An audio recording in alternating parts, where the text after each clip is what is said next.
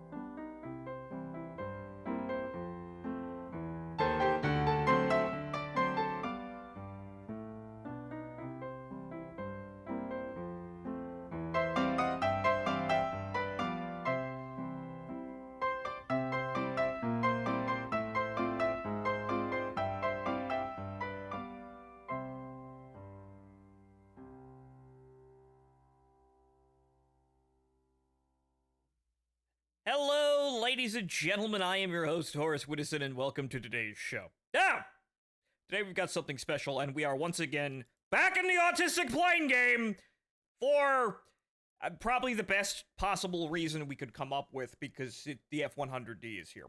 I've been putzing around with it for the last couple of days, but I haven't actually gotten terribly far into actually, getting into the nuts and bolts here. We're going to play the training, missions to actually get familiarized with the plane in more detail, as we actually have tutorials that will tell us what's going on here. But, well, let me put it like this.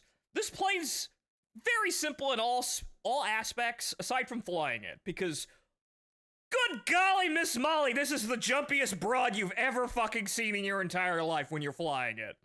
Which, well, Gramps, you certainly picked a really great plane to give me, huh? So, ladies and gentlemen, as I've made mention multiple times over the years, this is my grandfather's plane. He was assigned to the 20th Tactical Fighter Wing in RAF Wethersfield, so under Strategic Air Command in England, and they have the livery. So, we're gonna see it. We have to go to the mission editor here, and I did modify one mission just to make a little touch here, but this is the MiG-19 flight that they give you as part of the, the instant action missions. This is what we're going to be flying after we get familiarized with the plane, takeoff procedures, startup procedures, landing, all that fun stuff. But, if the editor wants to actually function today, there it is. Right, so they have the fucking squadron livery. It's perfect. Honestly, it's perfect, aside from flying it. Which we'll get into, because, my goodness, is this thing the most aerodynamically worrying plane ever put to the sky. So, we have, I basically have everything I need here to enjoy family heritage, and we're gonna learn this fucking plane, because this is my plane. They even have the right paint on it. Granted, though, this is one of the squadron leaders' liveries here. The standard is just the bolts on the tail wing, or, the tail plane here. But, so, it's so nice. The only unfortunate thing is flying the damn thing, as you will soon see once we actually get into maneuvers with it. But let's do the tutorials first and get a little bit more familiar with the internals of the plane. So, we come down to training over here, and we're gonna start very simply here with just the cold start, taxi, takeoff. Oh, they do have a radio navigation training. Fantastic. I haven't gotten to any of that, but it's, as I have seen, it's roughly identical to the F-86 systems, because a lot of the systems in the plane are the same. So you have more or less the same kind of navigation system. Labs is the same. The gun sight is the same. However, it's in an HD model now and not basically, like, grandfathered in from, like, 5 minutes past Flaming Cliffs 3, which is like the F-15C. But, okay. So,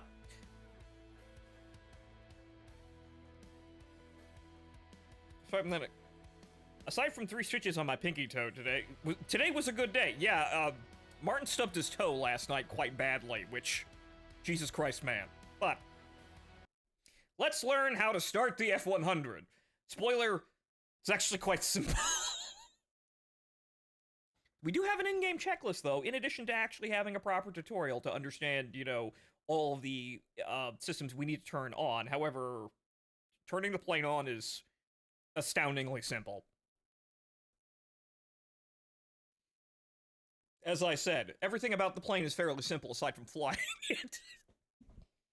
Have you tried the zero length yet? No, I have not tried the funny rocket rails. We'll see about actually trying that. I think you need to bind some controls. So let me move over here just a little bit here so we every part of the screen is clear.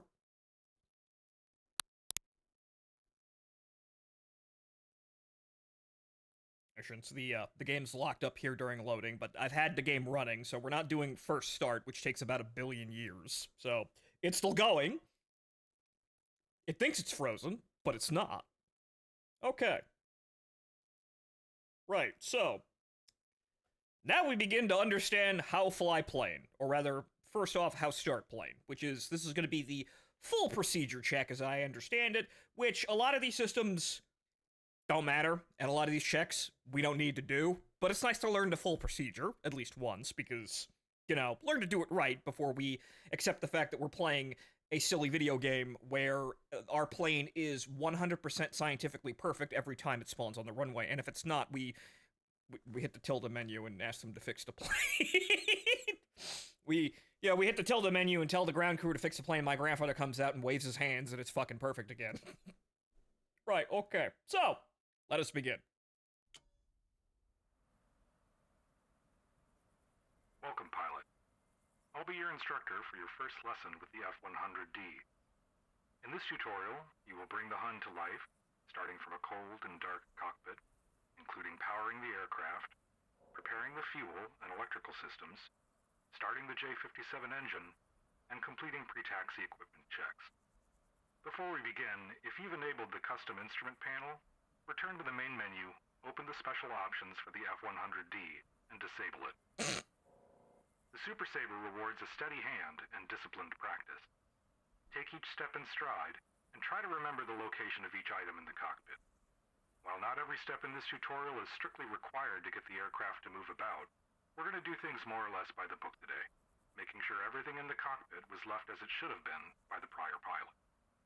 Or my spacebar to continue. Or my grandfather, as, you know, toying around with maintenance here and fixing the autopilot. Right, okay, so yes, exactly. The full procedure, and it's rather funny that if you fucked with things in the custom instrument panel, you have to turn it off now, because what you can do, one of the kind of odd things that they have actually done is that you can actually customize where all of the gauges and, you know, well, not all the buttons, but all of everything on the front instrument panel, you can actually move the gauges around to your liking, and more or less you use a web, whatchamacallit, a browser attachment to just customize it, and then you paste a code into the game, and then it will load up exactly the way you've arranged the instrument panel, which is very interesting. However, yeah, kind of counterintuitive to learning the plane here, so we're gonna leave that alone, which I don't think I need to move anything around yet.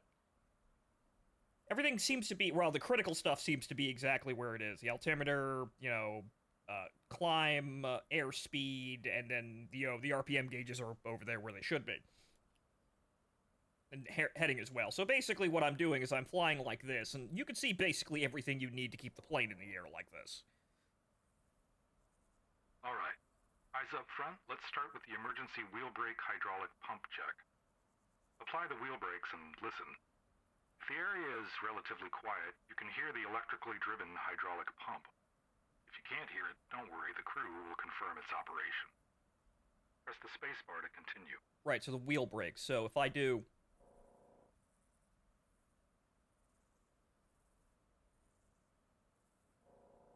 I'm assuming it's that. It's a rather quiet noise, but that's the motor for the wheel brakes working. Okay, good. Did you hear anything?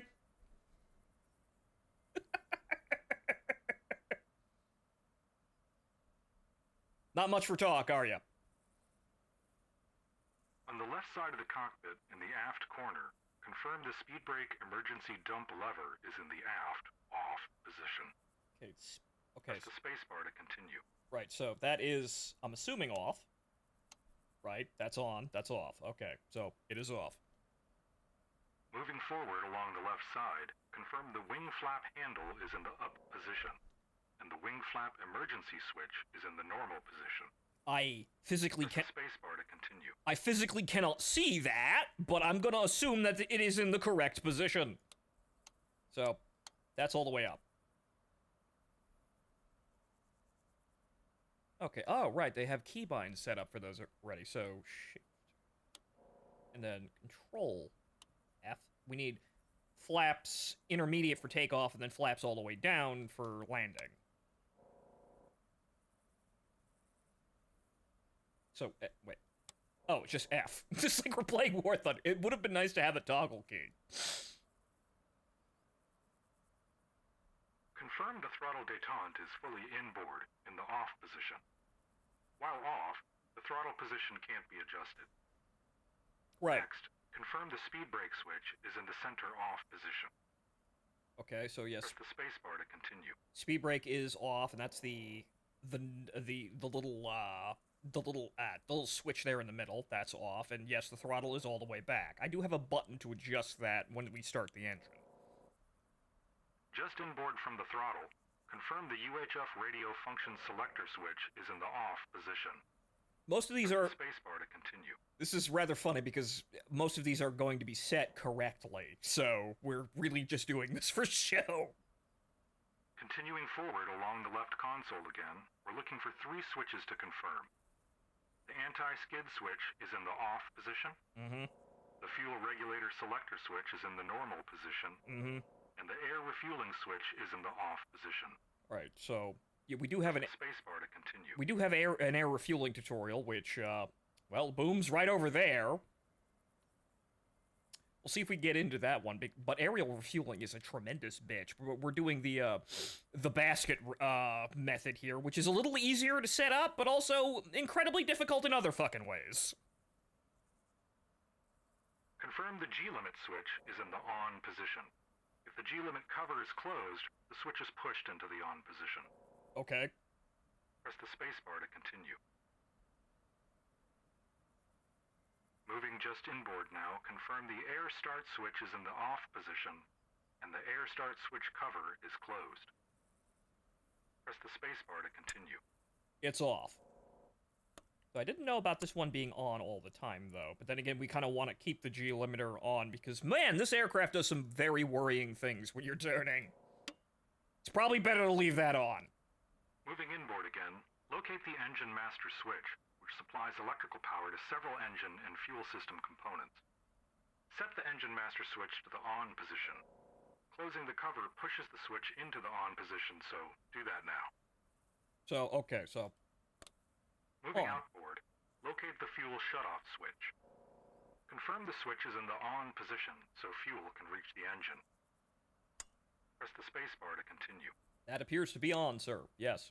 I'm assuming that closing it, again, forces it on. Okay, good. Another thing we don't actually have to touch, we just have to look if the little fucking lever is actually covered. Just above where we've been working, locate the landing gear lever, and confirm it's in the down position. Why, sir, I certainly fucking hope so. Press the spacebar to continue. Yes, it is in the down position. God help us if I were to move that now. I don't think it'll work because the plane's not on, but who knows. Just above and inboard, locate the landing and taxi light switch, and confirm it's in the off position. And that is off. Alright, eyes out the front of the canopy now. Off to your right, confirm the A4 sight mechanical cage lever is in the caged position. It is caged. Press the spacebar. Next, underneath the center of the dashboard, locate the gun selector switch. While on the ground, this switch should be in the safe position at all times. Another thing I can't... Press the spacebar to continue. I can't really see that, and that's, well, we just won't accidentally shoot anybody, but I do have a button bound to set it to guns or missiles. But that's another thing that without any kind of head tracking or, you know, VR currently, I can't fucking see that. On the left side of the instrument panel, locate the clock and stopwatch. You can use the knob to set the correct time if needed, but it looks correct enough to me. Let's test the stopwatch function. Press the stopwatch button below the clock. Nope. Locate the emergency jettison handle. Oops, accidentally pressed The spacebar. handle is in, and a safety clip is installed. Press the spacebar to continue. The jettison handle, okay, I'm assuming that the clip is in? Jettison latch, so if I... Okay, that's the lever. We don't want to... we don't want to suddenly throw literally everything off the wings there, but okay, so that's there. Down by your left foot, set the foot warmer to whatever makes you comfortable. We don't want you freezing your tootsies off up there, do we? You might need to look behind the flight stick to find it. Mm-hmm. Press the spacebar to continue. We'll leave that fine there. Now let's move on to the right side of the instrument panel. Confirm the AC generator switch and DC generator switch are in the on position. These two switch covers are different. Closing the AC generator cover doesn't change the position of the switch. Closing the DC generator cover sets the switch into the on position. If either switch is moved to the off position, it must be reset before being returned to the on position. Again, the two switches differ. The AC generator reset is in the top position, while the DC generator reset is in the bottom position. Wondrous. Press the spacebar to continue. Okay. AC generator in the on position. So that is currently... Well, it's on now. That doesn't change. Okay. I don't think there's a reset option there. So... Oh, there is a... There are 3 positions. Okay. I'm assuming reset is the upper one, so... Okay. That is on. Okay, let's see here. Closing the DC generator switch cover sets the DC generator to on. Okay, sure. Wondrous 1950s aircraft having silly things like that, but we shouldn't need to actually touch those unless we need to do something funny like an air start. Just above, locate the standby instrument inverter switch and confirm it's in the off position. See, the funny thing is... Spacebar to continue. The funny thing is, I thought you'd need this by reading the manual, but you don't, and I can't actually see which position it is, so we're gonna leave that as it is, but we don't actually need that to start the engine. Or do anything. Further aft on the right console, down by your right hip, locate the J4 compass function selector and confirm it's in the mag position. Once powered, the gyro system will begin slaving. It reaches an operating speed shortly after, but takes another 2 minutes for full gyro stabilization. Alright, so basically Press the spacebar to continue. So when we have the aircraft on, basically what we do is we switch this to DG and then back to MAG to align the compasses, which is, I believe, both of these? I'm not exactly sure, because I haven't gotten to navigation systems yet. We'll learn, though. Moving outboard from there, I want you to confirm 3 things. The windshield exterior air switch is in the off position. The engine guide vane anti-ice switch is in the auto position. And the pitot heat switch is in the off position. That's making sure that Press the spacebar to continue. Well, actually, no, that's the pitot boom. That's in the front of the plane. So, you know, it doesn't ice over and we can't tell which speed we're going. So I'm assuming that's, all correct. However, I did have my, whatchamacallit, I was flying in, rain clouds earlier, and I did have my speedometer actually start malfunctioning, so that is actually working, so may need to know about that one over there, but I can't actually see it, because I can't really duck my head around here. Unfortunately, yeah, track IR is a little bit far away here. I currently need new glasses, but maybe we'll start a fund for that one, huh? Just aft from there, locate the cockpit pressure control knob and set it to 2.75 or 5 psi. Dealer's choice. Press the spacebar to continue. Right, okay, so we want to set this to 275. I've looked around and most people are saying that we set it to 275. Not sure exactly what 5 psi would do here, but I believe that the system kinda only basically functions. It might just be here for show, but, you can, not have the oxygen system on and black out the pilot, but that's over here. Further aft again, set the cockpit temperature master switch to the auto position. Good. Now set the cockpit temperature control knob to whatever makes you comfortable. These old bones like it hot. Press the spacebar to continue. Leave that as it is. Push the canopy and windshield defrost lever up a bit. Do the same with the console airflow lever. Press the spacebar to continue. Okay, that's kind of a weird axis there. We kind of have to move it up and down over here, but okay. Next, all the way forward on the right console, locate the oxygen regulator panel. Set the oxygen supply lever to the on position. On. The oxygen pressure gauge should be between 55 and 145 psi. Your liquid oxygen gauge should read at least 4 liters. Training flights might go as low as 2.5 liters, but looks like somebody's spending the big bucks on you. Press the spacebar to continue. Yes, and I can't actually see that, so we're not going to look a gift racehorse in the mouth there. All right, with the busy work out of the way, we're ready to start the engine. Use your radio to request ground electric power from the crew. You don't need that, though. We have the starter cartridge, which, if you don't know what that is, it's basically a self-destroying gas bag that effectively acts as a starter bottle. But we don't actually need that, though. Though, granted, you're supposed to do a normal air start, or rather, a normal ground and air start every, 5 cartridges, because it's a very, very, very dirty system.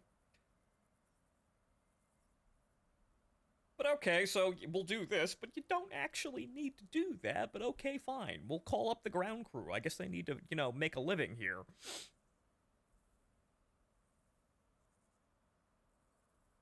Chief, turn on the ground power. Copy. Ground power is now on. To the right of the instrument panel, just outboard from the generator switches, locate the battery switch. If you're not planning on starting the engine for a while, it's best to leave the battery switch in the off position to prevent excessive charging or damage from the ground power unit. When you're ready to move on, set the battery switch to the on position. Alright.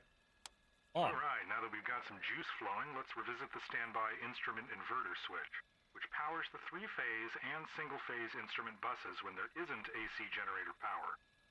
If the standby instrument inverter is operating, the instrument buses are disconnected from the main 3-phase AC bus.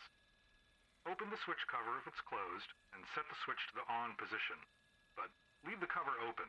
Closing it will set the switch back to the off position. Right, also, yeah, we got some stream lag there for a second. Martin, when you said that, I glanced over and I saw they dipped into the red there a bit, but oh well, we're not doing anything taxing currently. In the middle of the left console, down by your left hip, set the UHF radio function selector switch to the both position. Eyes up front again, at the top of the instrument panel, you'll find a big, friendly yellow master caution light is illuminated. Below that, and to the right, you'll see a ladder of caution button lights. Clear the illuminated button lights with a press, including the anti-skid off, flight sys fail, AC generator off, and DC generator off buttons. At the bottom middle of the instrument panel, locate and press the boost pump light. This also tends to be obstructed by the flight stick. With all of these caution lights cleared, the master caution light should be extinguished. Press the spacebar to continue. Okay, so what we want to do is we want to say we don't give a shit. Okay.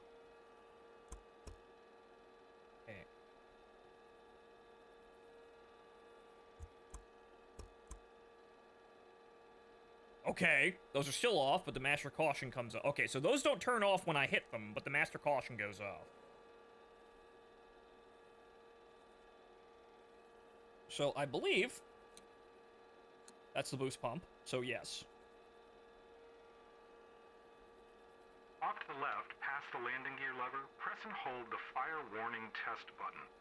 Locate the red warning lights that illuminate on the instrument panel to the right of the master caution light. Press the spacebar to continue. Things we never want to see. The lights are working. Toward the bottom of the instrument panel, check your fuel quantity gauges. Then press the fuel tank button. While pressed, the gauge moves counterclockwise towards zero. That's empty in case you didn't know. If you've got fuel tanks applied, the gauge will move to show their reserve. When released, the gauge returns to display fuel in your internal tanks. If the pointer doesn't move, the gauge could be faulty. Press the spacebar to continue. Okay. That appears to be functioning. On the outboard edge of the right console, locate the indicator lights test switch. This switch illuminates various items all around the cockpit, including the warning ladder lights, the master caution light, even the gear lever's internal bulb. The nearby indicator lights dimmer switch sets the brightness of these lights to bright or dim. Press the spacebar to continue. Okay, so I can't really, I have to hold it down, but okay.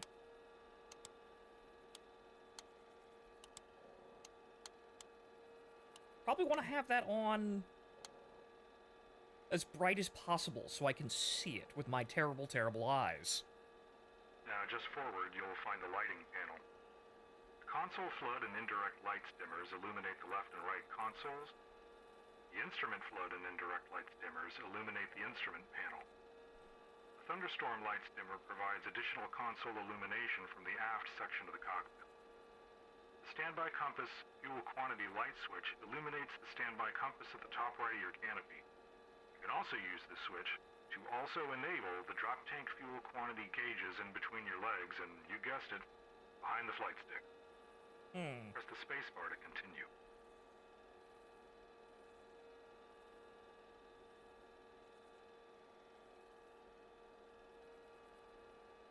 With the instrument panel. Okay, instrument lights. So...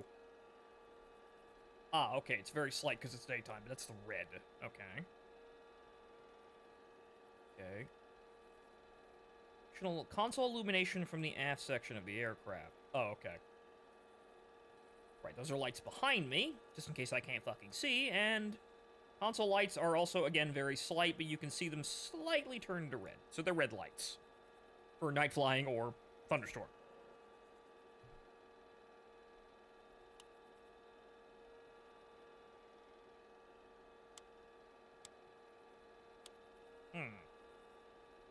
Illuminates the standby compass at the top right of your canopy.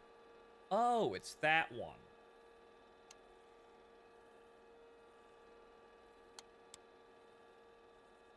I can't really see it, but good to know that's there, I guess.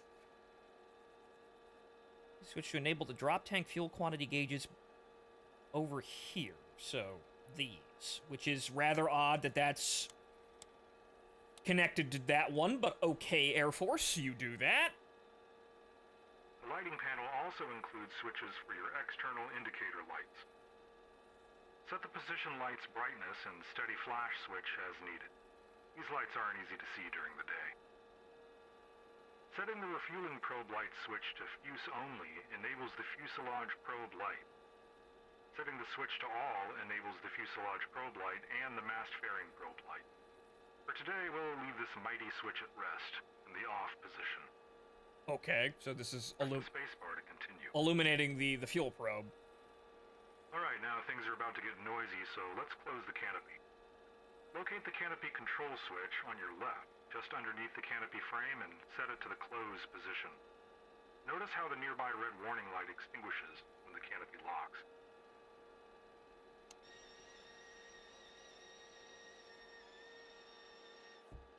Locked.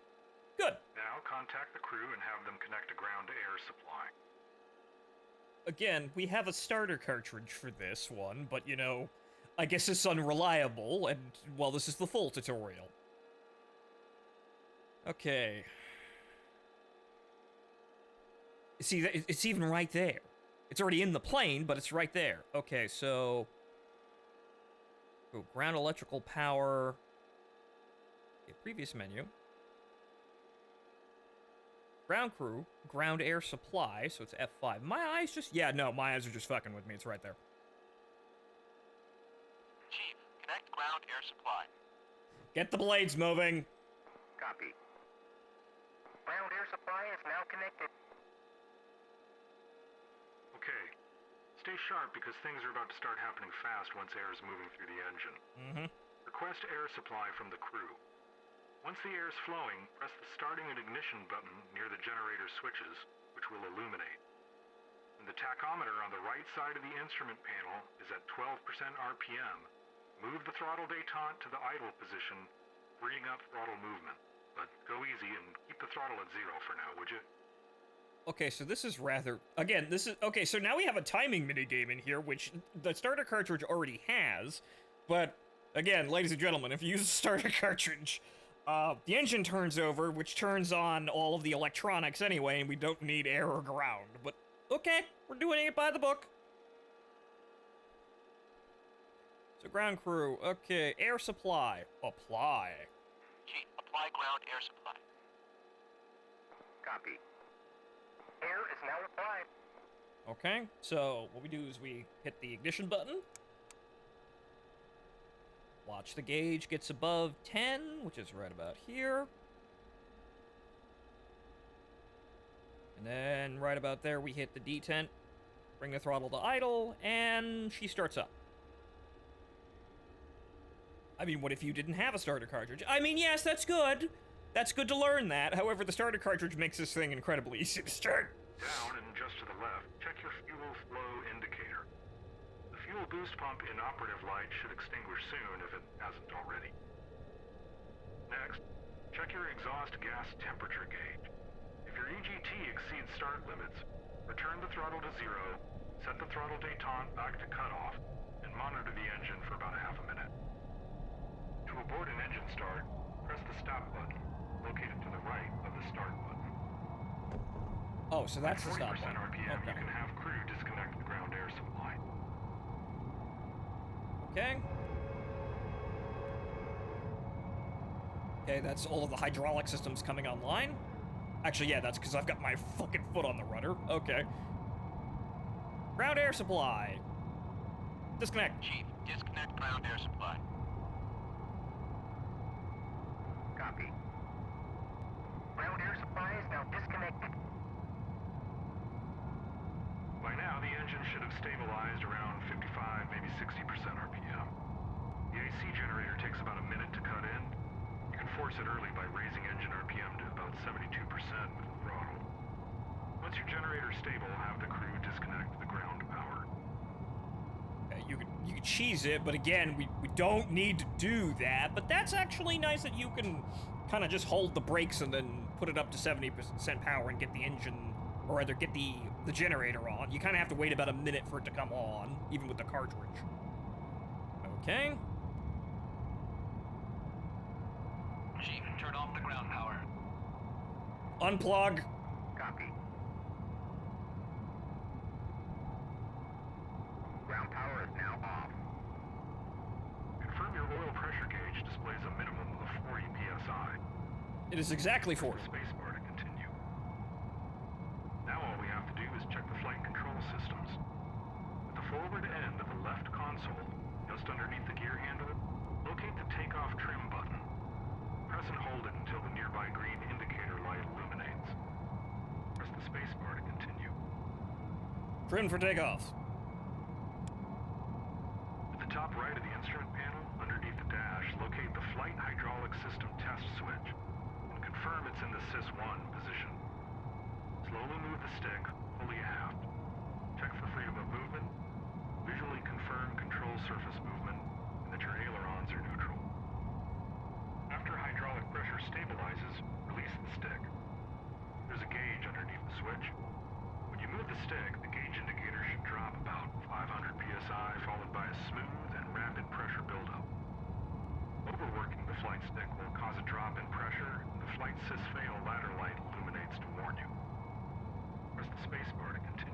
assuming it's in the correct position here, but we're tracking the hydraulic system.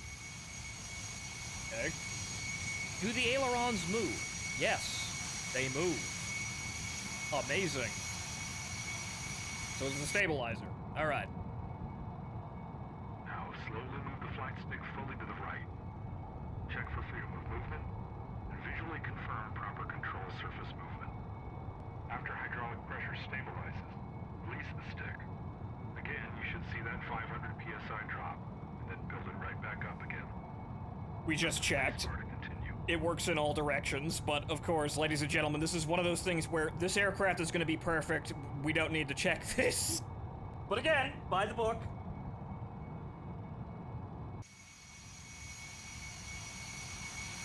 It works. Set the flight hydraulic system test switch to SYS-2. This backup system ensures you won't lose control by overworking the primary system with stick input. Slowly move the stick fully forward and check for freedom of movement. Visually confirm control surface movement, verify ailerons remain neutral, and watch for that pressure cycle on the gauge. Well, hang on here. Then move the stick all the way to the left and, well, you either know what you're doing or looking for by now, or you don't. Press the spacebar to continue. Sir, I am physically too tall to actually see that, so we're gonna skip that. I can adjust the seat height here, but I can't go low enough because I can't physically see the switch. Congratulations, you've completed the cold start procedure for the Hun. Next time we'll grease these wheels out onto the tarmac. You can spend a while longer in the cockpit if you like. Press escape and end the mission whenever you're ready. Okay, so, again, that's the by the book mostly because I can't really move my head around, but by the book starting procedure. But we don't actually need to do, like half of that shit.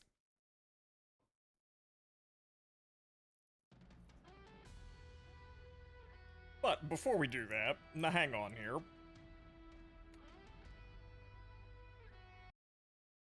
So, into an instant action mission where we're cold and dark on the runway. There are some other things that we need to turn on as we go.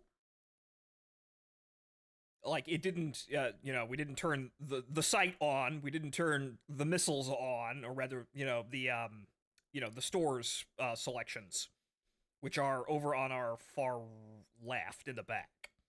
And the gun camera as well, so that didn't cover literally everything.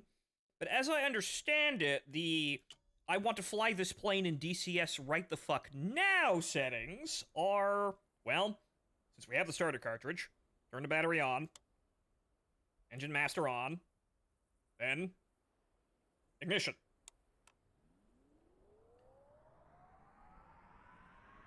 Emissions over 10% in RPM, move the throttle to idle, close the canopy.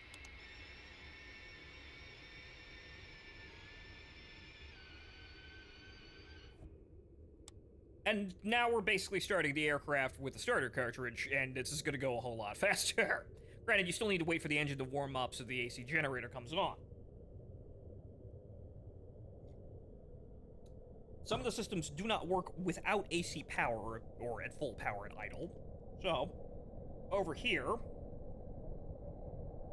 we've got the camera selector, which I can barely see, but we want to set this to both, and that's the funny camera system that they actually have in-game, which will record your gun and missile launch and bomb drop drops with period-accurate footage and filtering. Ooh. That's the hydraulic system coming online. Right, okay, so that's on. Then we set missile control to ready. You'd probably want to have that on standby on the ground, but we're playing DCS again, remember? Right, let's see here. Can't see the flaps here, but that has to be an intermediate for takeoff. Okay, then the stores. This is arming all the pylons. We set the radar sight to sight and radar. Bomb arm, we're not carrying bombs, but we would set this to nose and tail or nose only if we're actually going on a bomb run. Right, then UHF to both. I haven't really gotten to the whole setting frequencies and all that stuff there, but you turn it on. And what else? I'm pretty sure Right, so anti-skid goes on. Trim for takeoff.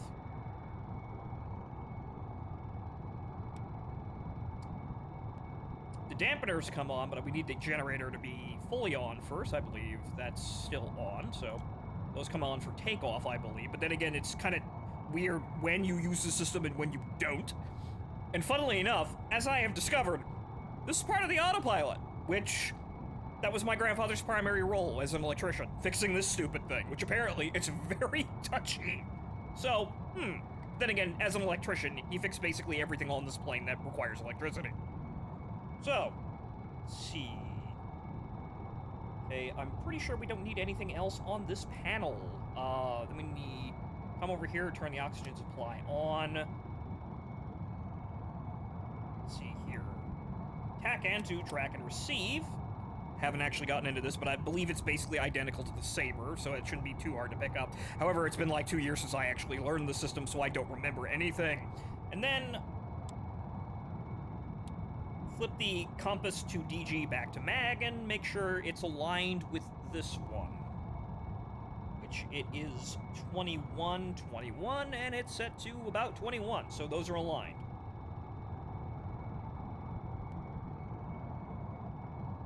Okay, right, also, cockpit pressurization to 275 psi. And I believe that's literally it for everything we actually need to get the plane in the air. We're gonna follow that tutorial, obviously, but now the plane is on, and all of the systems, they may not be set correctly, like the UHF and the TACAN, but that's basically all you need to get the plane on. However, we have to be very touchy with the throttle, ladies and gentlemen, because, while we could, throttle up like we're flying any other jet, this is where the F-100 starts to reveal its rather interesting quirks. Now, you can hear the engine, it's running fine here. Now, watch what happens when I try and throttle up too fast.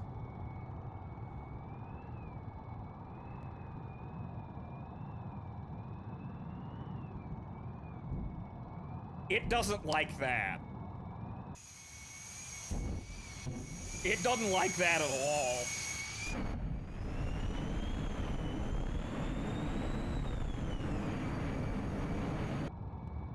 So yeah, that's the compressor stalling, and yeah, we're basically having a truck backfiring, so you have to be very, very careful. Proceeds to do it more. Well, I'm just, as an example. So, that's... I wasn't moving the throttle, that was just it leaving it on 100 after you set it. So, you have to move it back down until the engine accelerates properly, or it'll just keep backfiring, and then eventually, if you're doing something really stupid, the whole engine will stall in midair. So, very, very touchy aircraft, but we've just begun. But it's got a lot of character with that one, so even if you just kind of go...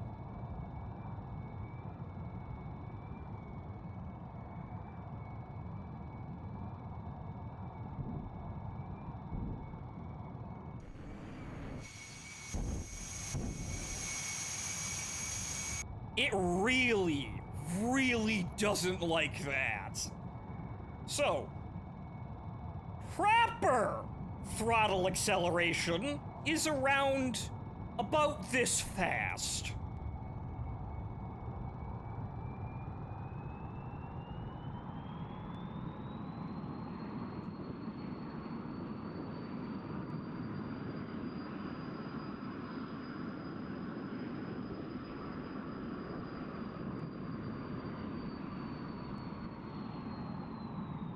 I have to put a lot of weight on my throttle in order to get it to move smoothly like that. That's a little unfortunate of the Thrustmaster here. It's kind of not so great at being sensitive like this, but I have to basically lean on it in order to get it to move smooth and slow. So, that's how we accelerate properly. And, not like we're trying to keep the rent low in this fucking neighborhood and have the truck backfiring every 5 seconds. The plane's got a lot of character to itself like that. Also, additionally, the tutorial didn't specify turning the RWR on, which is the one thing I forgot. So, that's that. So this is the RAWs, as it were, the radar air warning receiver. This is how we tell if someone's locked onto us, because we don't have a modern RWR. This is mostly for, it tracks air targets, obviously, but this is mostly for ducking SAMs over Vietnam. It's quite an interesting system because it feeds raw radar audio data, so all tracks sound different. It's really kind of terrifying, but, you know, if we start playing around with other planes, also, hello, Blue Sharks. Nice of you to drop in, sir. You're just, well, I just got over badly mishandling the throttle on the F-100, but you're just in time for us to do more of the tutorials. We just did the startup, and then we did the advanced, accelerated, haha, I'm playing DCS start tutorial. But so, this is actually rather interesting to listen to because you can start to identify which radars sound like what. And it's funny because I did some testing, and AWACS is it kind of sounds like chirping. It's very odd. It's also kind of stress-inducing when, you know, it's a MiG-21 locking onto you. Welcome all. Expect to watch this man turn himself into a Wikipedia entry the second wheels are up. I mean, you know, I've only practiced takeoff and landing once. You know, how hard could it be? I haven't crashed yet, though. The landing, I did overrun the runway even with the drag chute a little bit too fast. But okay, so that's we're starting the aircraft and playing DCS starting guide. So let's go back and do the other tutorials now that we have the engine start.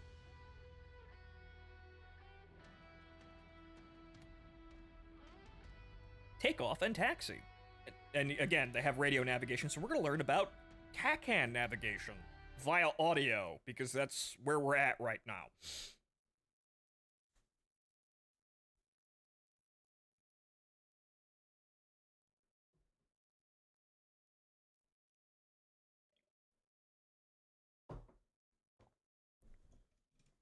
Move up in the seat a little bit. But nice to see you around, Blue Sharks. As you can see, I'm back on Twitch. Nice to see you again.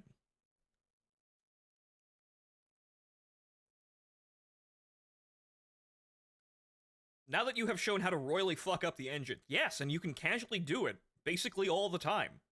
It's really everything about the F-100. Everything about it is incredibly simple, except flying it. Flying is the complicated part, and it's more or less trying to kill you at every opportunity.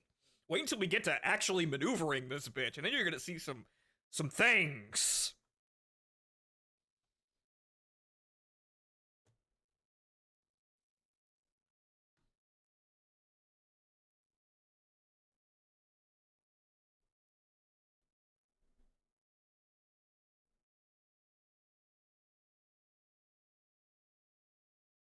Keeping it from murdering the pilot is the hard part. Yes, actually using it as an offensive weapon of war is the incredibly difficult part, because it has a lot of interesting limitations, or rather, personality while it is accomplishing tasks. It basically, when you fucking turn, it's on the edge of wing stalling at any possible moment, so you really gotta be very careful and very, very ginger with the stick, or it's gonna roll right out of the fucking air.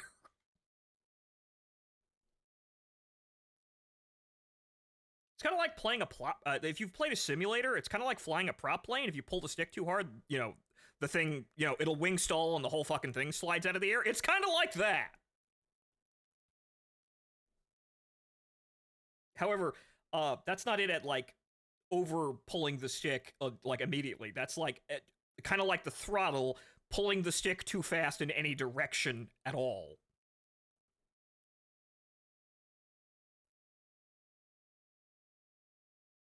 Okay, so now, taxi and takeoff. Welcome, pilot.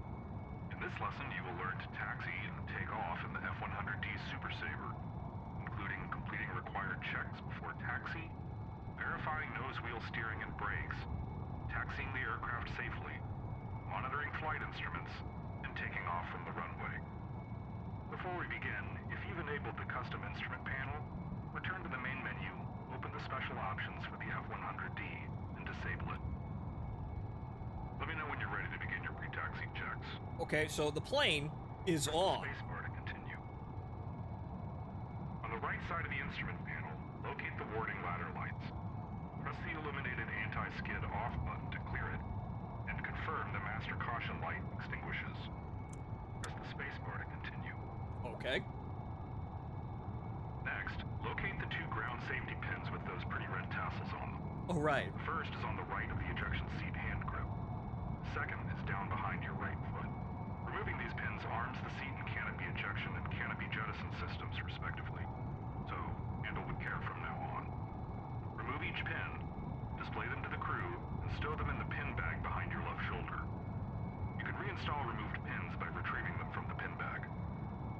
Press the spacebar to continue. I actually forgot that step. You do need to remove these or the ejection system doesn't work, which... That's the canopy release. And over here, even though you can't see it, that's the ejection seat. Console, locate the oxygen regulator panel and set the oxygen dilution lever to the 100% oxygen position. We can verify that these are working.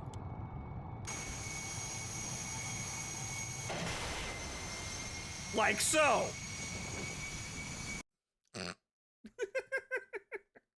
A little bit of fun. Now on to the actual tutorial. Yeah, so I forgot about the pins. Small but vital step, even though, it's a silly video game. Doesn't really matter if we eject or we crash into the ground, we're still going back to the fucking airbase and getting a new plane anyway. Also, what do you mean by potential plane, Blue Sharks? Please, explain that in more detail, because I'm not exactly sure what you mean.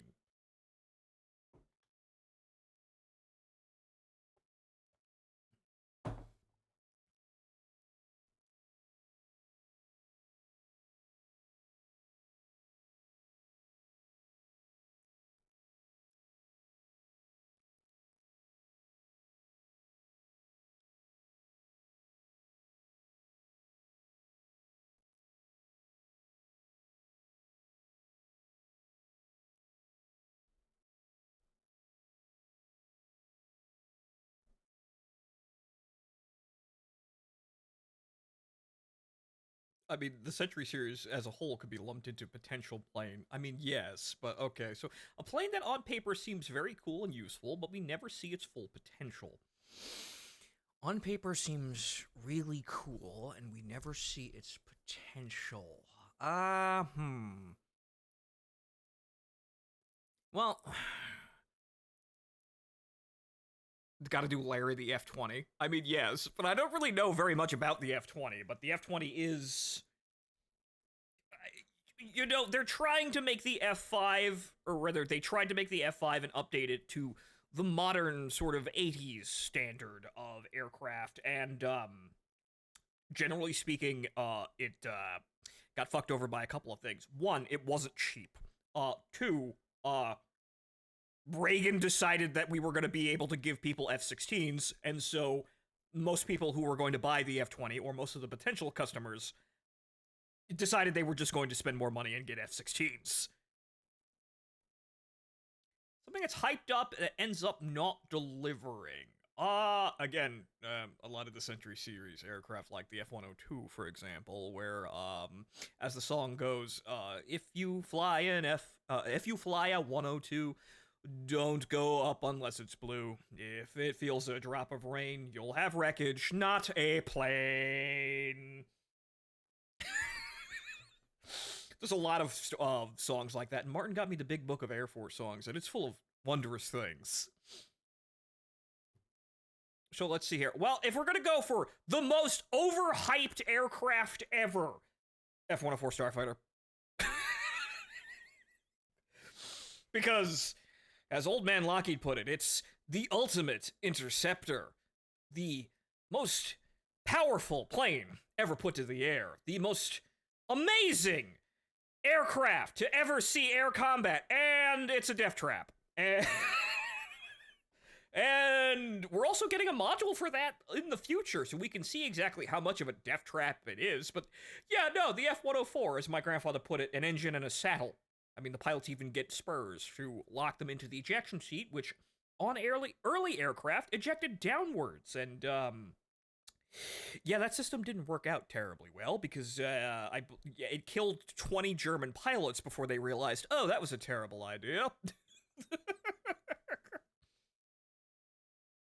Yeah, it's great as an interceptor. Just ignore everything about it and don't even try to turn. Yes, there's a little gauge on the F-100 on the top right of the dashboard for angle of attack, which is quite restrictive. But if you happen to, if that needle happens to cross into the red zone on the right side of the gauge, the aircraft will take you on a magical ride and then disintegrate in midair. Or if you're at low speed, it'll just depart and then basically fly into the ground in an uncontrollable spin. Very, very difficult. And it's even more comical because one of the things I have on hand somewhere back there is archive footage of the Air Force testing the potential for ground attack options in the F-104 using napalm. And knowing everything about the plane, watching the pilots do a low pass with napalm is the most comically dangerous thing that you could have possibly done in the aircraft. It looks really cool, but holy fucking shit, if you do one thing wrong, you're dead. Anyway. So yeah. As for overhyped aircraft, or rather, most potential yeah, F-104 wins that, I think. At least off the top of my head currently. Welcome, pilot. In this lesson, you will learn to taxi and take off in the F-100D Super Sabre, including completing required checks before taxi, verifying nose wheel steering and brakes, taxiing the aircraft safely, monitoring flight instruments, and taking off from the runway. Yes, it worked in Fritz the Cat, right? Yes, it did, but for very bad reasons. Return to the main menu, open the special options for the F-100D, and disable it. Let me know when you're ready to begin your pre-taxi checks. As we were. Press the spacebar. On the right side of the instrument panel, locate the warding ladder lights. Press the illuminated anti-skid off button to clear it, and confirm the master caution light extinguishes. Press the spacebar to continue. Next, locate the two ground safety pins with those pretty red tassels on them. The first is on the right of the ejection seat hand grip. The second is down. At the front of the right console, locate the oxygen regulator panel and set the oxygen dilution lever to the 100% oxygen position. Right. Okay. I didn't know if I didn't know that was going to skip because when it says spacebar to continue, it will sometimes hold where it is, but that time it didn't. But you're right. As we were before we did something very silly. On the instrument panel, locate the engine pressure ratio or EPR gauge. Set the takeoff index marker based on the type of afterburner nozzle the aircraft has and the outside air temperature, which is available in your mission briefing. There's an EPR gauge setting table in your kneeboard. Your aircraft has a 21 nozzle, and it is a beautiful 68 degrees Fahrenheit or 20 degrees Celsius outside. Left-click to push the knob in and set the takeoff marker to 1.99. Press the spacebar to continue. Ah, okay, so that's how you do that. I'm not exactly sure how you calculate that one, but okay. For proper takeoff, because the engine is very, very touchy. Set and check the altimeter. Compare the altimeter's readings by adjusting the knob in the lower right corner between reset and standby modes. The maximum allowable difference is 75 feet. Press the spacebar to continue. There is no difference whatsoever. Because again, DCS is a silly video game. In the middle of the right console on the outboard side, set the windshield exterior air switch as needed to eliminate moisture from the windshield. It's bone dry today, so you can just leave it be. Press the spacebar to continue. It'd be very pretty if DCS actually has that model, but I don't think we have an effect like that. Fully depress and hold the wheel brakes, and engage the nose wheel steering button on the flight stick. Then give some input on one side of the rudder. You should feel the entire cockpit lurch in the direction of your rudder input. Right. But keep it engaged for the remainder of the lesson. Press the spacebar to continue. Right, okay, so wheel brakes. So those are working, and then nose wheel steering I have mounted to a button over here, which is this button on the stick. But I don't have a button like that, so it's, you know, on the side of my joystick. Okay. So when I apply rudder, and the aircraft moves around a little bit, because that's the nose gear on the front of the plane. Being active. It works. Confirm the canopy is closed and locked so the cockpit pressurizes. Locate the canopy control switch on your left side, just underneath the canopy frame. You can taxi with the canopy closed or open, but either way, you want to avoid damage to the canopy mechanism and seal from bouncing around the tarmac. If the canopy is closed, confirm it is fully closed and locked. If the canopy is open, keep it at least 6 inches, or 15 centimeters, away from the open or closed position. Press the spacebar to continue. If you're incredibly silly, but closed and locked. Fully depress and hold the wheel brakes, and confirm the area surrounding the aircraft is clear of personnel, ground equipment, aircraft, and any other potential obstructions. Now, before you raise the throttle, you need to know the F-100D's J57 engine is prone to compressor stalls, even at low power. Mm-hmm. If the compressor stalls, reduce throttle and allow the engine to settle back down. Keep your throttle adjustments slow and steady, and stay ahead of the engine power. The goal is to prevent the need for any aggressive braking or steering. Yes. Knowing that the plane is going to behave incredibly badly, so just being very calm and purposeful about what you're doing. Mercy me, though. That guy, I think, is actually within the danger zone for engine start. If I remember the diagrams from the manual, you don't actually want anybody right the fuck back there, but, that guy lives dangerously, I guess. Or he wants a suntan. Ah. Shame it's not a cute girl, though. Okay.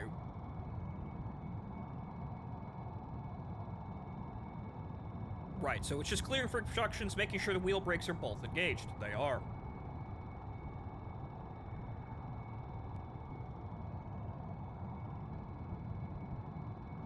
Do I have to press the keyboard key?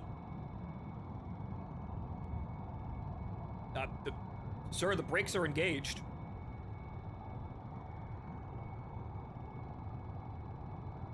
That's interesting.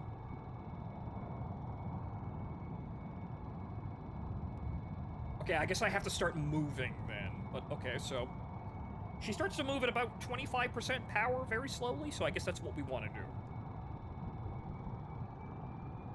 Very carefully.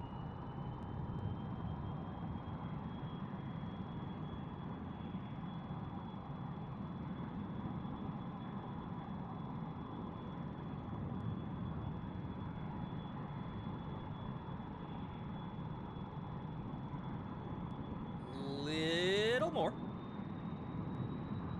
There we go. And we're moving. Use the wheel brakes to maintain a safe taxi speed. Apply the brakes smoothly, Oh. bring the aircraft to a stop. If something doesn't feel right, abort the flight. While you're stopped, locate the anti-skid switch at the front of the left console and set it to the on position. Start moving again and then, okay, hang a Louie at this next intersection. Minimize side and vertical loads on the nose gear assembly. They wanted me to Smooth stop left there. rudder input. That's a rather abrupt. Okay. Hang a left. So, they wanted me to turn the anti-skid on, but we'd turned that on before.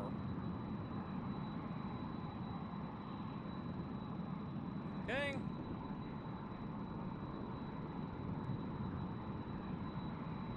Little wobbling around there, but that's what I wanted to avoid. That wrong thing. Alt-C is mouse to camera, so I wanted to lock that.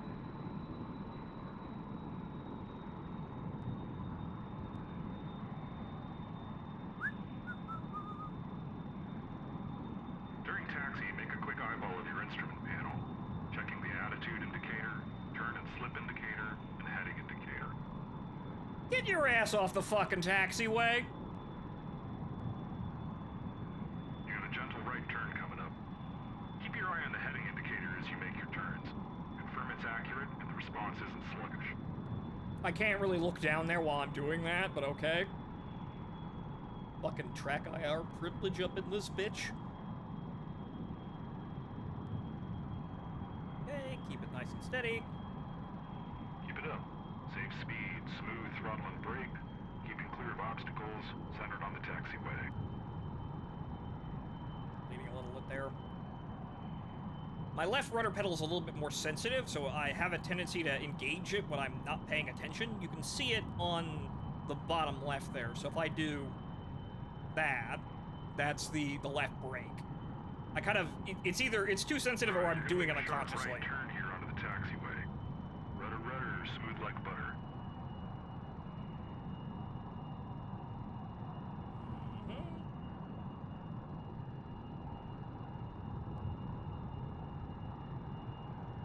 Or am I supposed to go that way? Sir, that was a right turn, but am I supposed to make another right turn?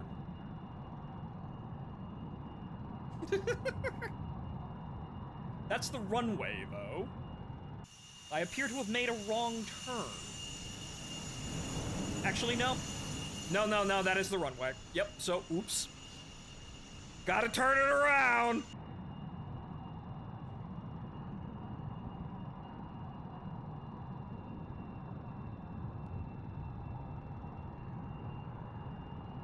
Turn it around.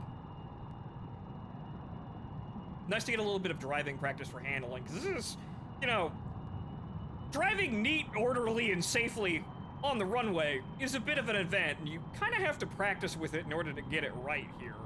So, a little bit of extra practice and training. You know, accidentally pulling onto an active runway. Oops.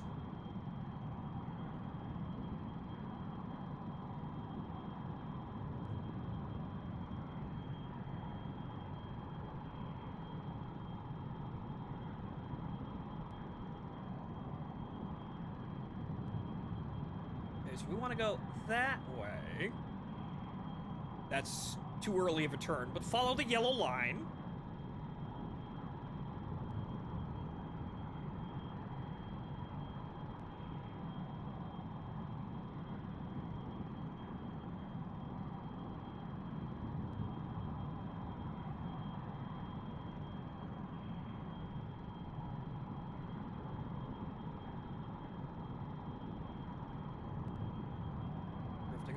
There. We don't need to be this autistic about it, but it's nice to be able to do it correctly if I were to actually do that. I might need to adjust the curves on my thrudders. Words. My rudders a bit, though. Make a left up ahead, then another left onto the runway. So I've set basic curves for the joystick input for, obviously, the stick, but I haven't set it for the rudders. So, I may need to do that, because it's very, very touchy. So, yeah, Yeah, I seem to just do that unconsciously. The left foot goes down first.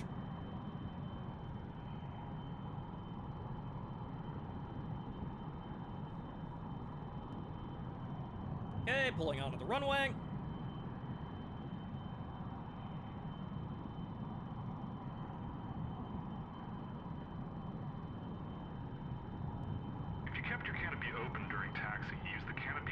Switch to close and seal it now. Get your nose on that center line and reduce the throttle to 0. Apply the brakes smoothly and bring the aircraft to a stop. Press the spacebar to continue.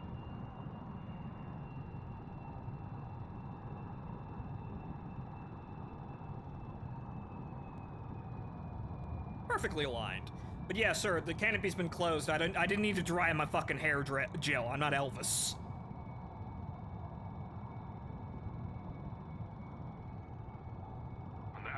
Side of the left console, set the wing flap handle to the center half position.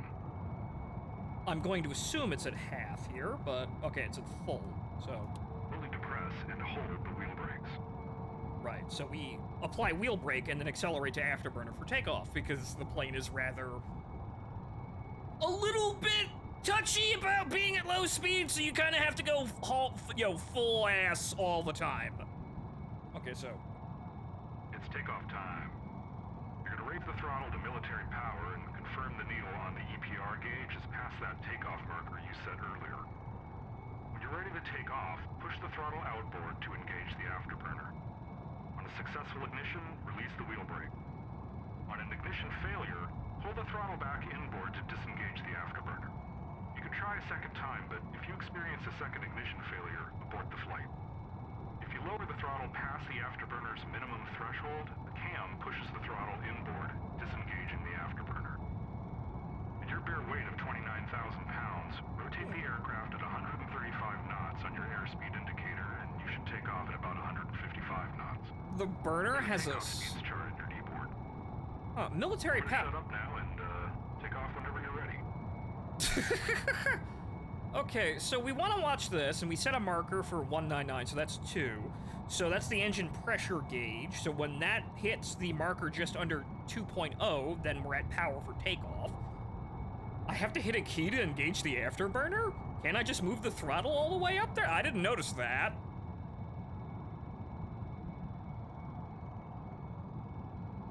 I may be stupid, but this is why we do the tutorials.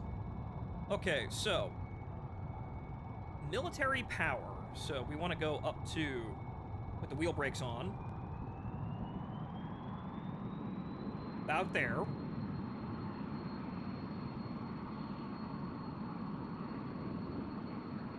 Which...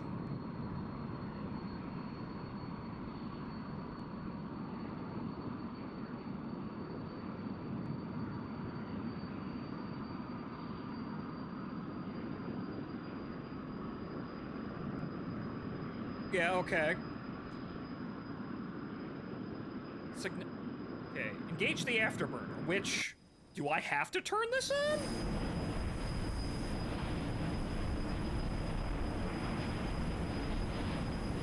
I hit A.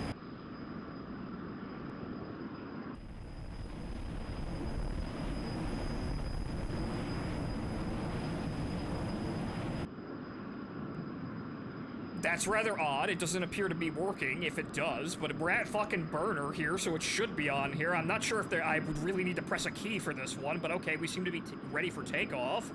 Should be fine.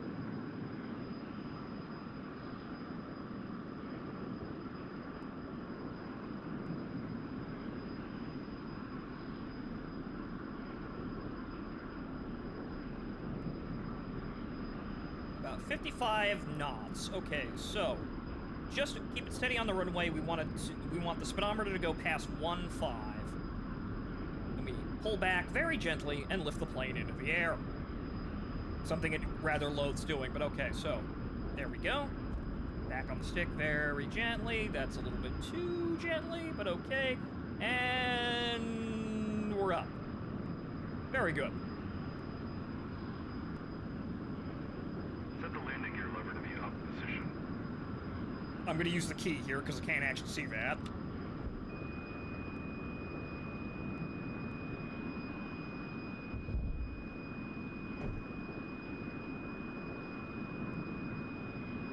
Set the wing flap handle to the forward up position.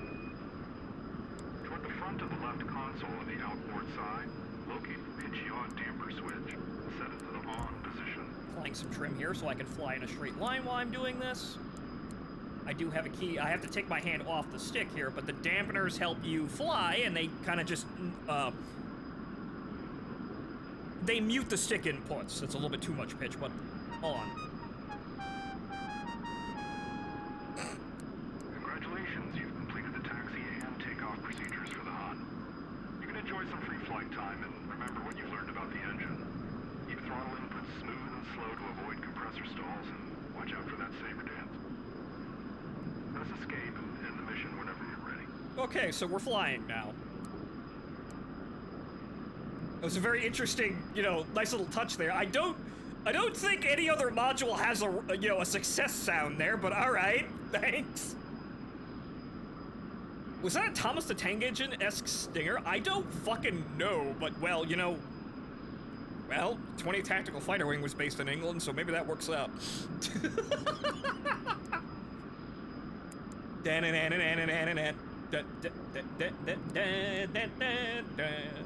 Okay, so while we're flying around here before we test, or, you know, we go for training for landing and everything else, so let's get into how this plane flies. Now, again, I'm not noticing the afterburner lighting there, so I'm not exactly sure if that actually needs to be mounted to anything. I didn't notice that one, but I noticed that there wasn't any fire coming out of the fucking engine, so that might be, a bit of an issue here. So hold on here while we do this. Is there actually a switch for the afterburner that I have to actually manage? Have I been doing this without actually understanding I need to do that? Yeah, it's not mounted to anything. Okay. Okay, afterburner toggle. Okay, so I have to put that on something. Okay, so let's see here. So I've been taking off at military power, which is ill-advised. Okay, so what would we do here? I mean, I suppose I haven't actually set anything else for buttons over here, so I suppose I can put it on the far key here. I haven't actually put the speed brake controls to anything, which you don't really need. But, okay, so, I guess we're just gonna put it over here on the far side here. So, joy button 2. And we'll come over to speed brake.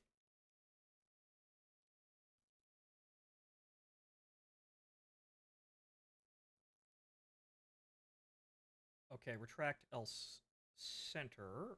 Let's see here. Now, how do we want to do this? Because, okay. But then again, I suppose we don't really have to center it. Okay, so extend L center. I guess that means that it will stay where it is. But then again, I probably just want to extend and retract, because if I'm extending the brake, I'm gonna pull it back in if I don't need it. So, okay, so extend, then retract. Right, so I haven't set up all the keys for this, but okay, we'll put that there. So, again, am I just stupid? I am.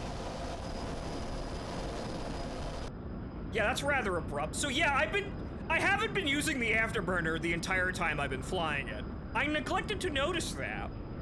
Also, we don't want to actually we want to turn the afterburner off if we want to throttle down. So, yeah, that might have been part of some of the interesting handling characteristics that I have been experiencing. Okay, so...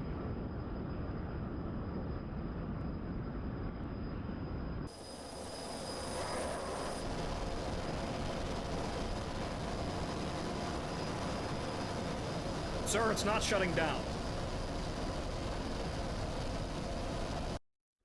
Okay, hang on here. Let me test this. So now we're getting into the live. I'm learning the fucking aircraft bits here.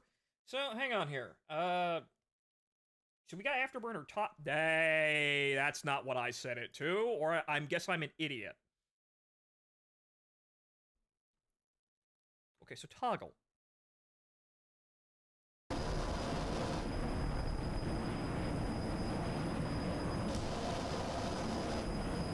Good.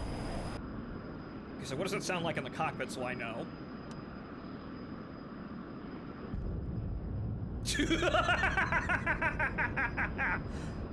That is a very satisfying thunk. Okay, that should actually help me out a lot here, since I have been kind of wondering exactly what's been going on.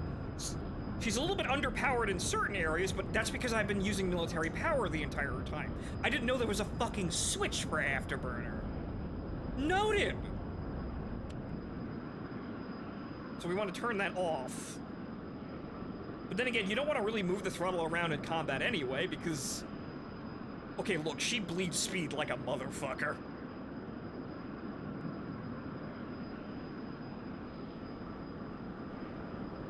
But up here at over 500 knots, she's rather well behaved. She likes being fast like that, and I suppose we're gonna be using the burner very gingerly as long as we don't run out of fuel. Which, yeah, we're at half fuel already. That's a thirsty bitch. Kind of as expected.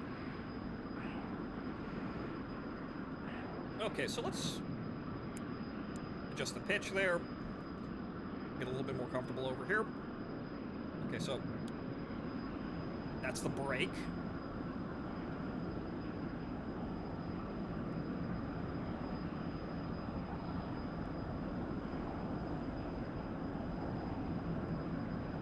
See, this is why we do the tutorials. Look at all the things that we're learning and making sure I'm not making mistakes like the ejection pins.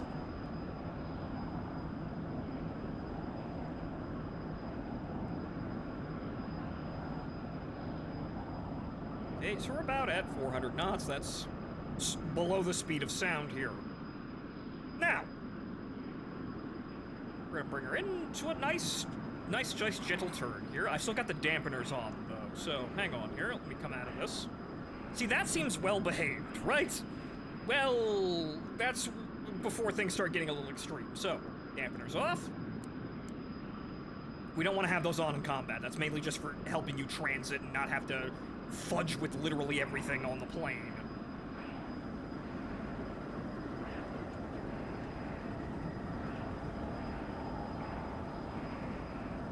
Keeping speed fine there, but then she starts a shaking and a rocking and a rolling. Okay.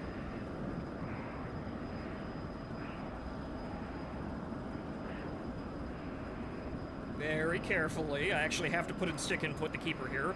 Below 300, she's going to require some rudder to stay stable. And that's where things get a little dangerous. Okay, there she goes. Okay. See, then she starts to wobbling a little bit, and then it's like ice skating. Little bit of rudder in there. Never mind that it sounds like all the rivets on the aircraft are about to come loose. Okay. No. Whoa, okay. When we get into combat, you're going to start to see some very interesting behaviors out of her, but then at that point she was about to depart, so I had to pull out of the turn.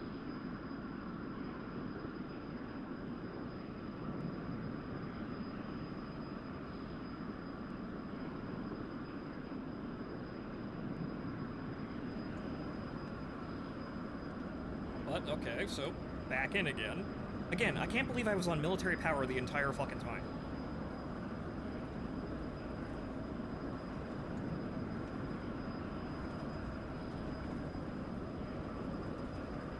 Little close to that building there.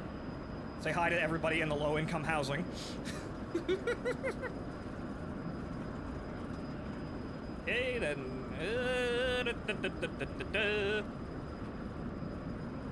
See, I've mostly mastered a little bit how to keep this thing mostly stable in this regard, but then when we start having to do rapid response in combat, this is just a static turn. You still need to put an effort in here to actually keep her fucking steady, but then, when you start having to make rapid movements, then things get a little worrying. Like that, hey, that's not where I have the stick. Hi.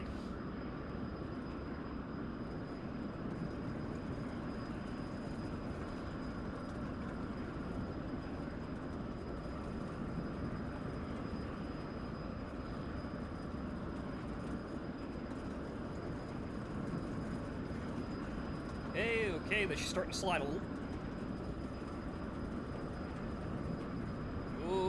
Okay. See, I can mostly stop those when they start happening. Before, I was doing things that were very dangerous like that. Oh, no.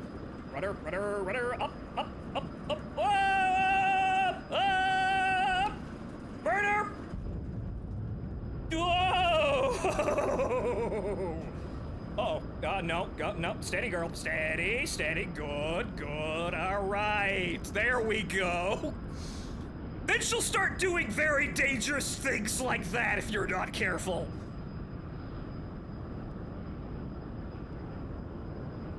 Good that I know the burner's kind of the panic button there, but hey, whoa. That was about a saber dance, yes, but then she starts doing very, very dangerous, alarming things at low altitude. But yeah, that's when, before you know it, she'll suddenly decide, hey, I don't want to follow orders now, and then start really misbehaving. So good, now that I have Afterburner actually mounted to something, we have that as a panic button. Now, I've gotten myself out of that on military power, but oh boy. That'll wake you up real quick.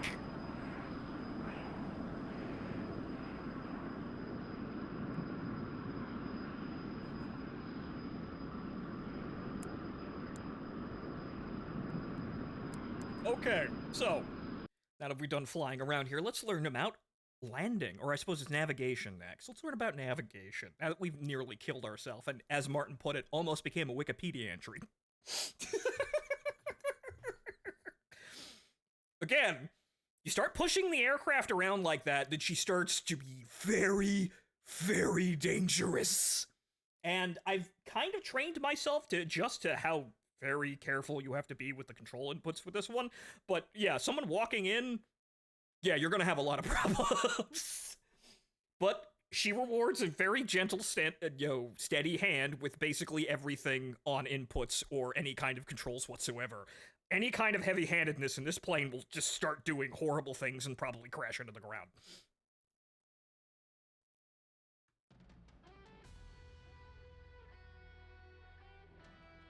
Okay, so radio navigation is next. All right, so let's learn about TACAN navigation.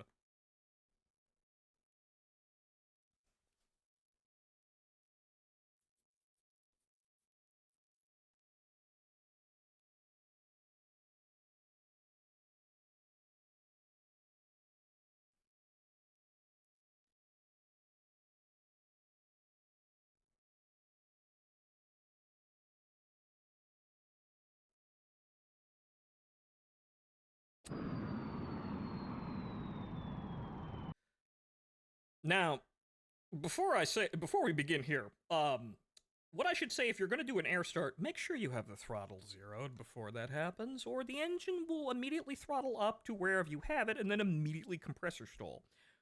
Rookie mistake. Welcome, pilot. In this lesson, you will learn how to use the F-100D's radio navigation equipment, Game's paused though. including a tactical air navigation, or TACAN system for distance and bearing, the ARN-6 automatic direction finder radio compass, and the ARC-34 UHF radio, which can also provide ADF. Before we begin, if you've enabled the custom instrument panel, return to the main menu, open the special options for the F-100D, and disable it. First, we'll cover equipment configuration in active pause. Then you can fly and navigate as you please. Press the spacebar to continue. On the instrument panel, locate the radio magnetic indicator. This instrument coordinates heading information from across the navigation equipment. The J4 compass provides your magnetic heading on the compass card. The ADF bearing is displayed by the single-barreled number 1 pointer. TACAN bearing is displayed by the double-barreled number 2 pointer. When no information is driving a pointer, it rests at the 3 o'clock position. Press the spacebar to continue. Okay, so magnetic bearing on the compass card, which I'm assuming is...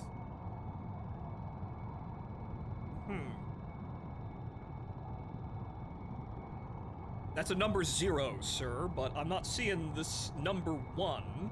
That's number 2, obviously. Okay. So TACAN's number 2, which is probably what we're going to be using most of the time, since that's, you know, mostly how you navigate in DCS. We'll learn about everything, though. Before navigating, verify the compass card on the radio magnetic indicator shows a reasonable heading. You can compare that information with the standby compass at the top of the canopy frame. If the heading source is incorrect, bearing pointers can still move, displaying unreliable bearing information. To quickly and accurately slave the J4 compass, keep the aircraft straight, level, and at a constant speed. On the console next to your right hip, set the J4 compass function selector switch to the DG position, and then back to the MAG position. You can Okay, so this is Press bearing the spacebar to continue. 320, looks like? That's a little not aligned there. This is also... Actually, no, it's going down, so it's like... that actually should be correct. It's like 290. Alright. So... that would realign the compasses. Next, let's set you up for TACAN navigation. Locate the TACAN panel on the inboard side of the right console. The TACAN system takes 2 minutes to warm up, but in this lesson, the system is already warmed up for you. Use the TACAN channel selector levers to set channel 31 X-ray. The F-100D's TACAN won't detect Yankee channels. Set the TACAN function knob to transmit-receive using the TR position. In this mode, the system receives bearing and distance to the station. Once configured, give the system a little time to receive the station's signal. Confirm the radio magnetic indicator's number 2 pointer shows a TACAN bearing. Okay, so Press the spacebar to continue. Right, usually this is how we find our way back to an airbase, so yeah, there's no setting for Y and X, which is what you usually have in a TACAN system, so I assume it's only X. So what we want is station...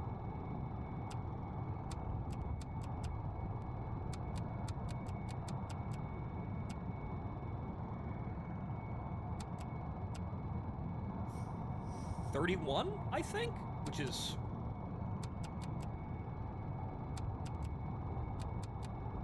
I'm not sure exactly what's going on with that number 1 at the top, but...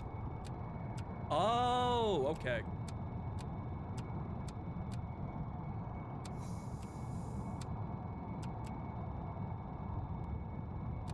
Okay.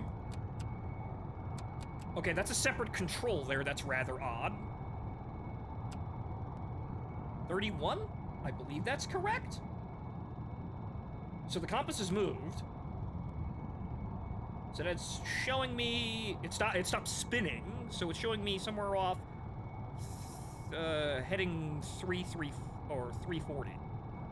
I'm assuming that's correct, because if I don't have it set correctly, it'll start spinning again, right? Yes, okay.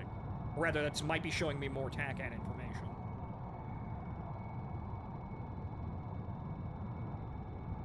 No? Okay, that's the only radio station in the area, so it being selected to 31 points me in the right direction. So there's only one right answer. Okay.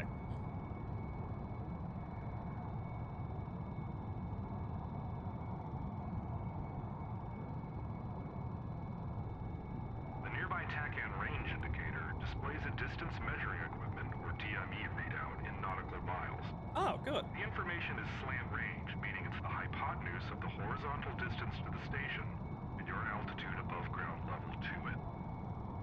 Setting the knob on the course indicator tracks a selected course to or from a TACAN station. For example, setting a runway heading at an airport. Once set, you can use the instrument's course deviation needle to determine if you are left or right of the selected course. I had to set that to track and receive. Toward the number 2 pointer and center it atop the radiomagnetic indicator's dial, you're headed directly toward the station. As you travel, monitor the range to determine whether you should be able to get a visual on the TACAN station. Press the spacebar to continue. Right, okay, so... setting a course set knob, which is marker beacon...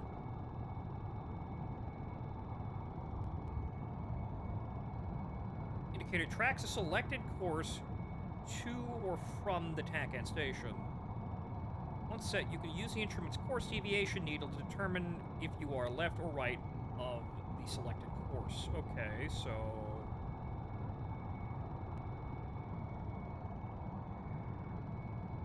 I have no idea how this functions! So assuming I have to zero it.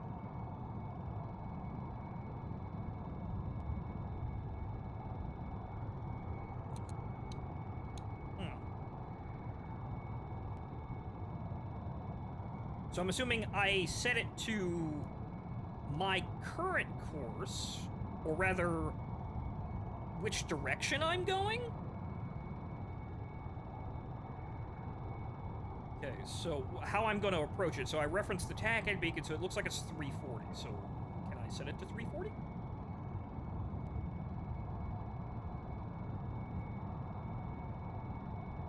I can. Okay, good. And then the center needle moves. Okay, good. So 340 abouts.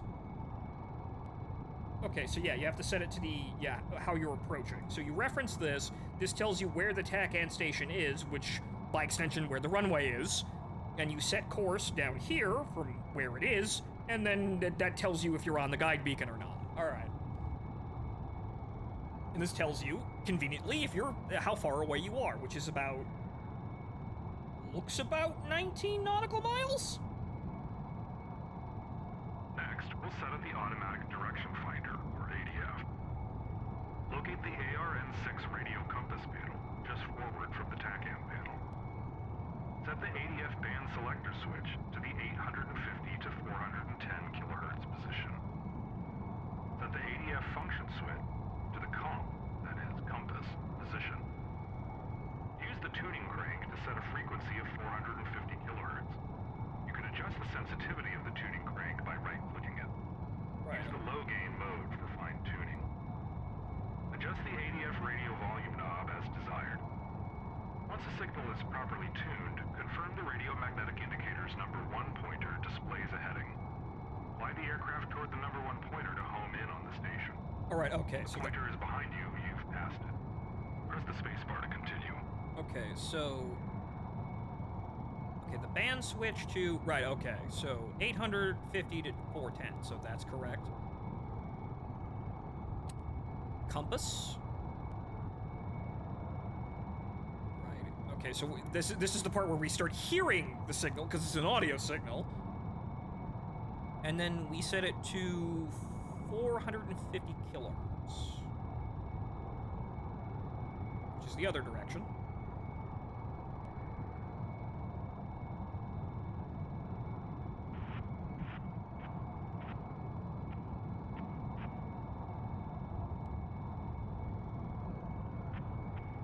Well, I can't really turn it very well, and it... Huh, okay.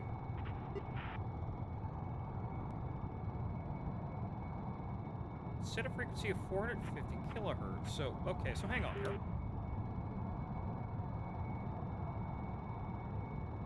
Okay, it's 400. Okay, so it would be the low band. All right, okay, so these aren't really accurate. Or rather, they are, but that's interesting.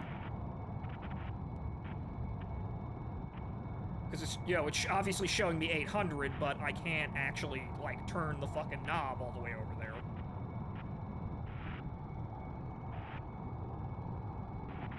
Unless I could spin it around. That's really odd. Okay, can I, like, now? Okay, good.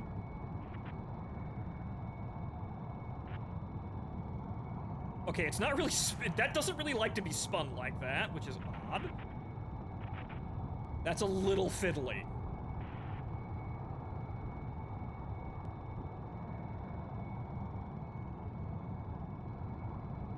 Okay, so no, it does all go all the way down to 4.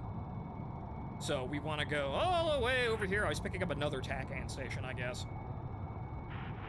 So 450 hertz. Which, right over there, as soon as it actually wants to turn. Again, that's very weird.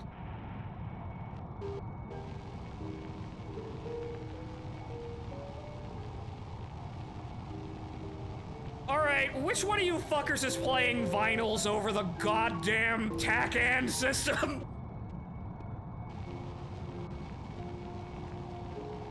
That's clever. You can do that, obviously, but that's clever. What is this, Signalis?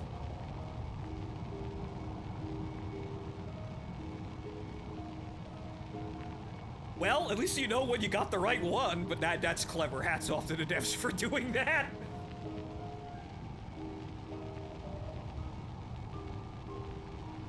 Number 1 pointer displays a heading. Okay, that's interesting.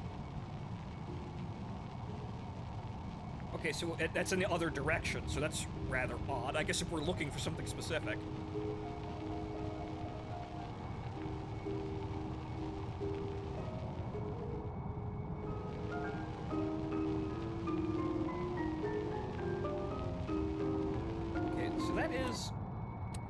Yeah, there's only one setting for that, alright.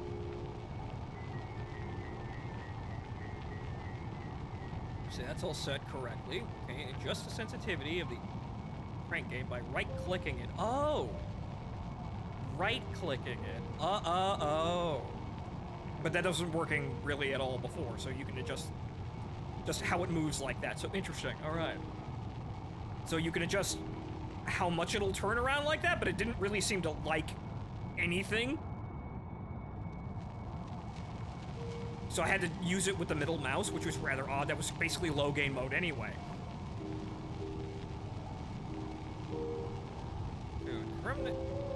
Confirm the radio magnetic indicator. Here's number 1 pointer displays a heading. Fly the aircraft towards number 1 pointer to home in on the station. If the pointer's behind you, you pass it. Okay, so we want to fly heading 27. As I mentioned earlier, the UHF radio is also capable of ADF. The UHF radio Arc 34 control panel on the inboard side of the left console. Confirm the UHF radio frequency mode selector switches in the manual position. Then use the 100 MHz, 10 MHz, 1 MHz, and 0.1 MHz selector switches at the top of the panel to set a frequency of 375.5 MHz. Press the spacebar to continue. Okay, so they're probably gonna play something else here if I know these fuckers. Or if I'm seeing where this is going. So turn that down here and let's see if we're receiving properly. Okay, so manual. Setting, we want 3, 7, 5.5.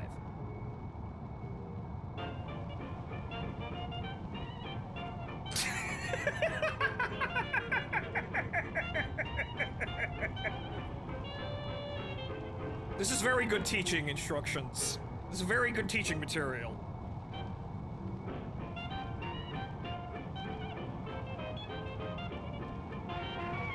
Now set the UHF radio function selector switch to the ADF position and adjust the UHF radio volume knob as desired. Confirm the radio magnetic indicator's number 1 pointer changes position. When the UHF radio is in ADF mode, it overrides the ARN6 radio compass's input to the radio magnetic indicator. To use the ARN6 ADF signal, set the UHF radio function selector switch back to the both position. Just like the ARN6 ADF, you can fly the aircraft toward the radio magnetic indicator's number 1 pointer to home in on the station. If the pointer is behind you, you've passed it. Press the spacebar to continue. Oh, that's the one. It's surrounded by a circle.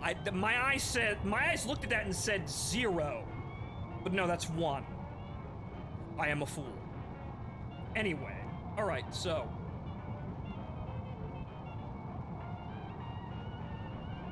Okay, now set the function selector switch to ADF, which will override the compass. So the compass should show a different bearing. So it's 27 now, so if we switch over to this.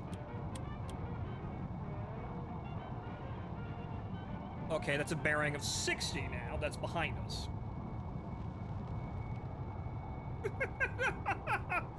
Running a goddamn pirate radio station up here.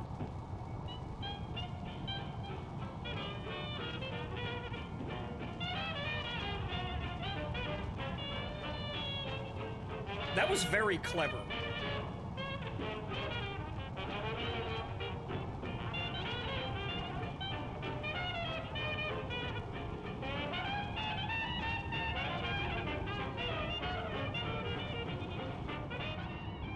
Okay, on with the lesson.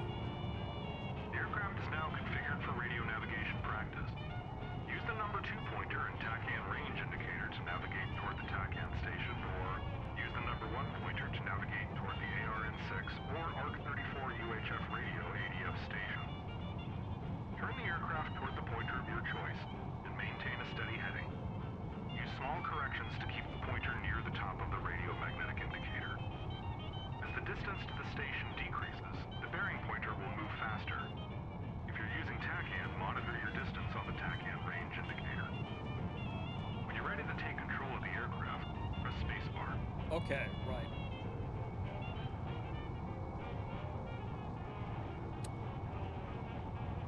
Okay, so set that back to both, so we have at least one here. So we'll fly.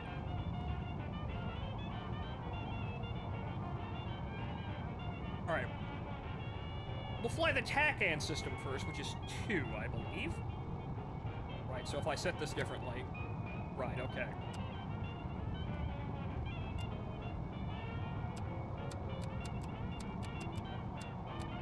Right. So we'll fly 33 and then overfly it until we pass it, and then we'll come back around.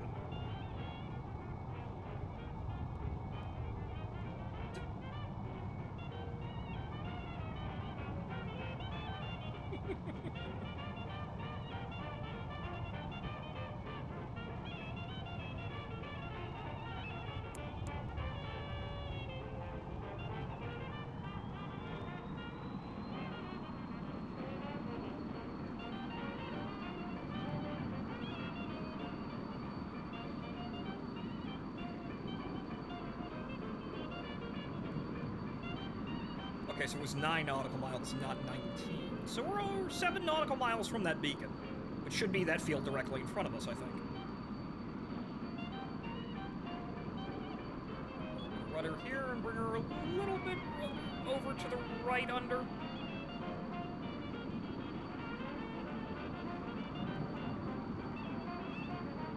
Okay, there isn't a runway over there, it's just kind of in the trees.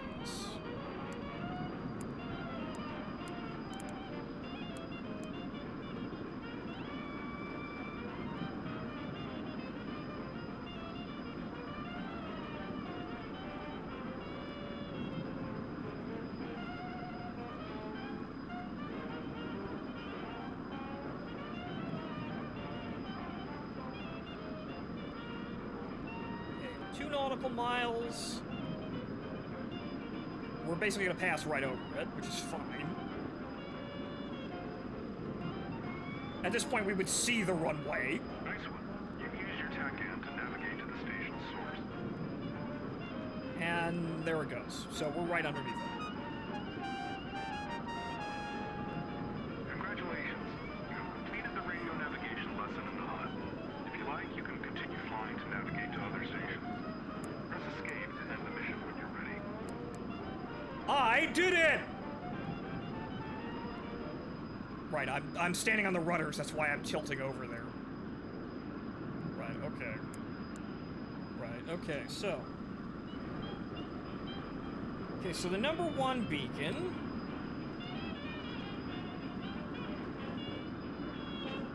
Turn that off there. Okay, so that's set to both, right? Okay, so that's not transmitting. That's now transmitting.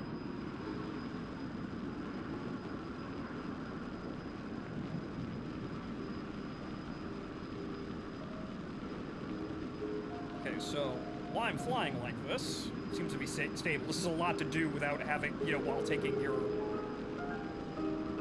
hands off the stick here. So I guess we turn it around. And then I suppose what I could do is set the course to follow that beacon, I think.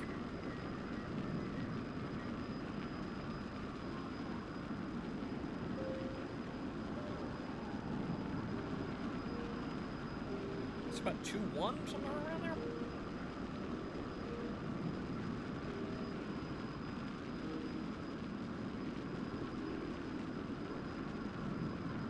So it was behind us, but it's further away.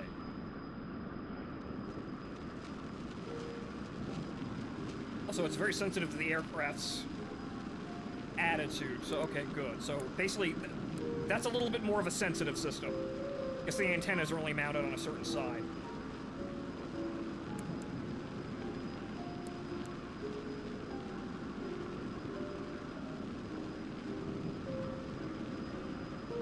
Ah!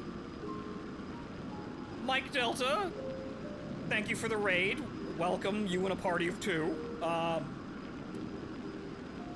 We're out here listening to radio stations. This is a very interesting and very nice tutorial they have here.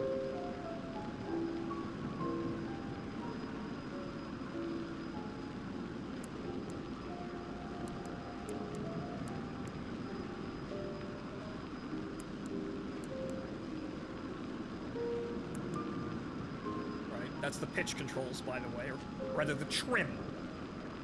You need to constantly do that to keep the aircraft stable as it moves around, and, you know, you need different trim at different speeds. So if you start accelerating or decelerating, the trim is going to change, and you need to keep it to the level.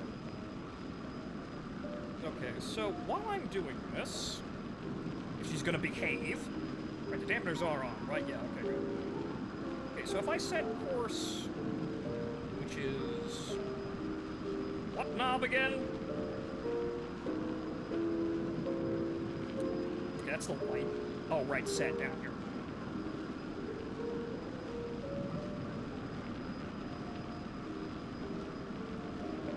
So 220? 23?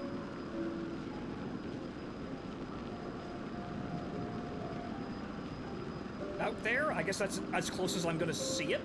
We'll see if it matches up the information. And the aircraft is now nosing into the ground.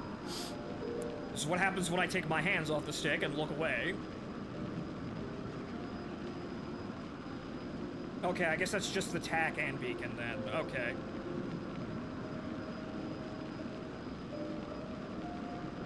So we're flying away from it. So if I were to set this...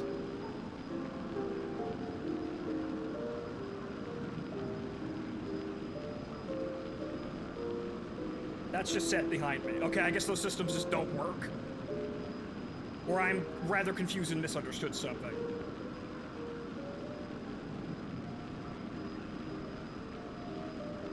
We just keep flying in this direction until we pass the... This is the radio compass, or I can't remember exactly all the designations. Good work. You use the ARN-6 to navigate to an ADF station. Okay, so we passed it. Alright, good. So that's whichever song that is. I can't identify that song, but the only thing I know about that one is, hey, wait a minute, didn't Muse use that? So I had to call it an early night. Turn off FFB to get trim, but I lost the feedback to the Mazda FFB. I hope they fix it soon. Yeah, somebody on Twitter told me that you had to turn off force feedback in order to get trim to work, which is odd, but early access. It's nice to have the thing, even if they just kind of abruptly dumped it on us out of nowhere with basically no warning.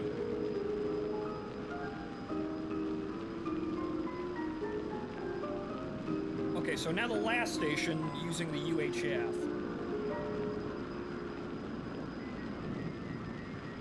If she's gonna behave.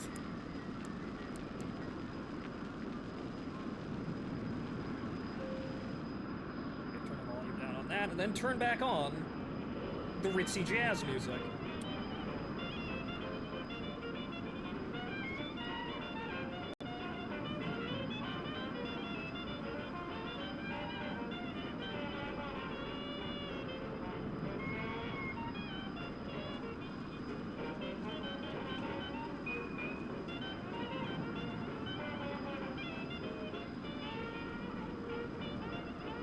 Okay, on course looks like.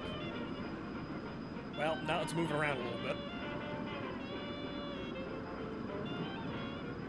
Right, but sorry to hear you're having issues, Mike, but welcome to the show. Nice to have you around.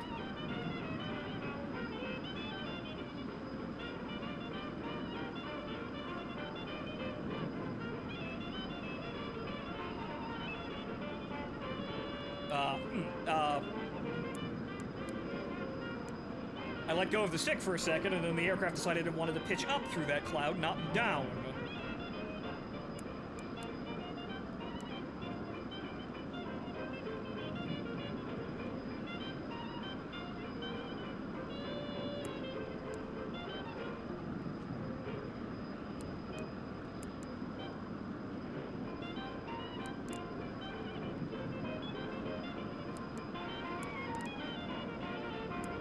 Fiddly little thing. Nope. Nudge the mouse.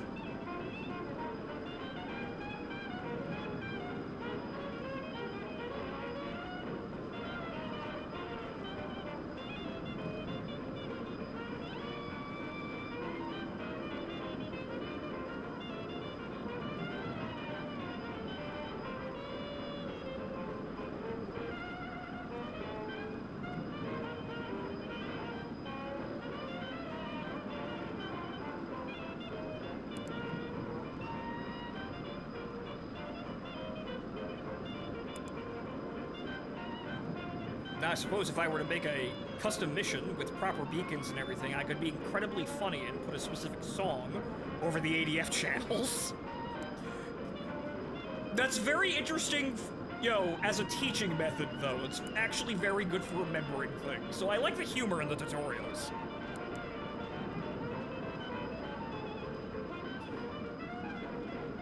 Well, Mike, since you're new here, I should probably tell you that I'm flying the F-100 because this is family heritage. My grandfather was a mechanic. So, this is quite the experience learning this plane here, though I've just started here. But, frankly, from what I can tell, this is just the F-86, but incredibly dangerous to fly. More worrying and dangerous.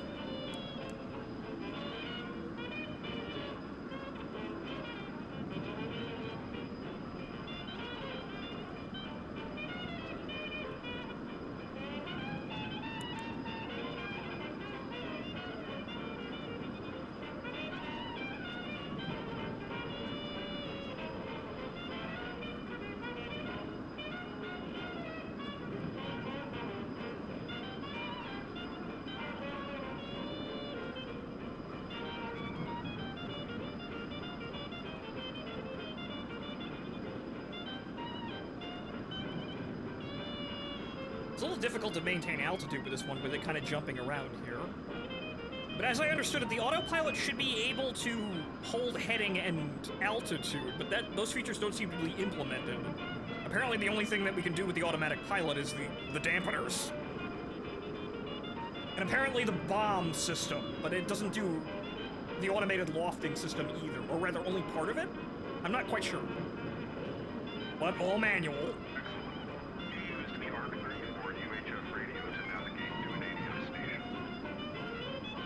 Alright, good.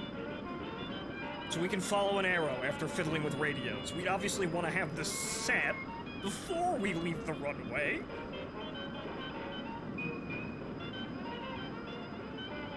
Which, hey, there it is over here. That one was actually an active runway.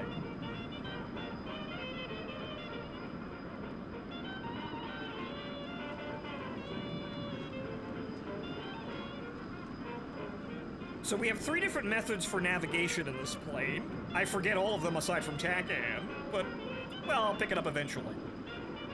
But it does give me a funny idea if I could make a mission where the ADF channel is playing a certain song.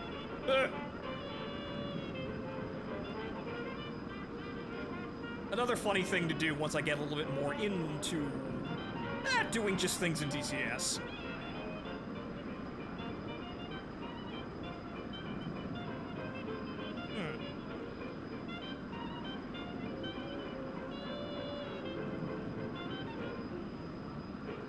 Oh, I'd imagine it's good with VR, but unfortunately I had to offload my my Steam Index quite a while back. But, well, that's when they announced the frame, so the best time to get rid of it for a reasonable price was exactly when I got rid of it, so all of that works out, basically. And unfortunately, I needed the money, so I had to get rid of it. We'll see what the future holds, though, with that, but yeah, I kind of do want some head tracking with this. The best thing I got is this on the hat switch, and that's about it. Functional enough, though.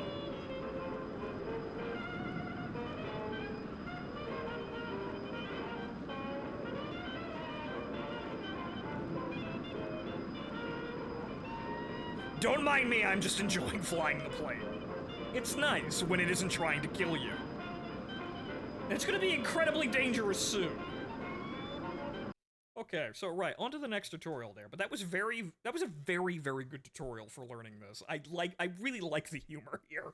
Like, you could tell the jokes are in, some of the tutorial lines. They're trying to freshen this up and not make it actually robotic, but they're actually putting a lot of character, and I think, making the radio beacon frequencies actually play music when you find them properly is a really good way to make people, help people remember how they function. So, very good.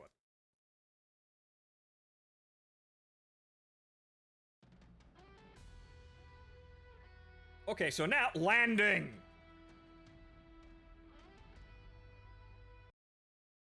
Oh boy, landing.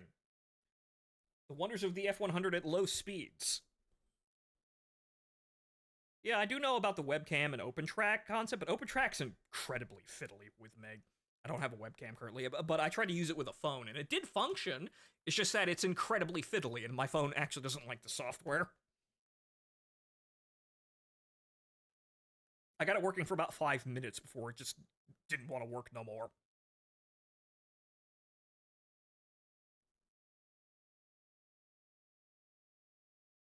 Also, return the throttle to 0 so we don't immediately compressor stall. Always remember, if we're going to be starting in the air, which we are because we're landing. But now, yeah, a controlled crash. Shame I can't really, because I'm not really, because I've got the burners mounted on one button on my throttle. I don't really want to put anything else in there just in case I accidentally press it and do something silly like put the drag chute out. Get the settings done well. It's an amazing setup. Right? I figured when it works properly, it's great, but yeah, I had a little trouble getting it to work. But, well, see you around, Mike.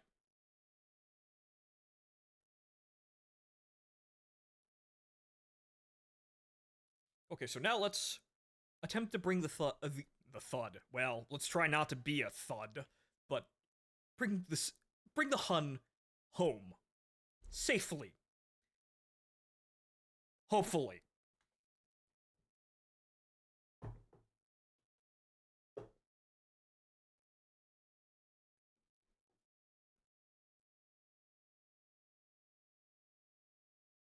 Okay, so now landing. Which we do have a drag chute. However, it's not a miracle worker because I did try one landing while I was playing around yesterday, and I overshot the runway. Not by much. I still kind of landed, well, it came to a stop in the dirt. Suboptimal. I was going a little too fast to bring it in. But let's see what we can do here. Welcome, pilot. In this lesson, you will learn the normal landing procedure for the F-100D Super Sabre. You will learn to prepare the aircraft for descent, configure the aircraft for landing, fly a final approach, touch down, deploy the drag chute, and bring the aircraft safely to a stop. Before we begin, if you've enabled the custom instrument panel, return to the main menu, open the special options for the F-100D, and disable it. The Super Sabre requires smooth control inputs and precise airspeed control in the landing pattern. Stay ahead of the aircraft, monitor your instruments, and give smooth, steady input. We'll start with some pre-landing checks and active pause, and then you'll take control of the aircraft for a landing. Okay, we're right on the runway. Okay, good. Press the spacebar to continue. Toward the front of the left console on the outboard side, locate the pitch yaw damper switch and set it to the off position. Just inboard, locate the anti-skid switch and confirm it's in the on position.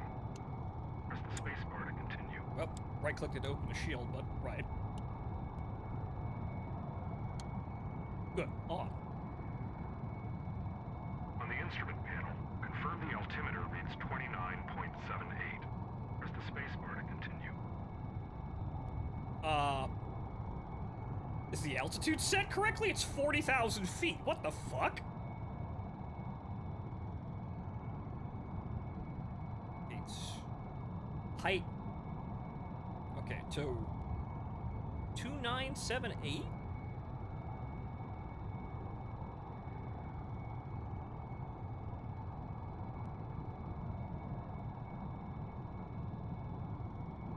Okay. Huh. 4,800 feet. Okay. I'm not quite sure why you would need to set that mid-flight, but okay. Next, check your fuel quantity gauges. Confirm sufficient fuel remains for your landing, missed approach, or other contingencies. There is fuel in the tank. Spacebar to continue. Yes. Keep an eye on your hydraulic pressure gauge throughout approach and landing. Remember, you can take hydraulic pressure by overworking the flight stick. If the flight sys fail warning ladder light illuminates, it doesn't mean you're out of input, but it's a good time to back off and let the pressure build back up. Press the spacebar to continue. Right. Rapid descents can easily fog or frost the cockpit up, reducing your visibility. To avoid this, on the right console, confirm the pitot heat switch is in the on position, and the console airflow lever and defrost lever are set to provide sufficient airflow. Press the spacebar to continue. I hope that's in the on position. I can't tell. Can I, like... This is one where it's on. I'm gonna hope that's on. During descent, keep the tachometer at 83-87% RPM. Don't rely on your ailerons. Use the rudder to steer instead. Okay, right. Okay, it's time to land. Let me know when you're ready to take control of the aircraft. Press the spacebar to continue. 83, 87. Okay, right, so we want to be slightly above 80 RPM. Which is kind of hard to see, but we'll manage. Okay, now lower your speed to 230 knots. Then set the landing gear lever to the down position, and set the wing flaps lever to the down position. Confirm your gear indicator shows a down and locked position. Okay, so slow it down. Gear down. Control F for flaps down. That's easier to do than looking over there. Okay, she's starting to get a little heavy.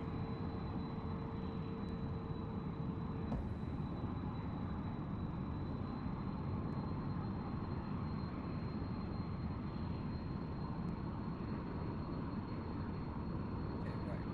Rudder on landing. Okay. Well, if she wants to behave on that anyway.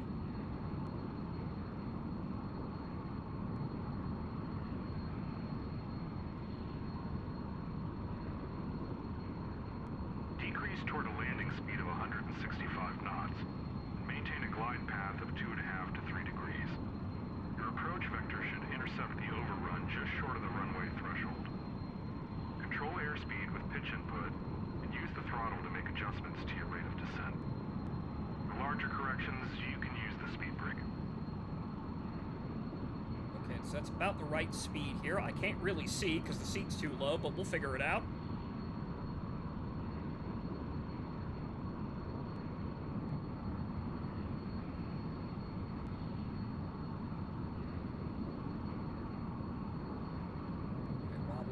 Here, but I cannot see the runway, but I'll figure it out. Make sure the VVI is at least a little low here, so if we happen to hit the fucking dirt, we don't immediately explode.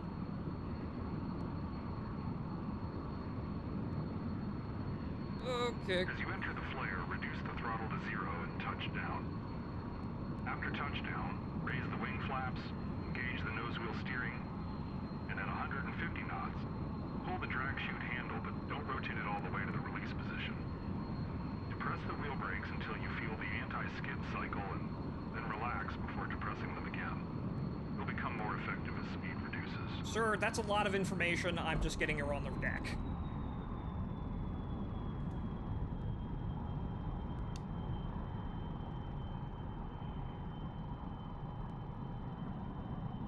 And... well... yeah, that's nose gear steering. Perfect! I couldn't... Move the runway ahead and to the right, staying on the center line. You deployed the speed brake. Use the speed brake switch to retract it. come to a nice gentle stop and then pick an exit at some point.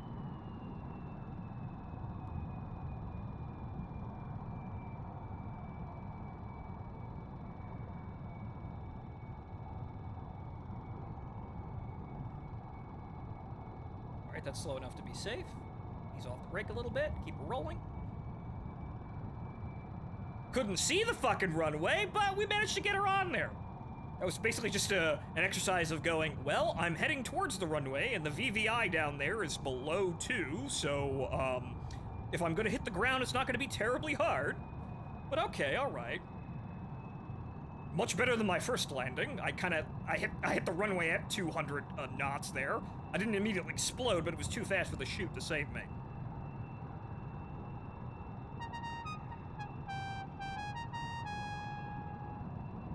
Congratulations, you've completed the landing procedures for the Hun.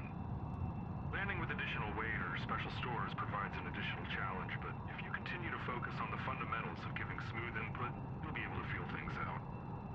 Press escape and end the mission whenever you're ready. Let's pull her over to the parking ramp here to be complete about it, I guess. But hey, alright. Not terrifically difficult, but yeah, no, you gotta get the alignment correct and you gotta watch your speed as you come in. But that's not, when you're on, it's not that bad. It could be worse. Let me find an empty spot here next to these jokers. Fortunately, we're not backing it in. Hey, wait a minute. No? Okay, hang on here. Right, that's the one in War Thunder, which is funny.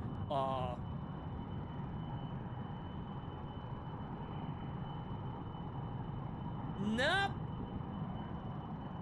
Shame, they don't have the tactical fighter wings, the 20th out here. Oh well, at least it's in the game.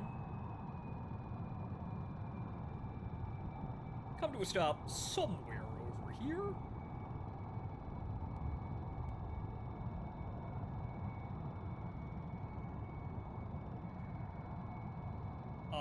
I said come to a stop, F-100. Those are trees, F-100. You might be hungry, but you can't eat them. Okay, that low speed, she doesn't like that. So she kind of doesn't really want to come to a complete stop very smoothly.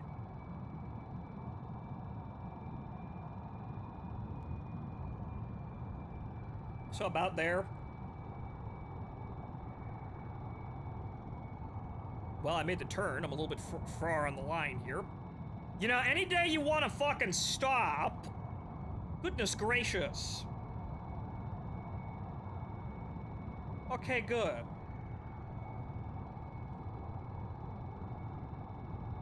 Right, so. I believe you can turn the engine. I believe you can turn that off like that, but I may be mistaken.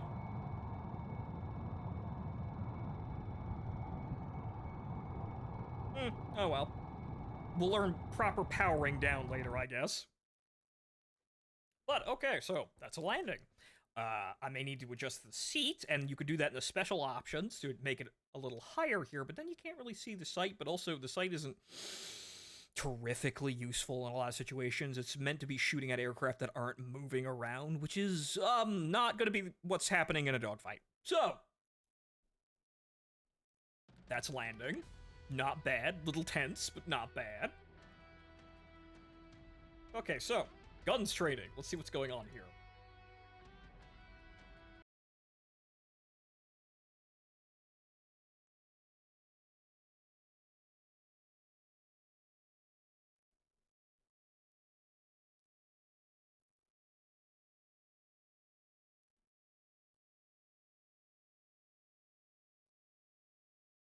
Okay, mode selector, sight radar, sight lever uncaged, gun, target speed, lever 95. I guess this is what we're doing since we're engaging a MiG-19, but we'll see. Because, you know, you have to put in the proper wingspan in order to get the radar ranging to be correct, but it'll still range the target.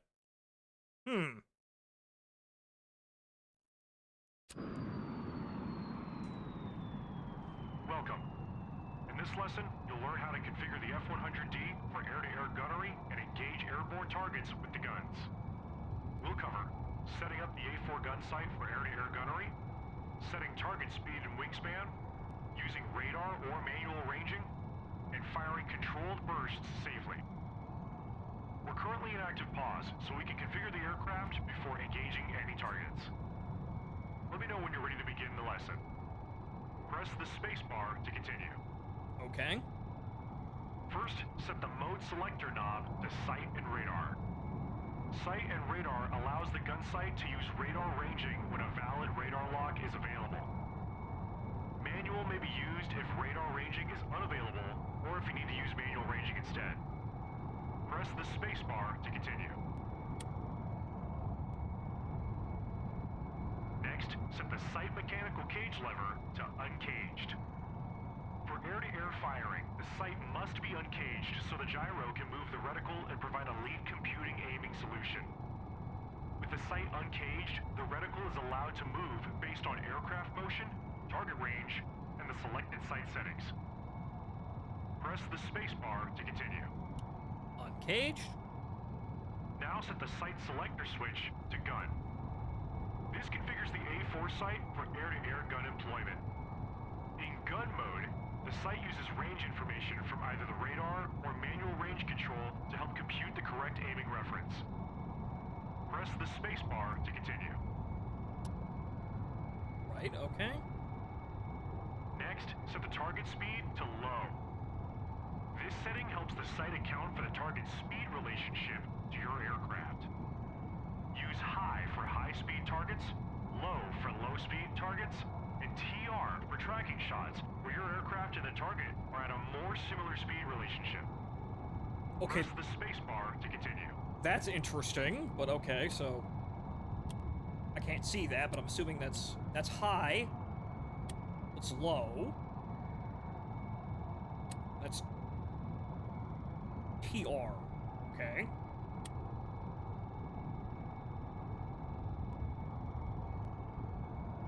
Now set the sight wingspan lever to 95 feet.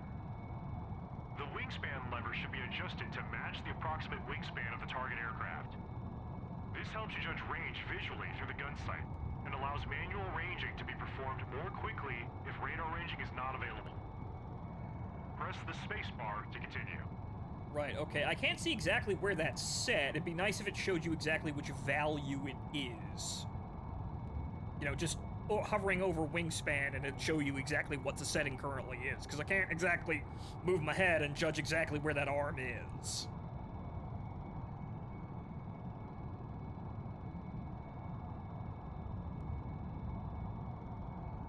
Okay, I hit spacebar.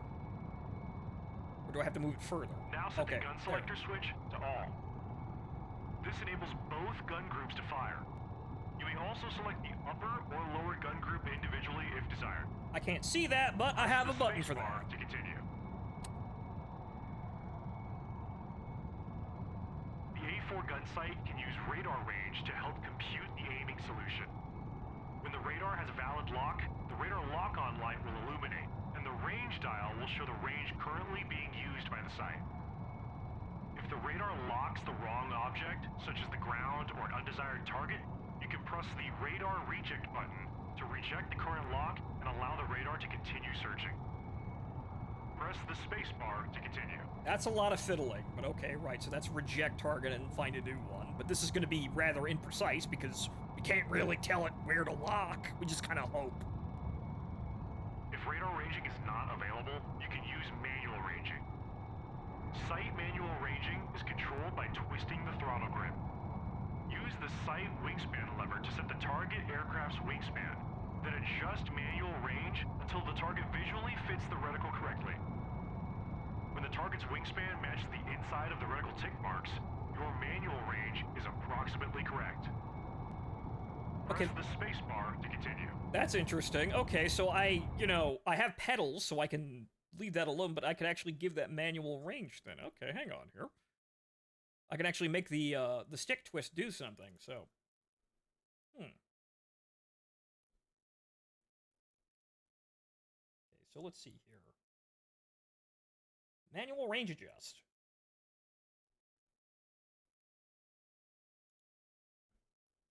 So that'd be RZ, right? Oh, yeah, okay. So that's interesting.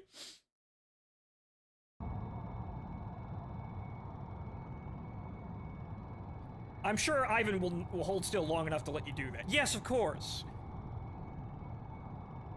To attack the target, maneuver behind the aircraft and place the gun sight reticle over the target. Do not simply point the aircraft nose directly at the target and fire. The A4 sight is a lead computing sight. When properly configured and uncaged, the moving reticle represents where the guns should be aimed for the current attack geometry. Place the target inside the reticle and use smooth control inputs to keep the reticle settled on the target. Press the spacebar to continue. Tremendously easier said than done. But okay, so that's the system set up properly, which is gonna go to shit the moment we start engaging him, but we'll give it our best try. Okay, so we're gonna be dogfighting here. Right, okay. That I can see everything important. Alright.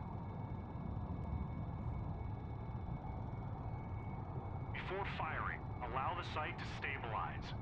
Keep the reticle on the target for 1 to 2 seconds before pulling the trigger. This gives the gyro sight time to settle and compute a more accurate firing solution.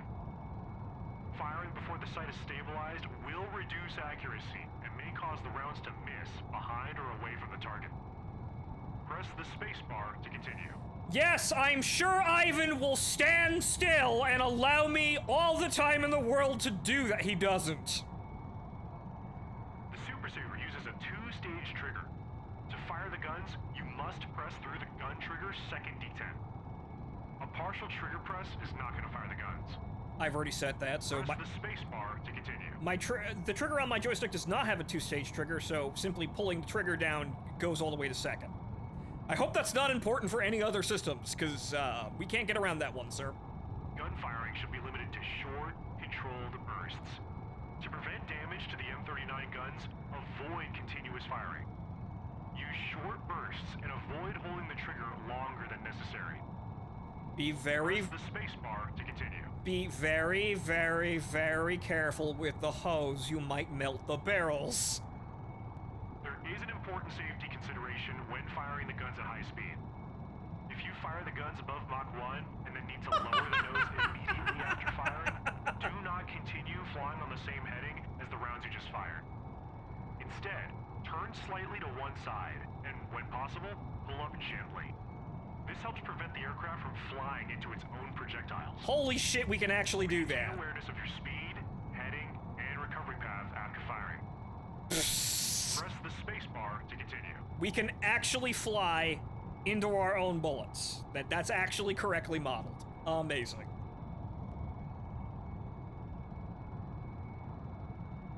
The aircraft is now configured for air-to-air gun employment. When you're ready to engage, press the spacebar to take control of the aircraft. Alright, so let's see here. Let me just back the view out here, so I can see as much as I possibly can, which is not going to be very much, but we'll try. Right about there, and then we're just going to figure it out here, so I suppose we're having our dogfighting training now.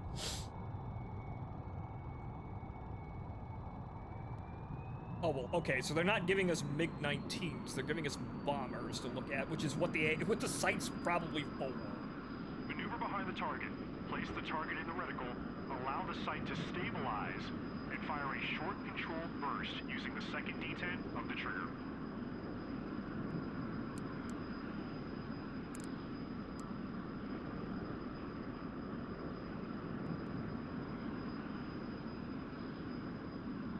I'm gonna assume we're behind it. It looks like it. I can see the tail of the other plane, but okay, so... Sight whenever you're ready to pick up something.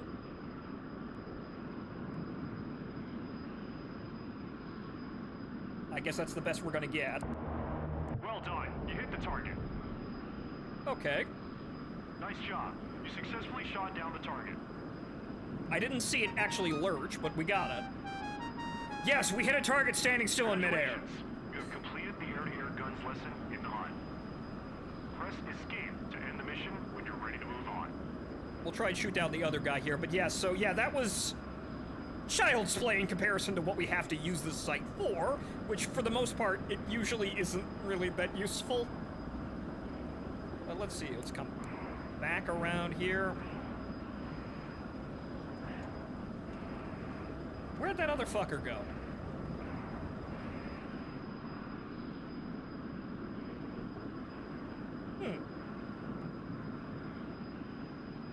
Well, where's he going?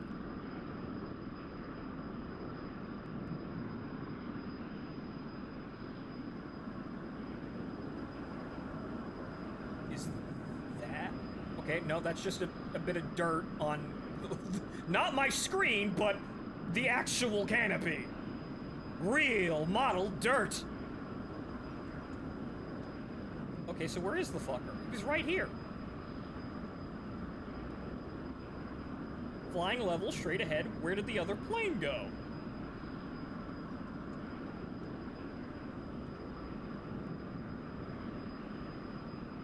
Have I gone insane? No, he's still out there.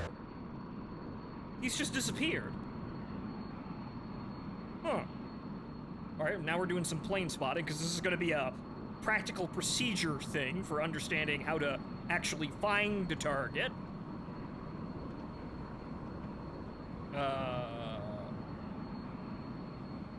Is that they? I believe, well, it's one of them. Well, two of them, maybe they respawn? Not sure, but that does appear to be a plane, sir.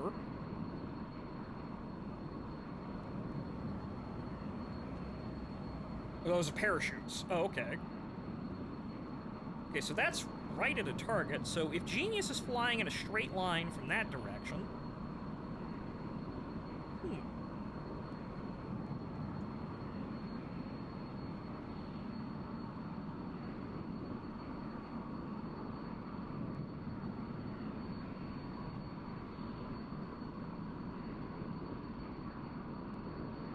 Okay, this is unfortunately part of my natural impairment. But if we cheat a little...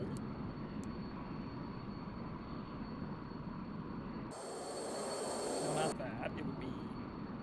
Alt F2? Shift F2. Nope.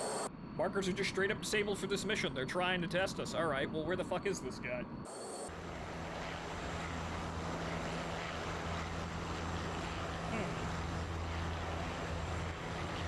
Altitude 10,000 feet.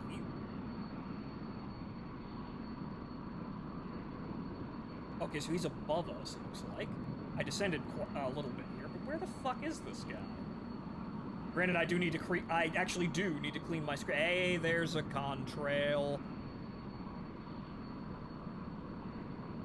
Okay. Actually, no, that's not a contrail. That's yet another scratch on the canopy. Damn it!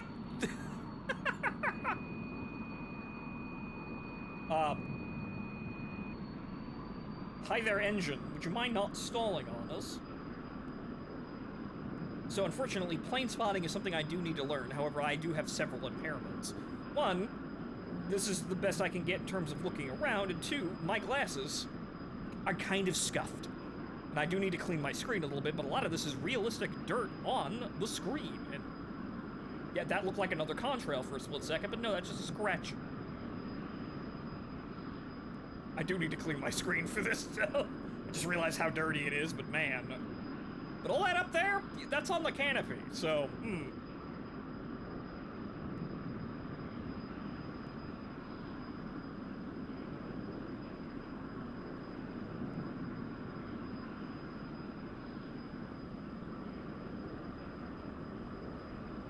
Unfortunately, no magical radar system to actually pick up and track somebody, but I think we've flown completely off target and I'm never gonna find him. He's at 10,000 feet, which we're at 8, so he'd be slightly above us. The sun is in my eyes, which is not helping the whole target acquisition. Unfortunately, we don't have ground radar telling us where the man is, which is where and how you navigate in this plane, aside from visual.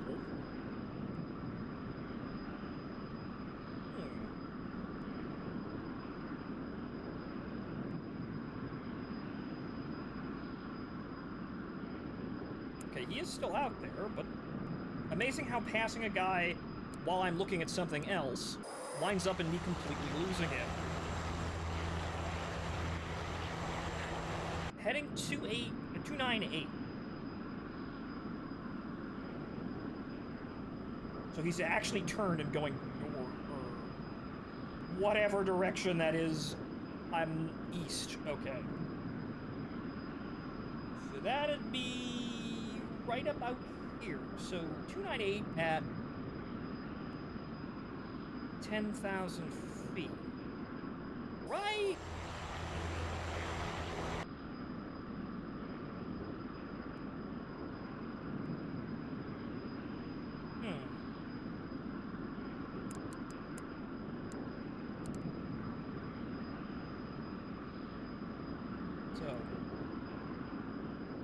About there. descending. Kind of helping the... not really helping the acquisition part of this.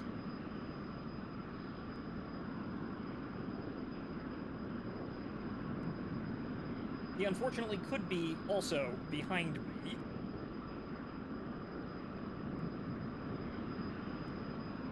Okay, so he's above us.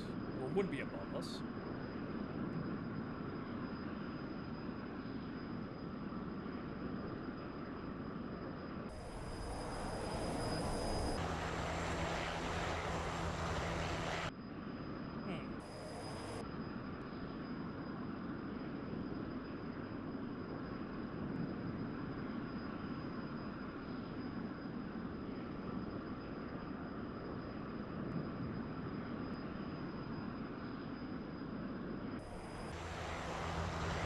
So he's above the cloud lever, and I think he's in front of us, so...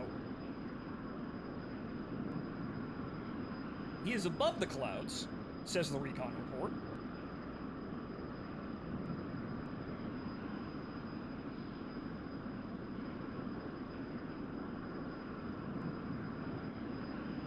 Though I tell you, I cannot see shit. I do need to adjust to this part of the game after a while anyway.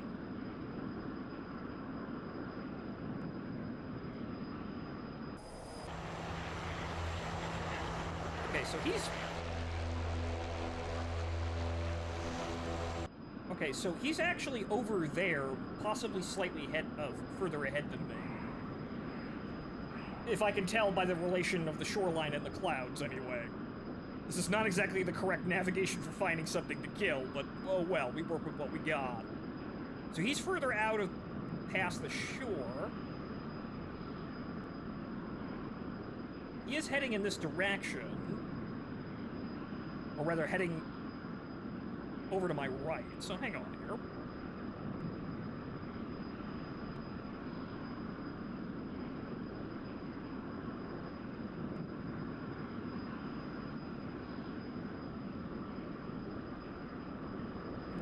We're at 11,000 feet, so we're slightly above him.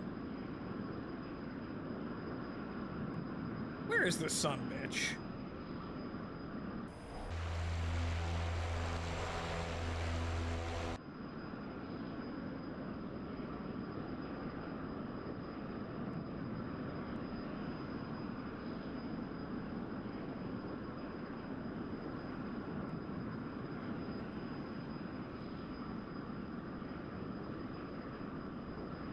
So in relation to that one town I just saw here, which would be, well, basically right here, right? Oh no, okay, so he's passing a runway, I think that's further down the coast.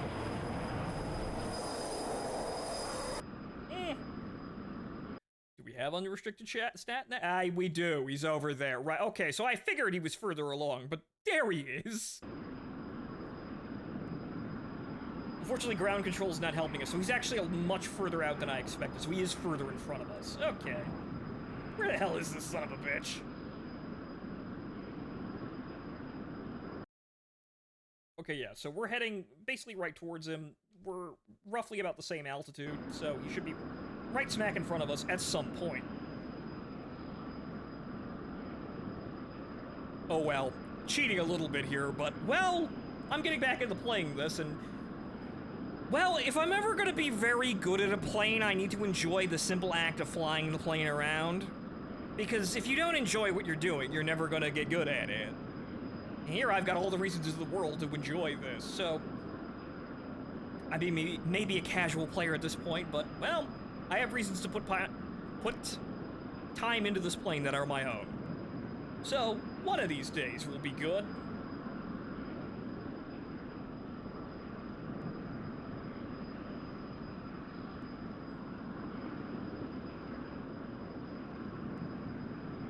Okay, so now he is going to be in front of us somewhere, which, if we look, right, okay, so he's slightly to our left. We're still at about 10,000, so he's going to be co-altitude with us.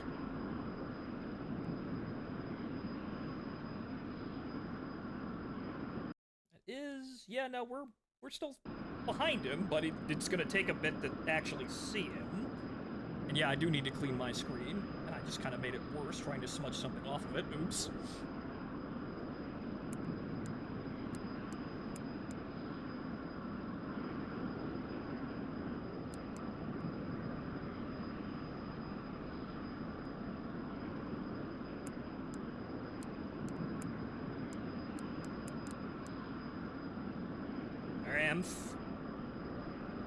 Fiddling with the trim. Wait, no, I think I see him. Yep. Yep, that's not dirt on my screen. It's him! I found him! Slow up a bit. There you are, you son of a bitch.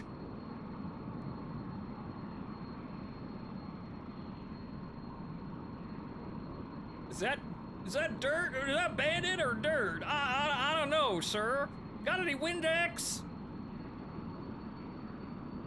The ground crew, remember to pack a paper towel. I need to clean my canopy glass. Oh, fudge, I lost my glasses. I can't see anything without my glasses, sir. I have no idea why the Air Force actually took me because my eyesight's this bad. They must have been desperate.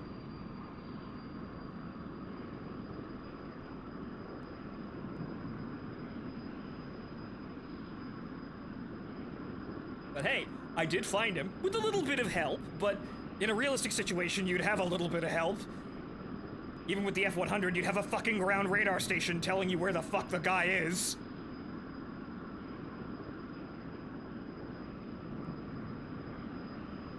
But this is something we're gonna have to get accustomed to.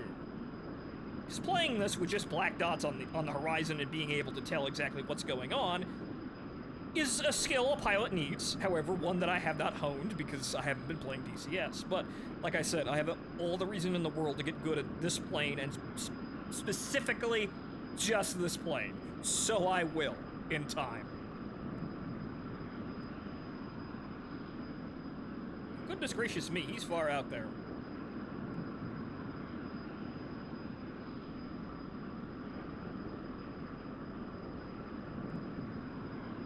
We should be coming up on him now.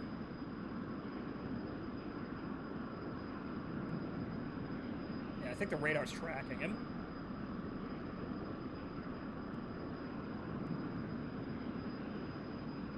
Hard to tell when it's actually quiet, but I can see both engine pods, so that looks good.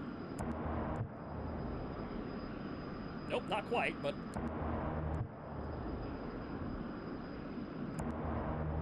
Die, fucker!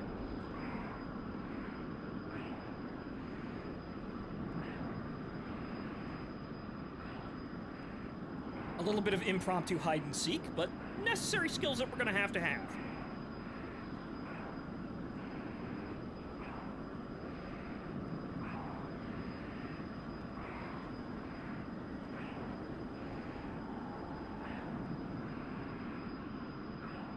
And I believe that's another parachute. Actually, no, he's still up. Son of a bitch, he's still flying.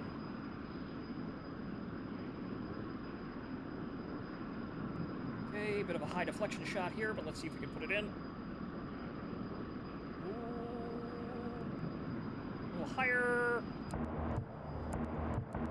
Nope, too much. Go back around.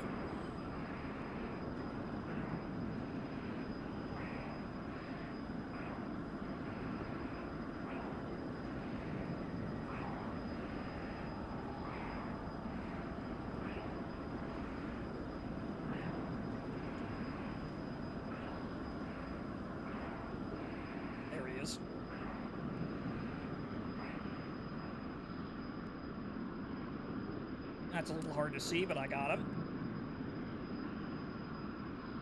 You know, I don't have that many 20 mil rounds, sir.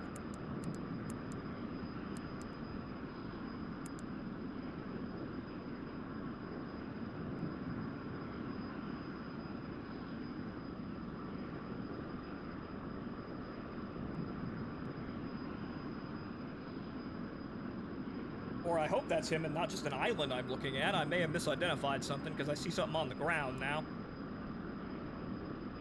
Sir, that may be an oil rig.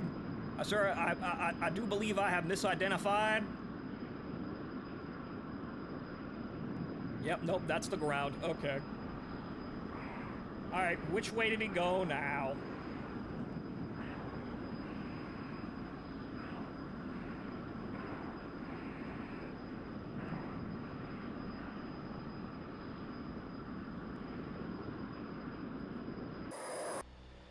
He is still somehow flying. Okay, well, he's actually down there, over there, so I was correct. I locked onto the wrong dot on the horizon, but he is over there. He looks like he's trying to ditch.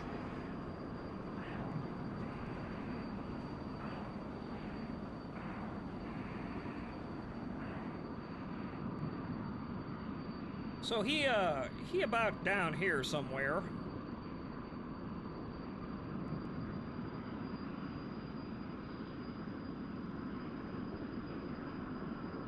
See if I can find the bastard. Unfortunately, the engine didn't seem to want to erupt into flames or smoke, which is a little bit difficult for long-range identification.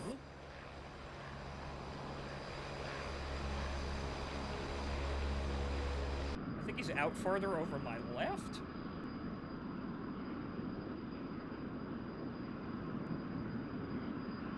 Yeah, he's out further over there. Okay, so he'd be somewhere out further since we're far closer. I think I saw him. I think. He's flying low, but I think I saw something. I don't have all the fuel in the world, so hang on here. Okay, AWACS, where is the fucking man? He's right underneath me.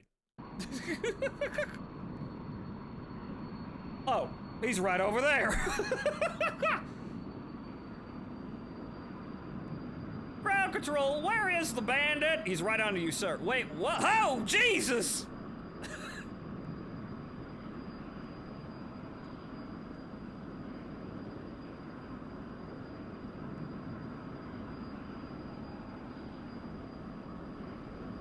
There you are.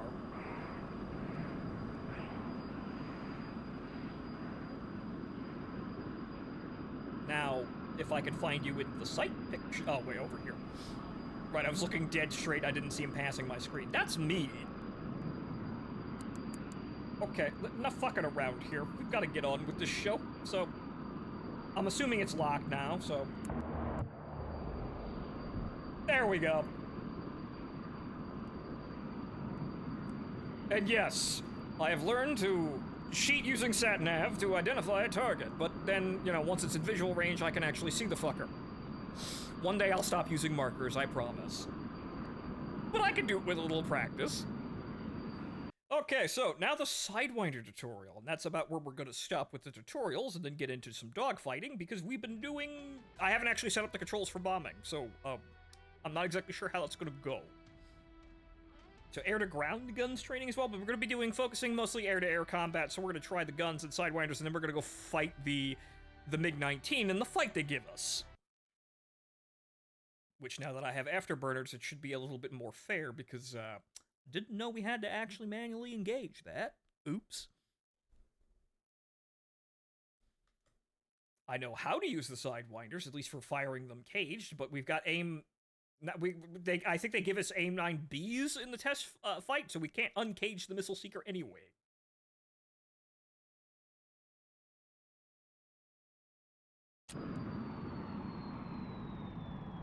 Welcome. In this lesson, you will learn how to employ the AIM-9 Sidewinder missile in the F-100 Super Saber. We'll cover setting up the aircraft for missile employment, selecting and preparing the AIM-9, checking missile tone, tracking the target with the sight, and firing the missile. We're currently in active pause, so we can configure the aircraft before engaging the target. Press the spacebar when you're ready to begin. Okay. First, set the mode selector switch to sight and radar. This configures the aircraft to use the sight and radar system for air-to-air weapon employment. Press the spacebar to continue. Next, set the sight to caged. The cage sight provides a fixed aiming reference while you maneuver the aircraft onto the target. Press the spacebar to continue. Which is where the seeker heads for the Sidewinder are pointing, so you do need to have that caged for that. Now set the wingspan lever to 42 feet. When firing Sidewinders, the wingspan lever should always be set to 42 feet. With the sight caged, this gives you the proper fixed reticle reference for AIM-9 employment. Right, so that's the size of the Press the seeker head. spacebar to continue. It's about there, so that's about the size of the search area for the AIM-9's IR seeker. Next, set the missile master switch to ready. This prepares the missile system for firing. Moving the missile master switch back to reset will reset the firing order and return missile selection to Station 1. Okay. Press the spacebar to continue. The station bypass switch can be used to step through the missiles carried on the pylons. If you need to skip a station or select the next available missile, use the station bypass switch to advance through the firing order. Use the station bypass switch only if you need to change the selected missile station. Press the spacebar to continue. For whatever reason, you may need to do that. If you need to jettison the Sidewinders for any reason, use the Safe Launch button. Pressing Safe Launch will automatically fire and step through each missile station, removing the missiles from the rails. The missiles are launched without warhead activation, allowing them to be safely jettisoned from the aircraft. Press the spacebar to continue. For whatever reason, you need to do that. Now set the gun selector switch to missile. When the missile system is selected, the missile 1 light should illuminate on the status display, indicating the selected missile station. Set the gun selector switch to missile. Confirm that the missile 1 light is illuminated. I also have a button for this. Press the spacebar to continue. So... And we can hear the growl. With the missile selected, you should hear the AIM-9 seeker tone. Adjust the missile volume as desired. A good rule of thumb is to set the volume so the tone of the selected missile is just barely audible. Confirm the missile tone and adjust the volume if needed. Press the spacebar to continue. Nah, fuck that. Loud. The aircraft is now configured for AIM-9 deployment. When you're ready to engage the airborne targets, press the spacebar to take control of the aircraft. Okay, so now we huck missiles at the fuckers. Okay. Maneuver behind the target and place the sight reticle over the aircraft. Oh. Hold the reticle on the I didn't target reset the for throttle. 2 seconds and listen for a strong missile tone. Keep the reticle steady on the target and wait for a good tone before firing. When the reticle is held over the target and you have a strong missile tone, fire the AIM-9 using the gun trigger. Maintain smooth aircraft control as the missile leaves the rail. Fire when ready.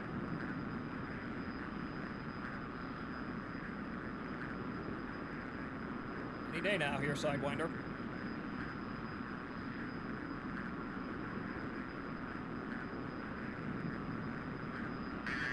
There we go. Box 2. And then over here to this asshole. Box 2.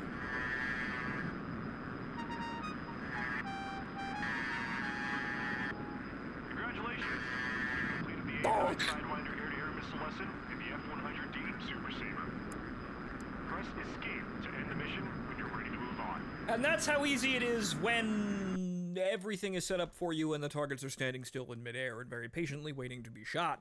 Things are going to get a little hairy here as we go into fighting the MiG-19, which... Ladies and gentlemen, let me take a break here and get a cup of coffee here and go to the bathroom because, well, this is what we're doing for the rest of the evening here because I need to further get to grips with how to handle the aircraft in a combat situation, get the guns on site, and make sure I'm actually using the guns properly. Just generally getting a feeling for how to throw the aircraft around and just having fun. That's what we're going to be doing. Everything else still needs to be properly trained, though, but that can come in time. And I don't think anyone's going to watch me, you know, practice landing for 4 hours. So we're going to freshen it up here and basically just do combat for the rest of the day. And if we come back to play the F-100, well, I'll see if I can find an excuse other than just more training. But this is mostly what I'm doing off stream anyway. But be right back, ladies and gentlemen.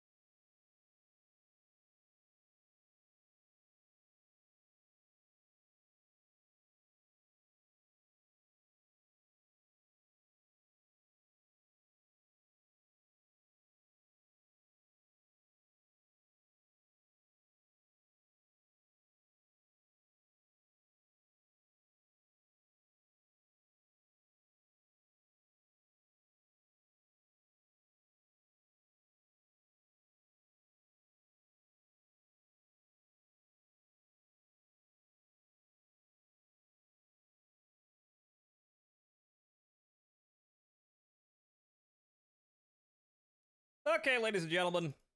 Why did I mute both the desktop audio and the movie? Okay. Right. Get everything back on and set up here. Minor delay there, because I had to, make a new pot of coffee because it was all gone after I made one cup before... I made a fresh pot of coffee before the stream started. And I come back out 3 hours later, it's all gone! Unfortunately, this is what happens when we have 3 people that, you know, drink coffee constantly in the house. Right, okay, so... let's get into shooting things. A little bit more energetically than this. So, for the rest of the evening, we're going to be playing the instant action mission for fighting the farmer. However, going back into the mission editor and opening my slight modification. Hi, stranger. Right. And we also, in the corner here, have that nice playlist I made for us doing shit in the F-15E, and we're gonna roll out the old Ace Combat soundtrack to give us a little bit something to listen to while I'm shooting this MiG down over and over again, or attempting to. But things might get a little bit different here because, again, doing the tutorial, that's the first time I've heard I needed to manually engage the afterburner. So I've been fighting this guy locked in like really close scissors dogfights, not having the afterburner on. So things might go a little differently here. Let's see about that one. Maybe we can actually follow this guy into a fucking vertical. Because the plane really doesn't like doing that. Really doesn't like it at all. But okay, so the old DCS gun show playlist. Right, but if the editor wants to work today... Hello, editor.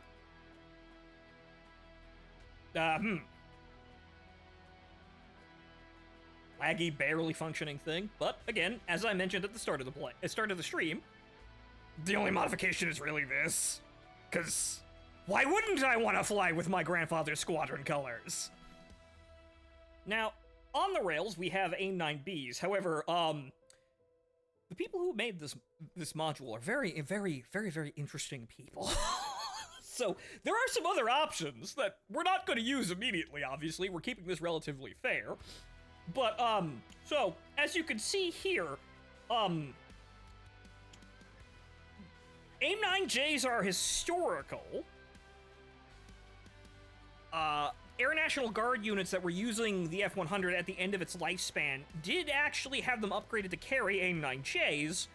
However, we can have AIM-9Ps in varying varieties, and they're all backwards compatible, so these are a slightly better side aspect only missile. And then, we've got Ls and Ms, which some very funny people have been working on this, which, hypothetically, if the F-100 had continued service past the 80s, like somewhere in the 80s it was written off, but had it continued service, we've got Ls and Ms, which, that's rather funny.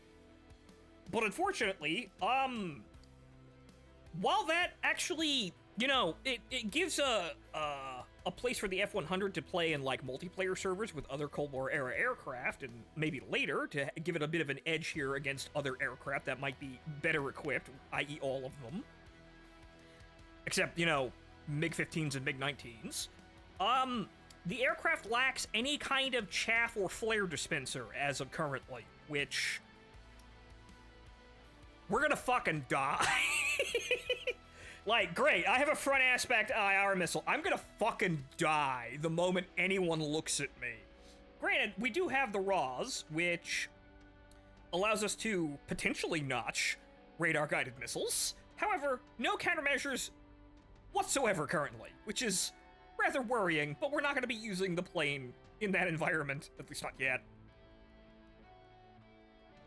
It has a chaff launcher. Well, where is it? Because I didn't see it. Is it linked to a specific station? Because it's not in pods. It's got marking pods. It's wing. Well, I don't know if you could set that, because these are obviously grayed out and I can't select them. So I'm not exactly sure how you equip that. But as you can see here on the various stations... Oh! Oh! I hadn't looked at these in Zell, which, funny. Zell boost. Yes, you could put the Zell booster on. We haven't done that tutorial. We're going to finish off with that one. But okay, I hadn't looked over here. I'm an idiot. Okay, so I believe these are the strike cameras, and, you know, we put that under the wing, which is right over here, which wouldn't look in front and behind us. If we're doing rockets or bomb strikes, it will record that. It's a joke. After the wing turns into confetti, it becomes a chaff pot. Ah, yes, lots of little aluminum flakes flying over there. But hang on, what's this? Oh. It's colored smoke. So yeah, that's not there.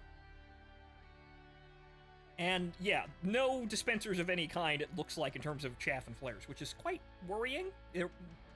I don't know. They may put one in, but historically in Air Force service, I don't believe it had one. We'll see how that goes. But we have AIM-9Bs here, which is rear aspect, and they're AIM-9Bs, so we're gonna have to be really sure when we fire these. Getting a missile shot on the MiG-19 while it's maneuvering is actually quite difficult. So if I have the opportunity to shoot him with the missile, I will, because it takes a lot of effort to actually get him into a position where you can actually fire the damn missile. So we're going to try and hit him with the guns, obviously, but if we have an opening for a missile shot, I will take the missile shot. And they're AIM-9Bs, so, well, I suppose that's fair in that regard. He also has R3s, so he also has missiles. And he can shoot them at us. So if we come over here to him...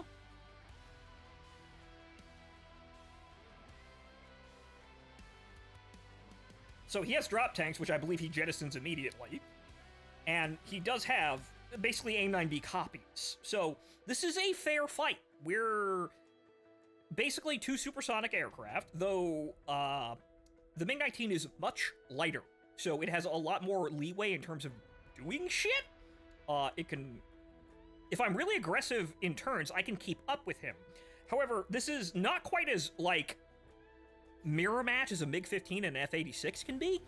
And even in that situation, the MiG-15 does have a more of an advantage because it's so light in comparison to the Sabre, but generally, those aircraft are considered basically exactly on par, for the most part. It really comes down to who sees who first and who does what. This is a little bit more skewed, I think, towards the MiG-19, because it can maneuver a little bit better and not fall out of the air the moment it tries to turn. But generally speaking, this is a fair fight.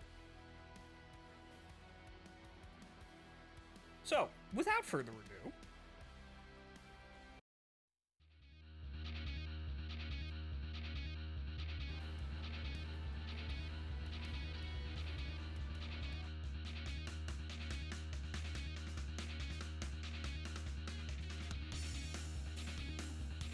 Now, I'm not going to shoot him on the pass. We're actually going to get into a maneuvering fight with him. But let's see if we can make the gun behave a little bit, now that I know a little bit more about how the sight works. It's not much, though. He's going to be maneuvering and turning really aggressively, so I'm not sure it's going to have any use at all. But let me turn the sight to TR and see how that works. Right, it's already set at TR. So yeah, well, here goes nothing.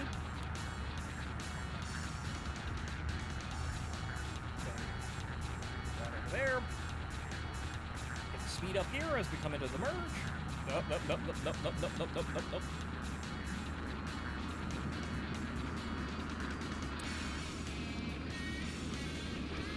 A little low here as we dropped altitude while I was fiddling with things, but alright. So, we've merged.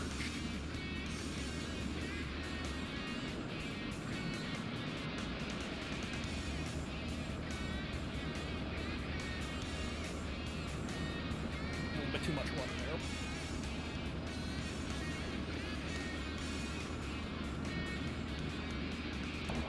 there. Hey!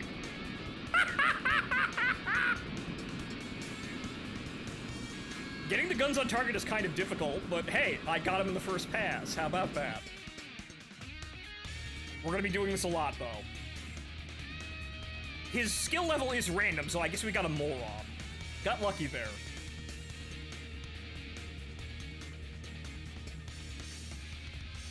And as you saw, the sight was, like, nowhere near him, so I basically just went, yeah, he's right in front of me. That's close enough.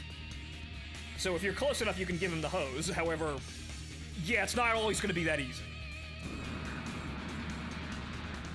Okay, double up. Takes the sight, and in we go again.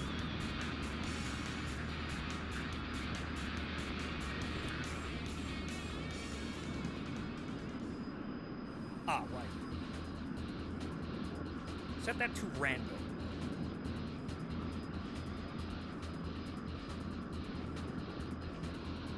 And merge.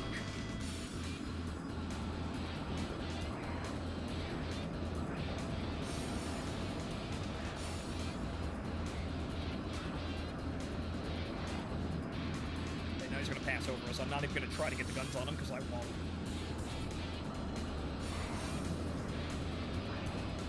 Hey, that's the aircraft slowing down, and this is where she starts getting a little touchy.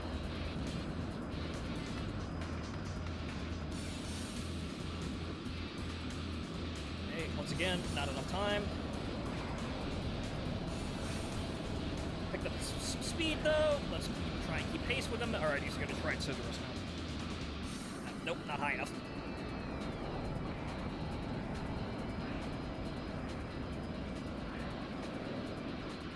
Okay, where are you? Hey, I knocked out the pilot! Okay, well, he seems to be rather cooperative today with getting shot down.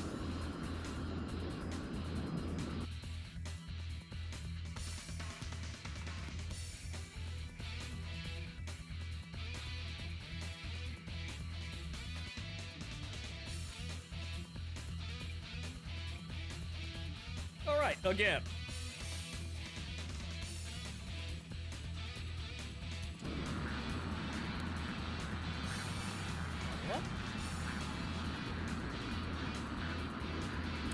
Guns.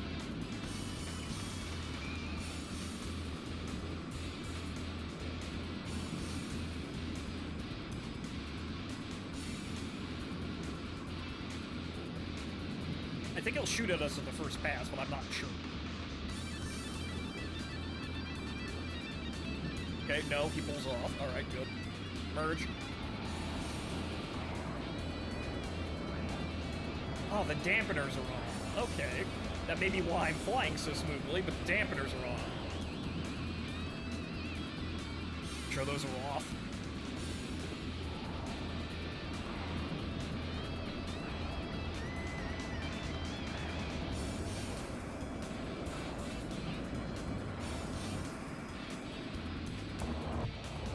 Nope.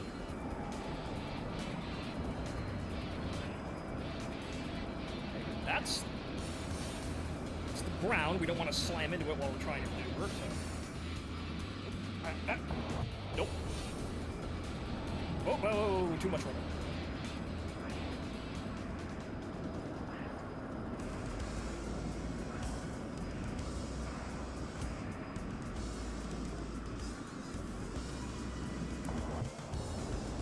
Yep, no.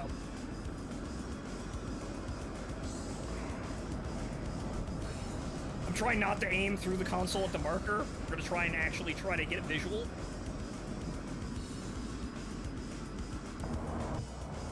Nope. Almost. That's the ground, though. Oh, goodness gracious, that's close.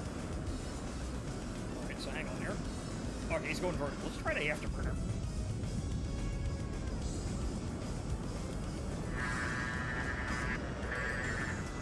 Missile, and... no, missed. Okay, so I can't keep with him, but the aircraft's gonna... Oh, there it goes. Okay. Oh, no, no, no, no, no, no, no, no. Okay, bad, bad, bad, bad, bad. Oh, that's the compressor stalling. Oh, boy. Come on, baby. Come on, come on. There we go.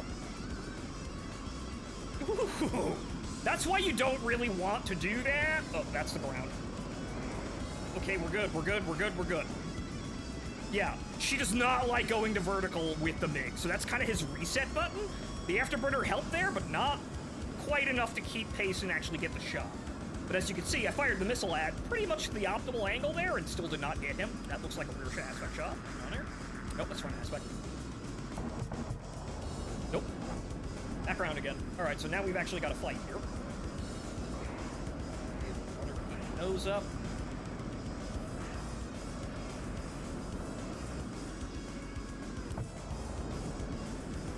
Give it a click there, but no, not even close.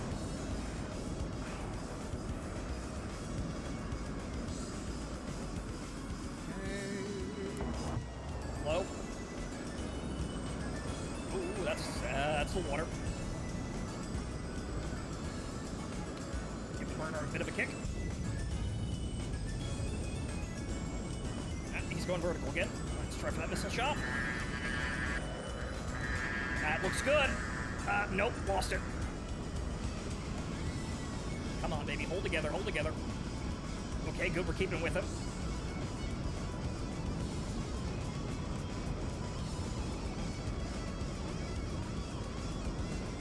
Oh, you going vertical again, you cocksucker? Alright, well, hang on. That looks good. Splash! Alright, good.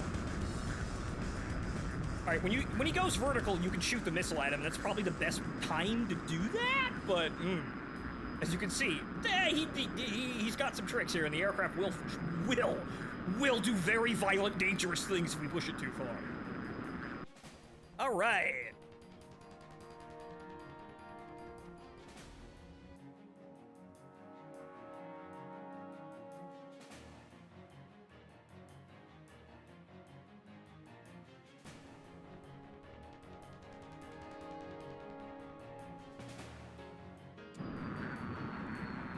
Okay, zero throttle.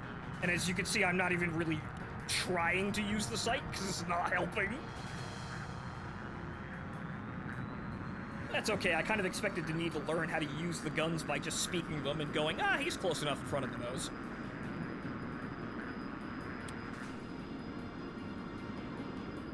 Let's mix it up here, we're gonna go right. And top of the morning, merge. The afterburner does help me actually keep with him in vertical though, but man, yeah, that's where the aircraft really suffers, and he loves to do that. Okay, he's coming back at us. No hits, close, but no dice.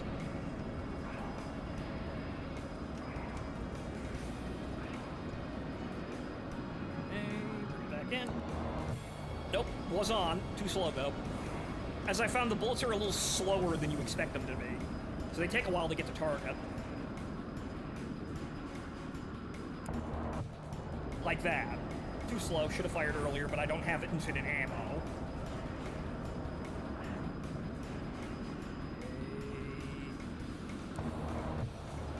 Nope, no dice, but we're keeping with him. Okay, he's probably going to try and go vertical now. The bastard. Yep, there he goes. All right, burner on.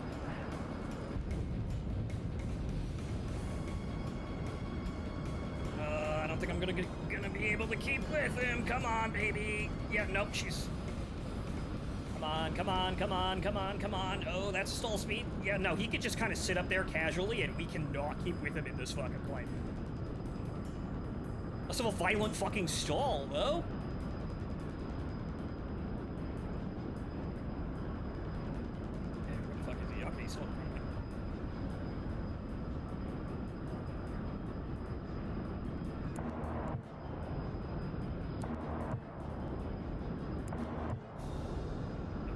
There, were we?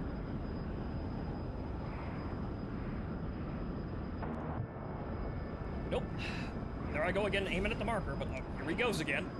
Now we're gonna overshoot. Okay. Burner on, go around.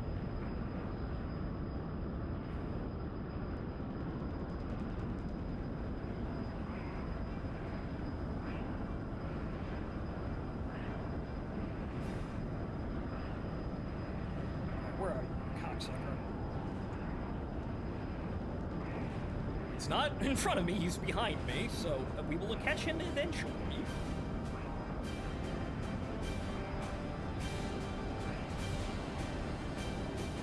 I'm sure he's hanging with me basically right above my head. There he is, okay. Yeah, that's rear aspect too, okay. Off, okay. Left of the target here, nope. Let me guess, he's gonna go vertical again. Nope, scissors, okay. Nope. Hey, try and hang with him. There he goes again. Come on, come on. Yeah, there's the master caution lights. Nope. I'm giving her all the rudder and keeping that direct. Wait, hang on here. Oh, hey. Oh, nope, that's a compressor stall. Come on, come on, come on, come on, come on. Keep it with him, but obviously it's very fucking ugly. Okay, the afterburner turned off. Whoa, okay, hang on, baby. Okay, come on, get some airspeed, recover.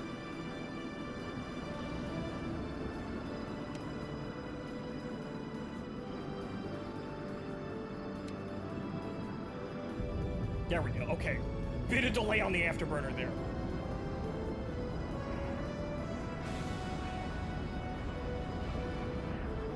See, we can keep with him barely, but not so well. That's definitely his advantage.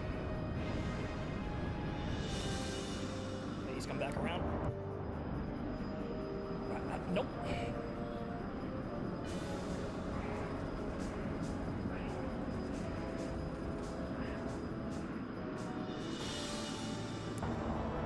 Nope, too low.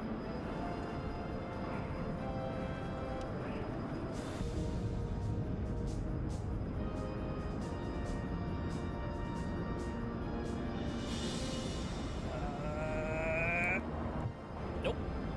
Still not enough lead. Can't pull back harder much than that. He's gonna go vertical again. Yep, there he goes. All right, come on, you son of a bitch. Ah, shit, we're out of guns. Yeah, no, that's not gonna be able to turn in time. It's a fucking AIM-9B. All right. Well, we gotta kill him with missiles now. I'm out of gun ammo. Whoa, come on, come on, come on, behave. Oh, he's going vertical. No. Yes, he is going vertical again. You son of a... nope, nope, gentle turn. Okay, that might have been a good shot for... Okay. I didn't flip the burner off before I just throttled. Here. Okay, good, engine's coming back.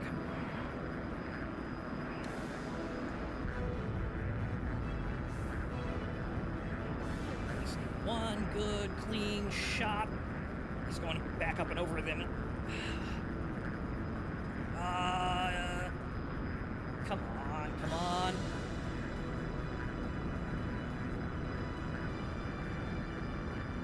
Okay, we might have a... Nope, nope, not enough. He's outside.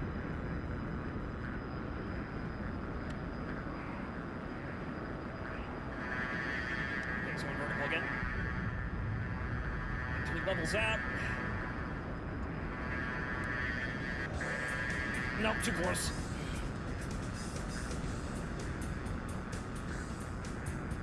Get some new material! Although, that's getting really rather close.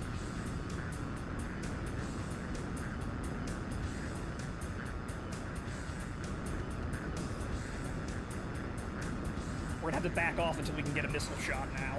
As you can see, all options are on the table here, because this really is a fair fight.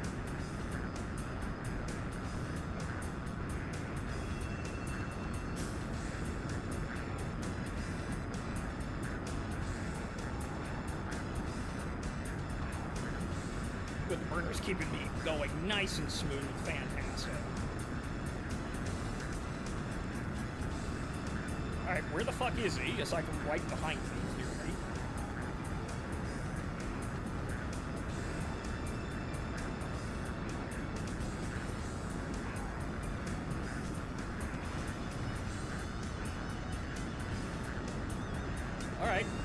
this all day until I run out of fuel, fucker. Where are you?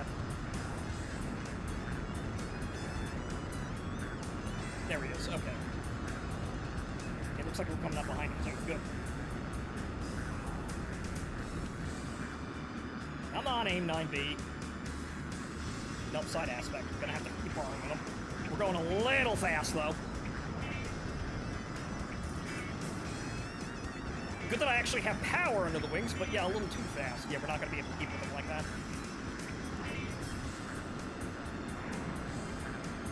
The dampeners are on. That might have been part of the issue. Got to flip that again.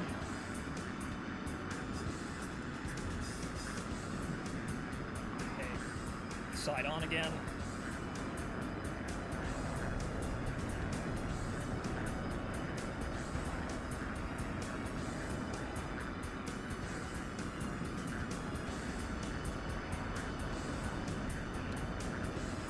Goes again into the vertical. Nope, he's gonna keep turning. Alright, I don't need that much speed.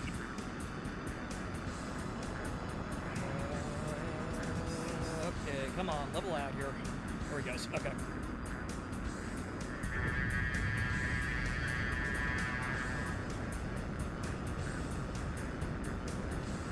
Hopefully we can get him in midair while he's flying.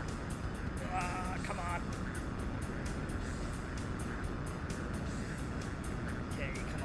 Need to get the nose over on him, and I can... No, he's already turning too hard.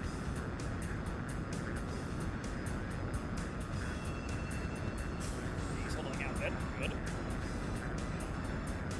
Going right back up to the vertical, but now I think I got him.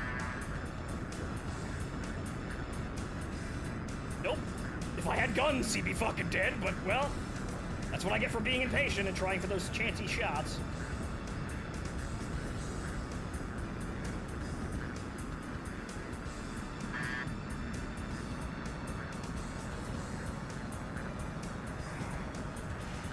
Hey, Burner, I kind of needed you there. Ah, damn it. All right, hang on. Uh-oh. Is that my fuel? That might be my fuel. Ah, man. Yep, nope. The burner's a thirsty bitch. All right. One fail.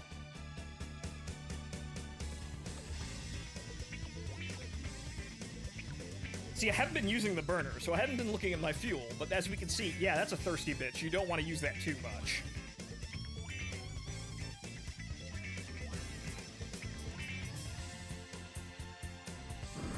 Okay, so first off, make sure the fucking dampeners are off this time.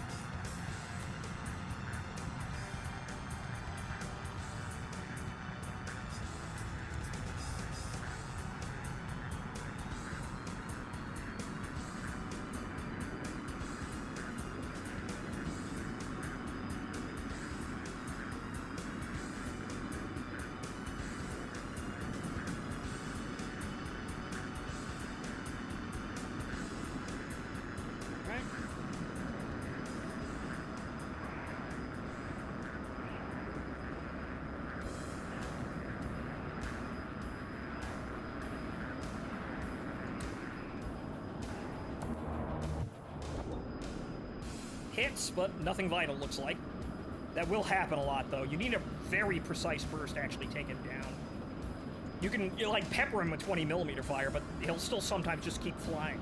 Although that looks like it was okay. Hit something important. Actually, I knocked his engine out. I can't get a lock. Alright, well, Ivan's gonna sit still for us now.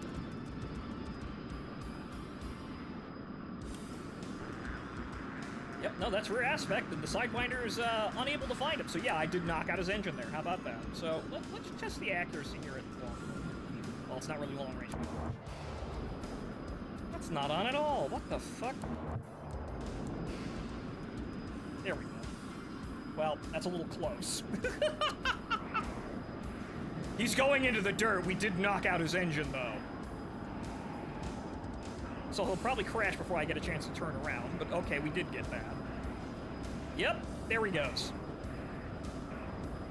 Okay, so one shot is all you needed in that case, anyway. Yep, and he's down there in a hole in the ground.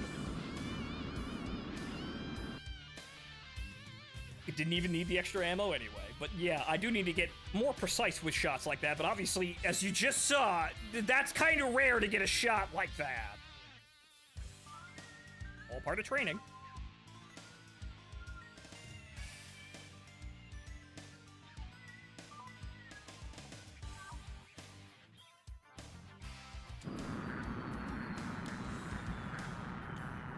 Off.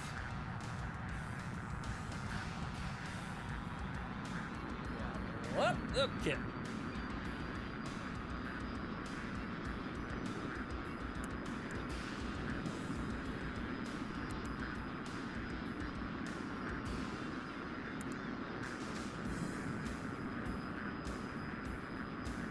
Bring the stick in a little tighter so I'm not fucking flexing around doing things I don't want to do. Hey, merge.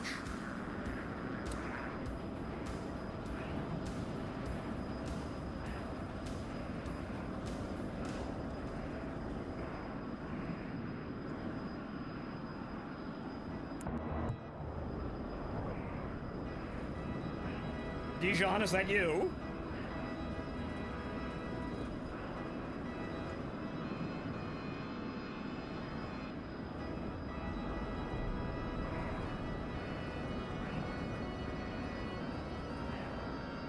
He's passing below us. Try and hop on him, but it looks like we're gonna overshoot here, so hang on here. Nope. Hey, hang on here, hang on. Come on. Stop wiggling around. Come on. I can throw a fucking beer bottle in at that distance. Damn. Fuck that one up entirely. Damn, that would have looked so good, but the aircraft started hopping around. That is a stall. Come on, come on. Rudder. Okay, good. The afterburner, I think, has gone out.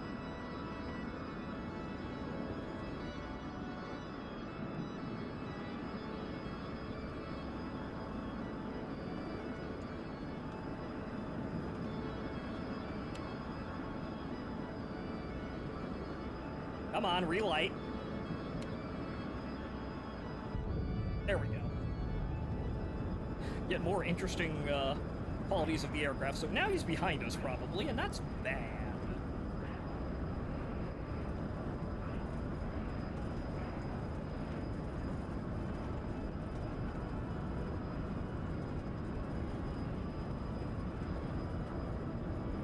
Want to be ginger with that afterburner though, because that fuel goes pretty fucking quick. Okay. Come back around at us. No dice.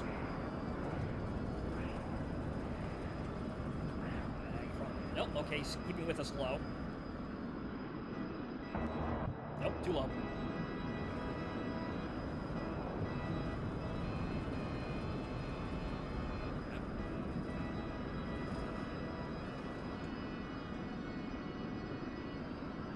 Goes again. Well, okay, a vertical turn.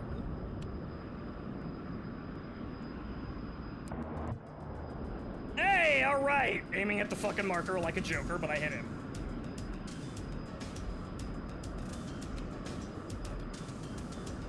He ain't dead yet, though, so let's see if we can seal the deal here.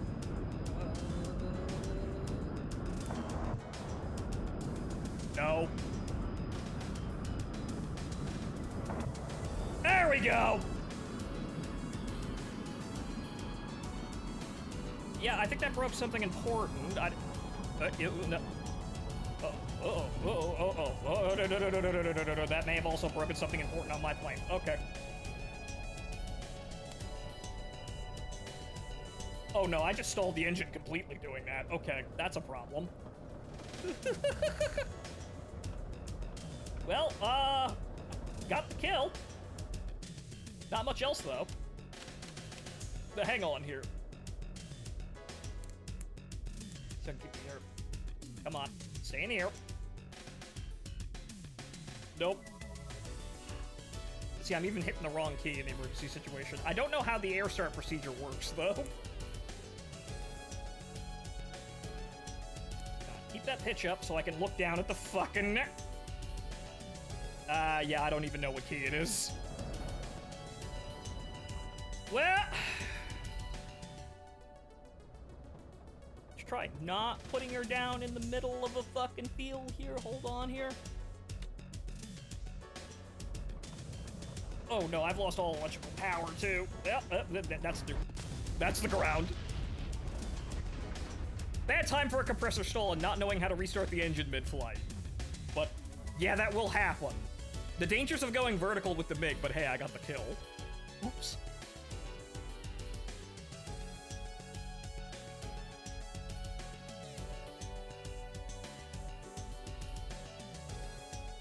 So more effective than Russian brand new Su-57. Clearly. So, whoops. Accidents like that are gonna happen in this plane because it will do shit like that and really fuck you over if you're not paying attention or doing something you know is not very good for the aircraft. I got the kill though, and well, we seem to be in the Ace Combat 3 section now.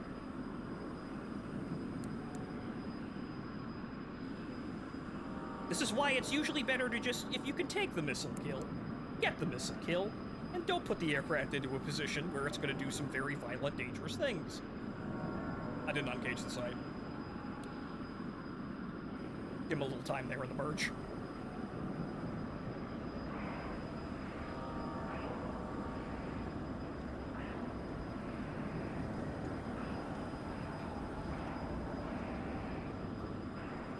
Yeah, he, I think he's turning around very slowly. Nope.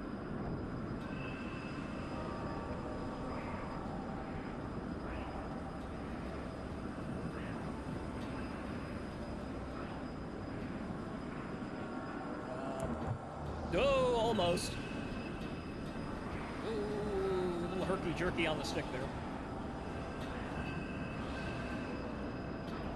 Here's our airspeed. Still good, still good. Nope. I think I needed to start firing earlier if I wanted to hit him there, but I'm trying not to aim directly at the marker through the interface. Nope, that was right on him, but it didn't hit him.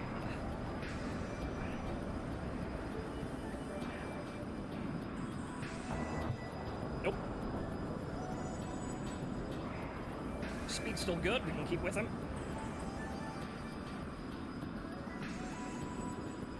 Oh, he's slowing down a bit here. What do you know? He's actually doing a scissors properly. Oh, hello. Where are you? Nope, too... I was waiting for him to come onto screen, but nope. Nope, still too low.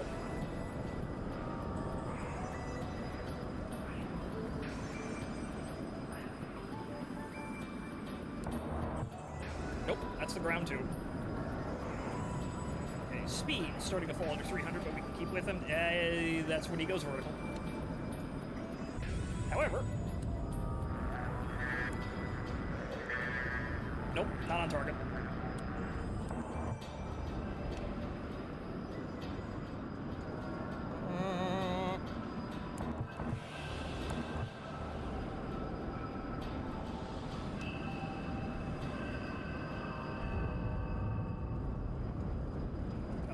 Come on, come on. Stay on him, stay on him, stay on him. Come on, bring those over. Okay, hit some hits. Come on, come on, come on. There we go, sawed his fucking tail off. Uh-oh, I did it again. Okay, so before I hit the ground here, where is it, where is it, where is it? Air start, air start.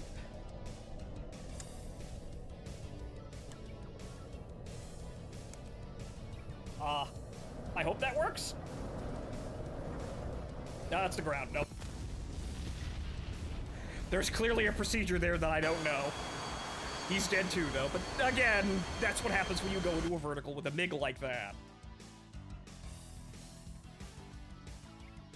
Lesson learned. It's not just an accident like that. Even with the afterburner, it's still an incredibly bad idea.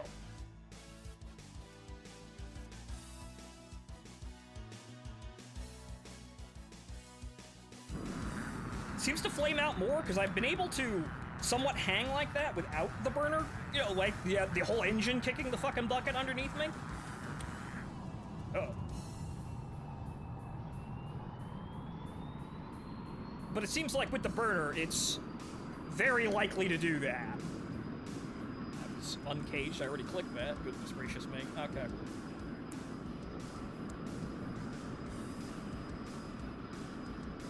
Once more with feeling.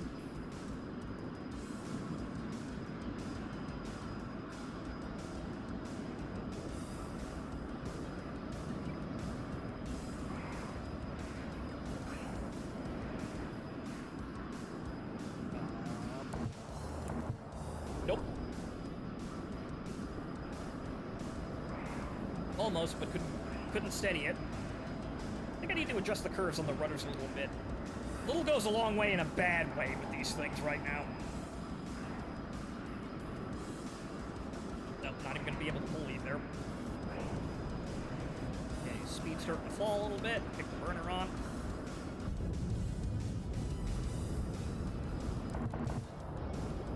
Nope. We're off.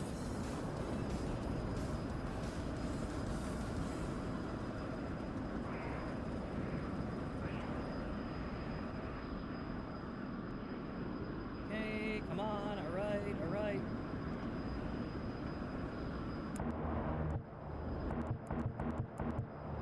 No?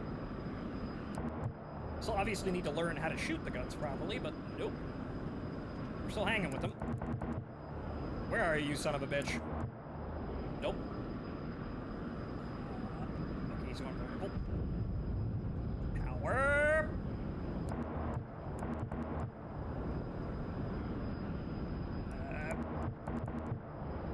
Hits. Yeah, okay. I think something... no. Did I stall the engine again?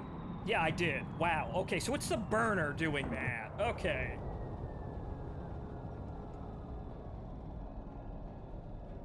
Well. So it's the burner that causes that. Alright, noted for the future.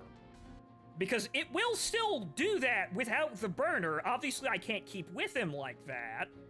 But the burner seems to encourage the engine to flame out like that, which... oh no. I guess there's too much gasoline and not enough airspeed. Right, noted. So, that's the reason why I would want to use the burner, but don't. So, generally speaking, in most cases, it's a terrible fucking idea. Don't do that. Noted.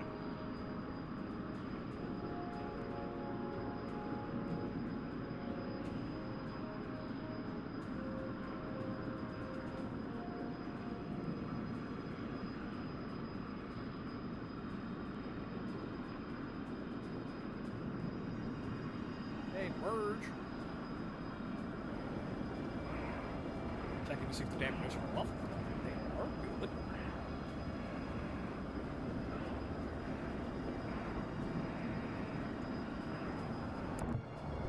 Maybe fired a little earlier, they would have got him, but no.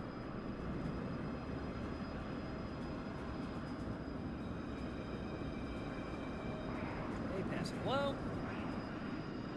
Nope, can't get the nose on him.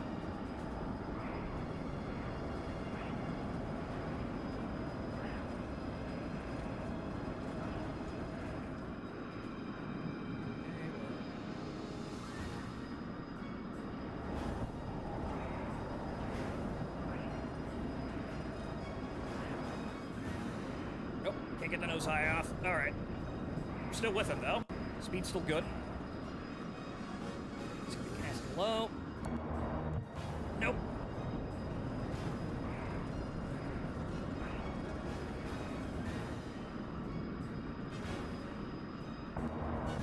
Nope. Low.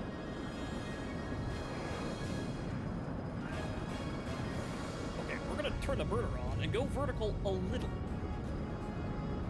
Basically just enough time to get a fucking missile shot.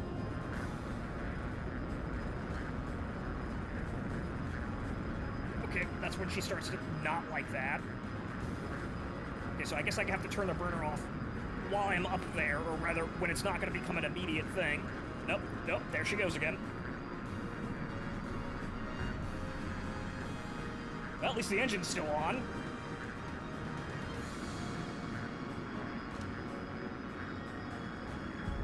So yeah, it's the burner that's causing that. So don't stall with a burner on.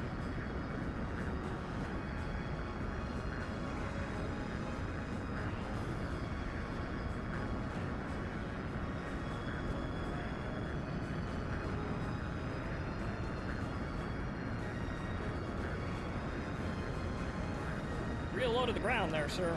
Turn that burner off, we don't need it.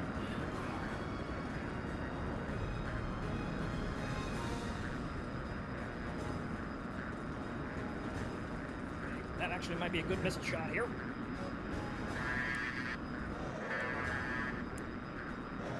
Fire 2, no. Nope, no dice. Again, well, they're AIM 9Bs.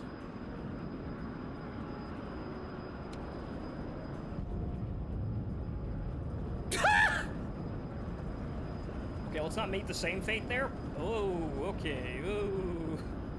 Maneuver kill. Okay. Well, I'm not dead, and I've learned about the afterburner problem, so good. So again, when he goes vertical, that's when the F-100 struggles to keep with him. So you want to use the burner, but as we saw there, stalling while you're using the burner will cause the entire engine to flame out. So you can't really do that ever.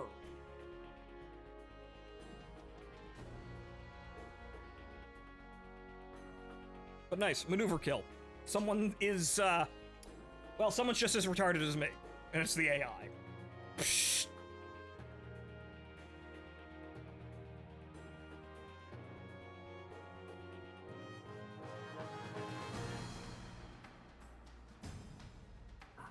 Get some coffee.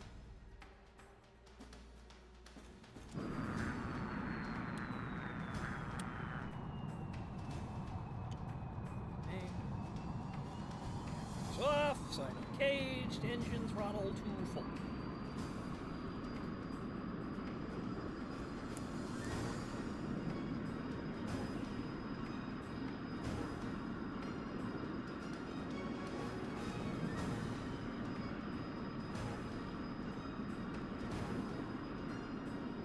Right.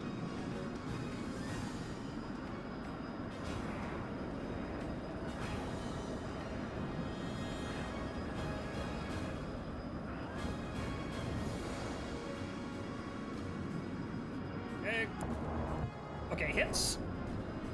Nothing vital, but hits.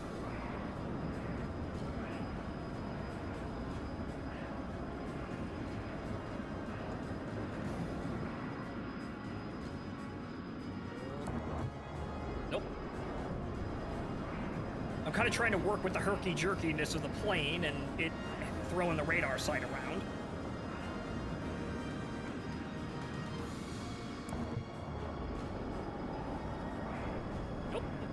Okay, speed's still good. Keep with him.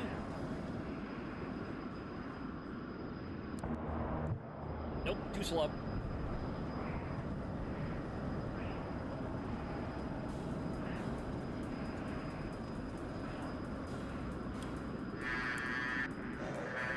Nope. Psst, AIM 9B. I thought I had a shot there, I didn't.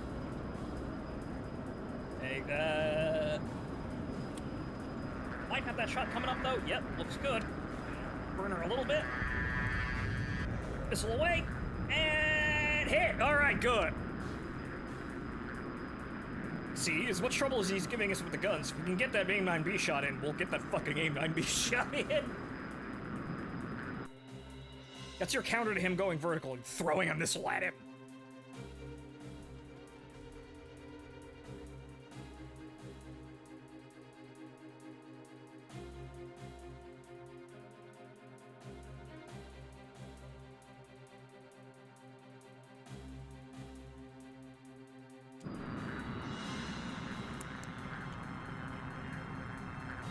Okay, that was nose gear steering. I hit another button. I had to think, what the hell was that? Alright. Cage, throttle up.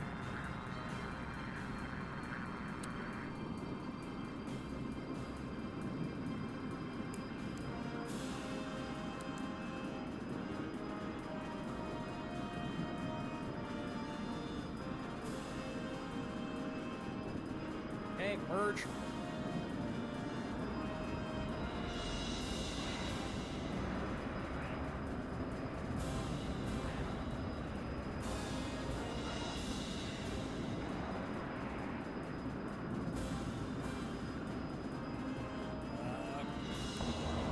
Nope, right above him.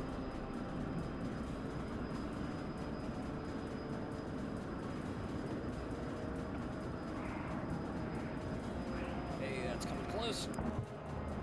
Nope.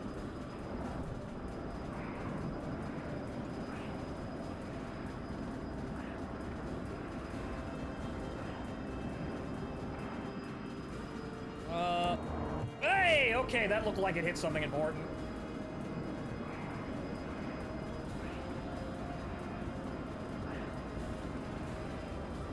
Nope, he's still up.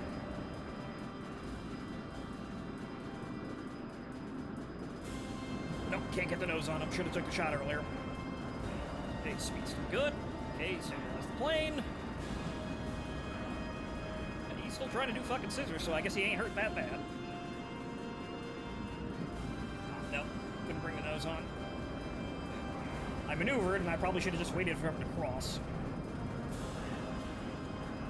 He's doing the vertical thing again. Kind of lazily here. I might be able to get the shot before the engine stalls. Nope, nope. No. We are not playing that stupid ass game.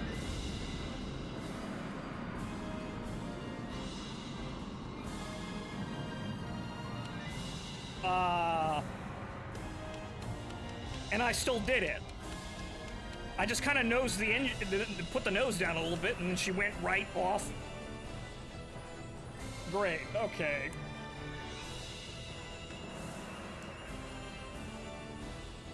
Hang on here.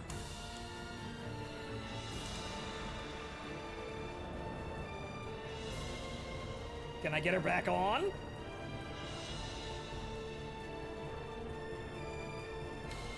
There's probably more to the procedure to that, but no. Okay, hang on here. Well, if you're gonna do something, do something. Wait, no. Oh! I'm actually out of ammo. Or rather, the guns aren't firing. That's a problem. Wait, no. Okay, no, she's coming back. Hey! Whoa! Hey, that does actually work. I just need to not hit the fucking ground in time. All right.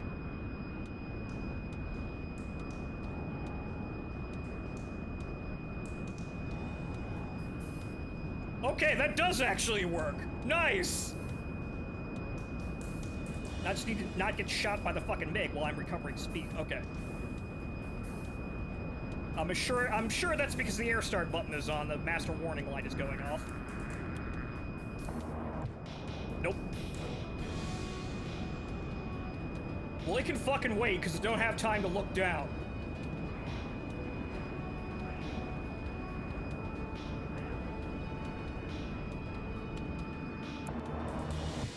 Come on.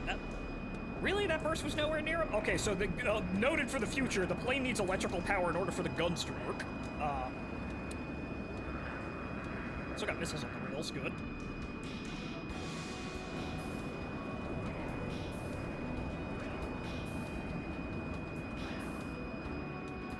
Crossing front, okay.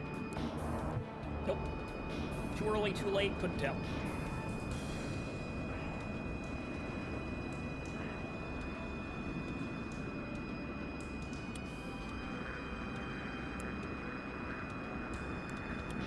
Okay, no, the sidewinders do not want to come off the rails.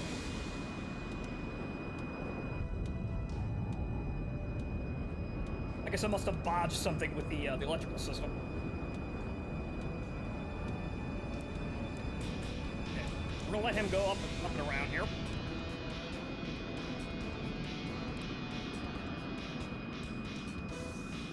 That appeared, well, that didn't silence the warning. I don't know what that is going off in my ear.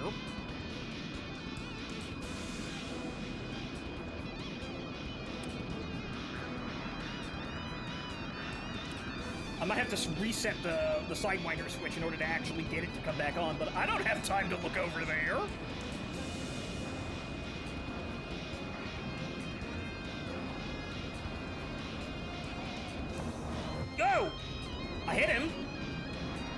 motherfucker actually got a shot back off on us.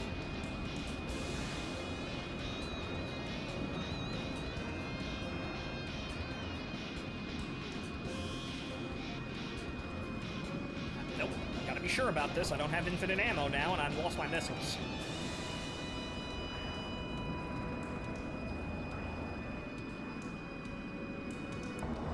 Nope, low.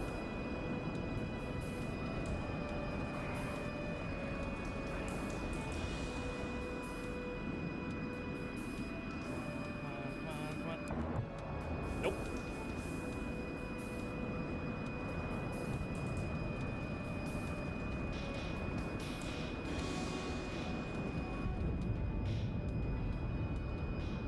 No, I am not going vertical with you. I'm gaining more speed. Thank you. Well, at least I now know how the air start procedure works here. I'm probably going to want some hotkeys for that.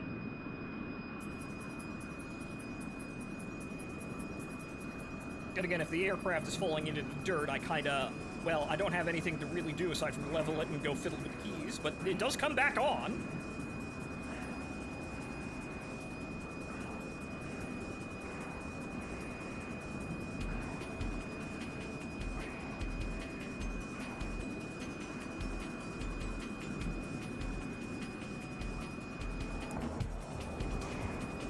Nope, no. Okay. Hey, back with him. Speed's still good.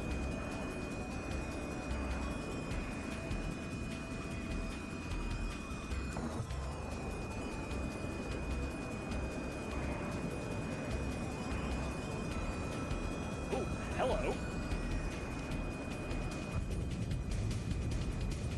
Nope, going back in vertical again.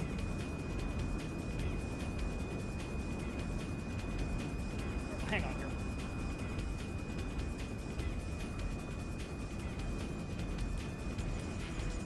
Maybe that'll fix it. Or...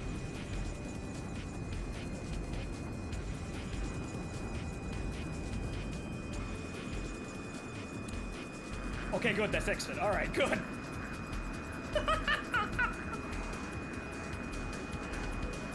My frantic bullshittery has worked!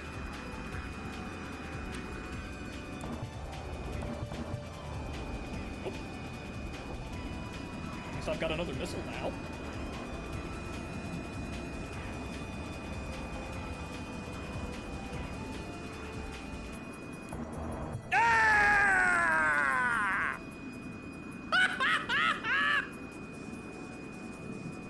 Okay, that's one for the Twitch highlights there. That entire goddamn dogfight. All right. Still don't know what that ringing is, but got the son of a bitch.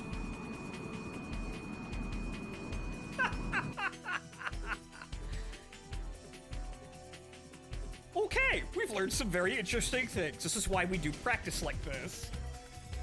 See, I didn't actually even know anything about the air start procedure, but I saw the air start switch and I thought, you know, maybe it is as simple as flipping that on and pressing the igniter? And it appears so. It just takes a bit.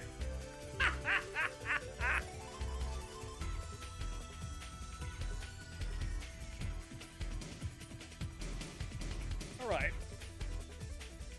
How long have we been going here before? About 4 hours here. All right, we'll put a couple more in here. Then we'll go play around with the Zell, which I have absolutely no idea how to manage, but we'll see.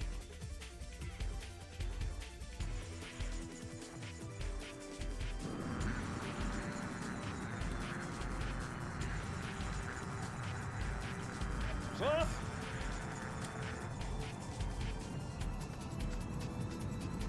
Well, up. Good. Okay.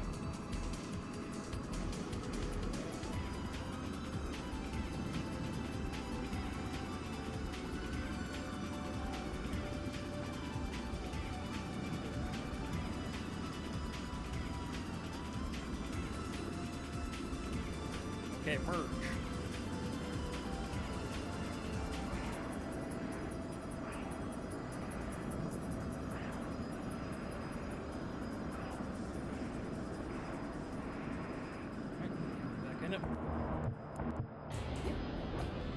Nope. A little bit low with the target, couldn't pull it up in time. You couldn't exactly see which way he was turning. You've only got seconds to react to that kind of situation, and oh well, you're not gonna get all of them. No, can't bring the rudder over. Tried to point the nose with the rudder, but wasn't giving it enough.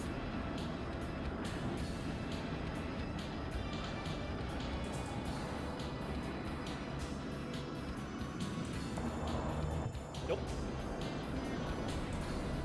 Right angle, bad trajectory. Slow, and... Ah! Got the son of a bitch! Very good.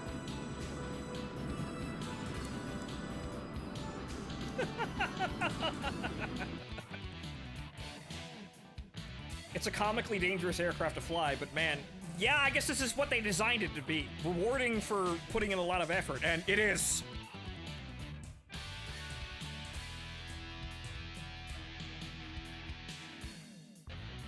Alright, one more, and then we'll go faff around with the Zell, huh? I think I got my entire, like... I got the moment here after accidentally stalling the plane, restarting it, and then still getting the kill after fiddling around for several more minutes.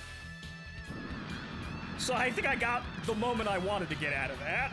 That's definitely memorable.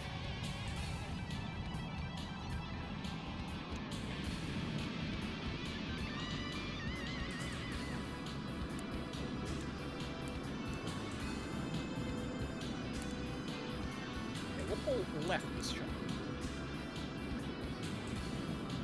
Hi, Saber Dance. You mind calming down a bit? Thanks.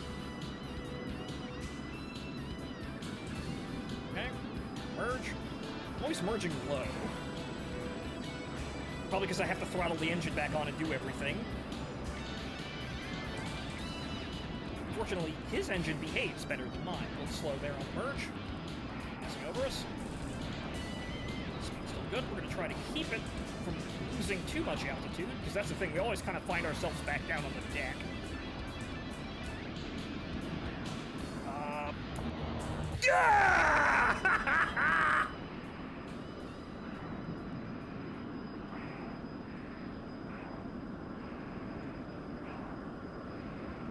He ain't dead, though, somehow. Pretty sure I saw a few go into the cockpit, but he ain't dead somehow. No, he's still coming back for more. All right, you son of a bitch.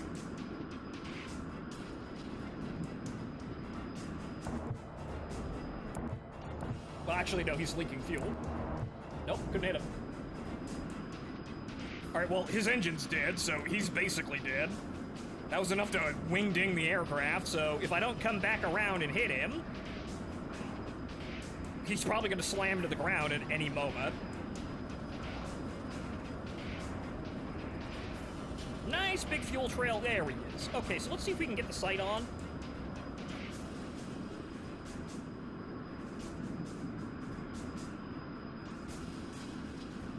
Nope, he ejected. All right. Well, that's our kill.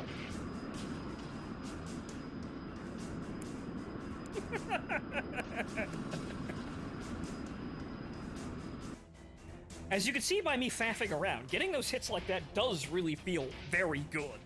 And as far as DCS aircraft go, if you're really ready to actually play DCS,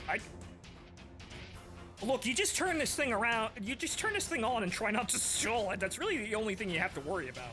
I'm sure it gets more complex, though.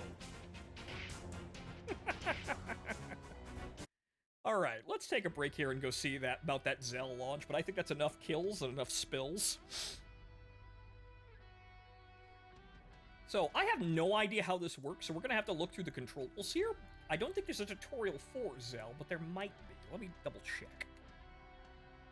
No, there isn't one, but there is a mission for Zell, which I'm assuming, that's my mission, instant action.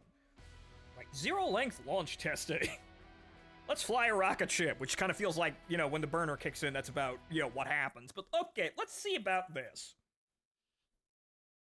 Obviously, we need to raise the aircraft and then ignite the booster to get us off the fucking rails, but I'm not exactly sure what's going on here, so let's figure it out.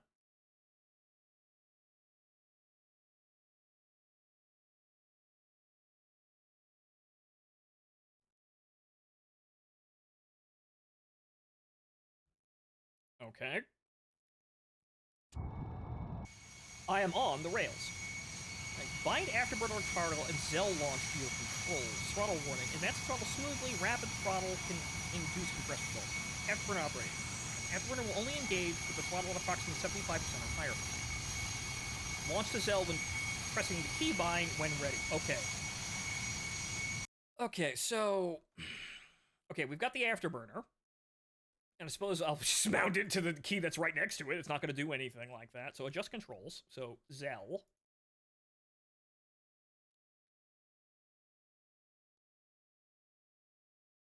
Okay, Zell, we have to raise it to the start position first. So Alt-E, and then we'll just put this on this key over here.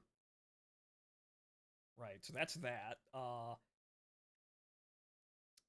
Alt-E raises it to the start position, so I guess what we do is we throttle up to full, and then hit the afterburner, and then send the rocket, kick the rocket motor on, and it'll launch us off the platform. Or rather, that's... Right, okay, so that's launch. Okay, so that's probably what does it then. So we just kind of time it with afterburner. So it'll when we hit launch, it'll ignite the rocket booster and send us flying off into the air. Good!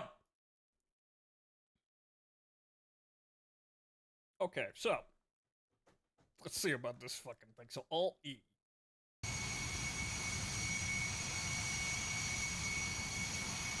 And up we go. Okay, so let's do it from the exterior just for this, because I'm probably not going to need to manage this terribly well.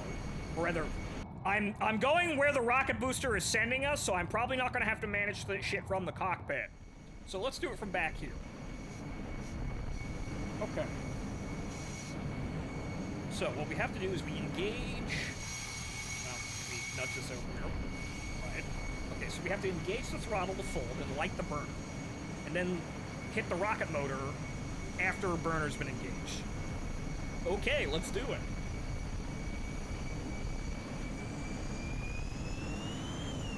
Oh, nope, too fast. Careful, careful. Too excited.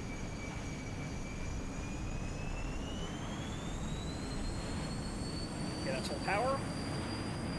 Burner. And launch!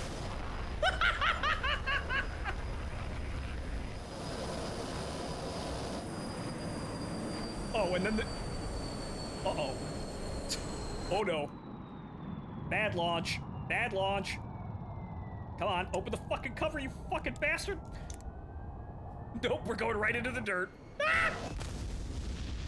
Bad launch! Up, and then immediately back down. Oops! Okay, so maybe we should manage that from the cockpit so we don't accidentally compressor stall the aircraft. Wikipedia entry. Yes, for the zero-length launch system Wikipedia article.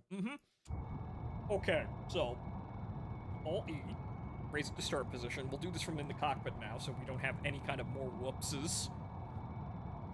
Okay, so there's a little bit to manage there. You can't really nudge the aircraft around at that. Right, that's probably what did it. You nudged it, or... Throttle reduce compressor, afterburner operation. Right, no, so that's what it is. I had the afterburner on and I was at low speed, so that's probably what stalled the aircraft. Right, okay, so that's what happened here. So I made a little bit of a whoops there. Maybe it just doesn't like being maybe I have to engage afterburner after I launch. That's probably a safer bet. It's probably safer! Because, you know, the rocket booster is going to get us up there no matter what the fuck happens, and we engage the afterburner after the rocket has gotten us up to a certain speed. So, the afterburner really does not like slow speeds, as we've seen, so that probably was the error there. So hang on here, throttle up. Nope, nope, nope, too fast.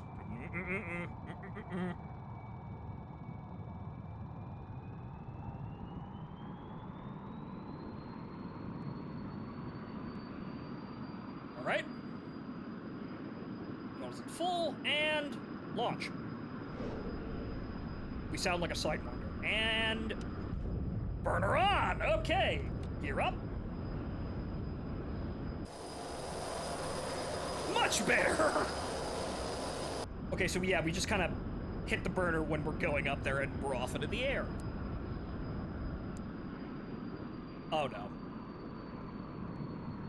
Oh, I did it again, didn't I?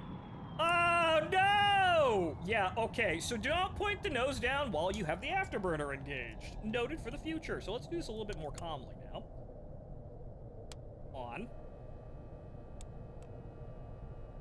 So we know that the aircraft will come back on. So yeah, don't nudge the stick down at all while you're doing that.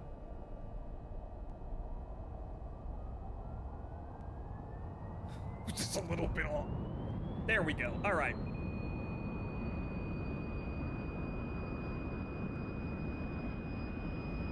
Good that I know how to do that now, but really be careful with that. I guess we just use the afterburner to keep us into the air, not anything else. Because, man, that really don't like that. Really doesn't like that at all.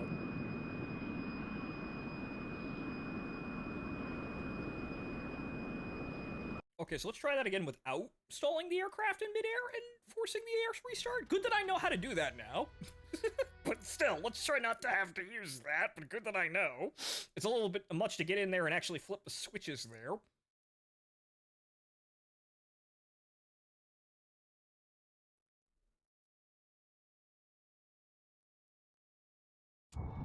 Okay, so let's try that again.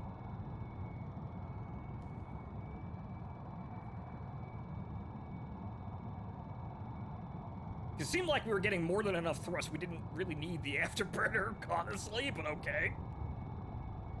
Okay, throttle up. Very, very carefully. Very, very carefully, and then abruptly launch into the air. Okay, and launch.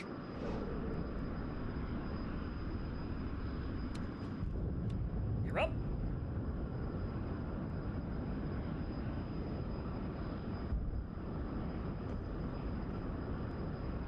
Very smoothly, very gently, move the aircraft over and circle the airfield. Very careful. No sudden movements now. The plane might basically have a heart attack and die.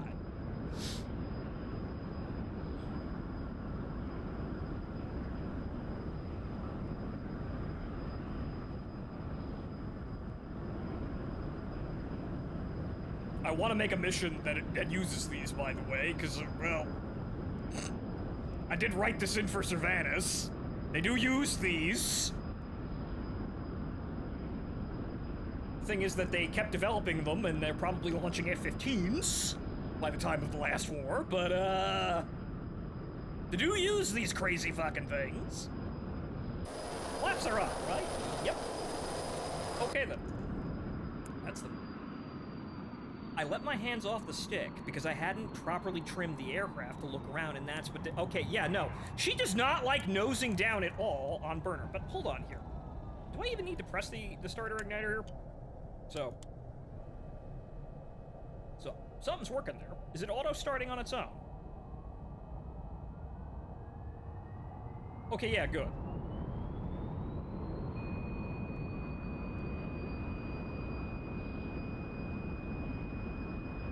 Okay, so the afterburner is extraordinarily touchy to nose down.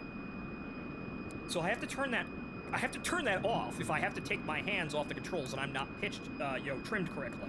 So the trim control, like, that's what bugs me. Man, that thing is temperamental! So she's very, very sensitive to just nosing down at all.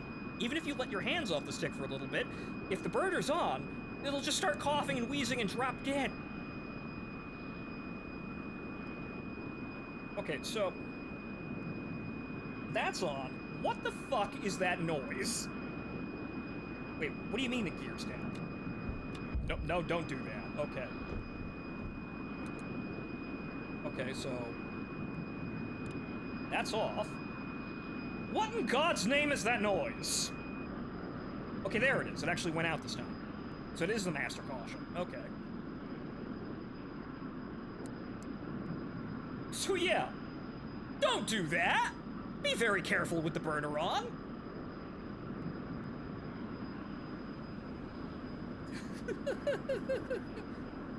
She's quite the entertaining little plane, isn't she, though? Boy, my grandfather knows how to pick 'em, huh? I suppose the Air Force picked this matchup, though, but...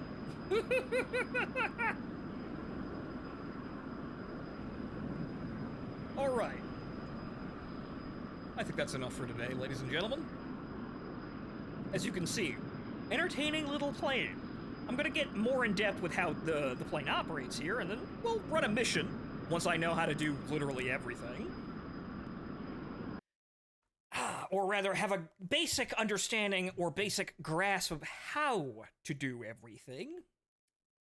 Keep most of the comedy on stream. As you saw, that's, learning to use the Zell immediately had some rather interesting moments, huh?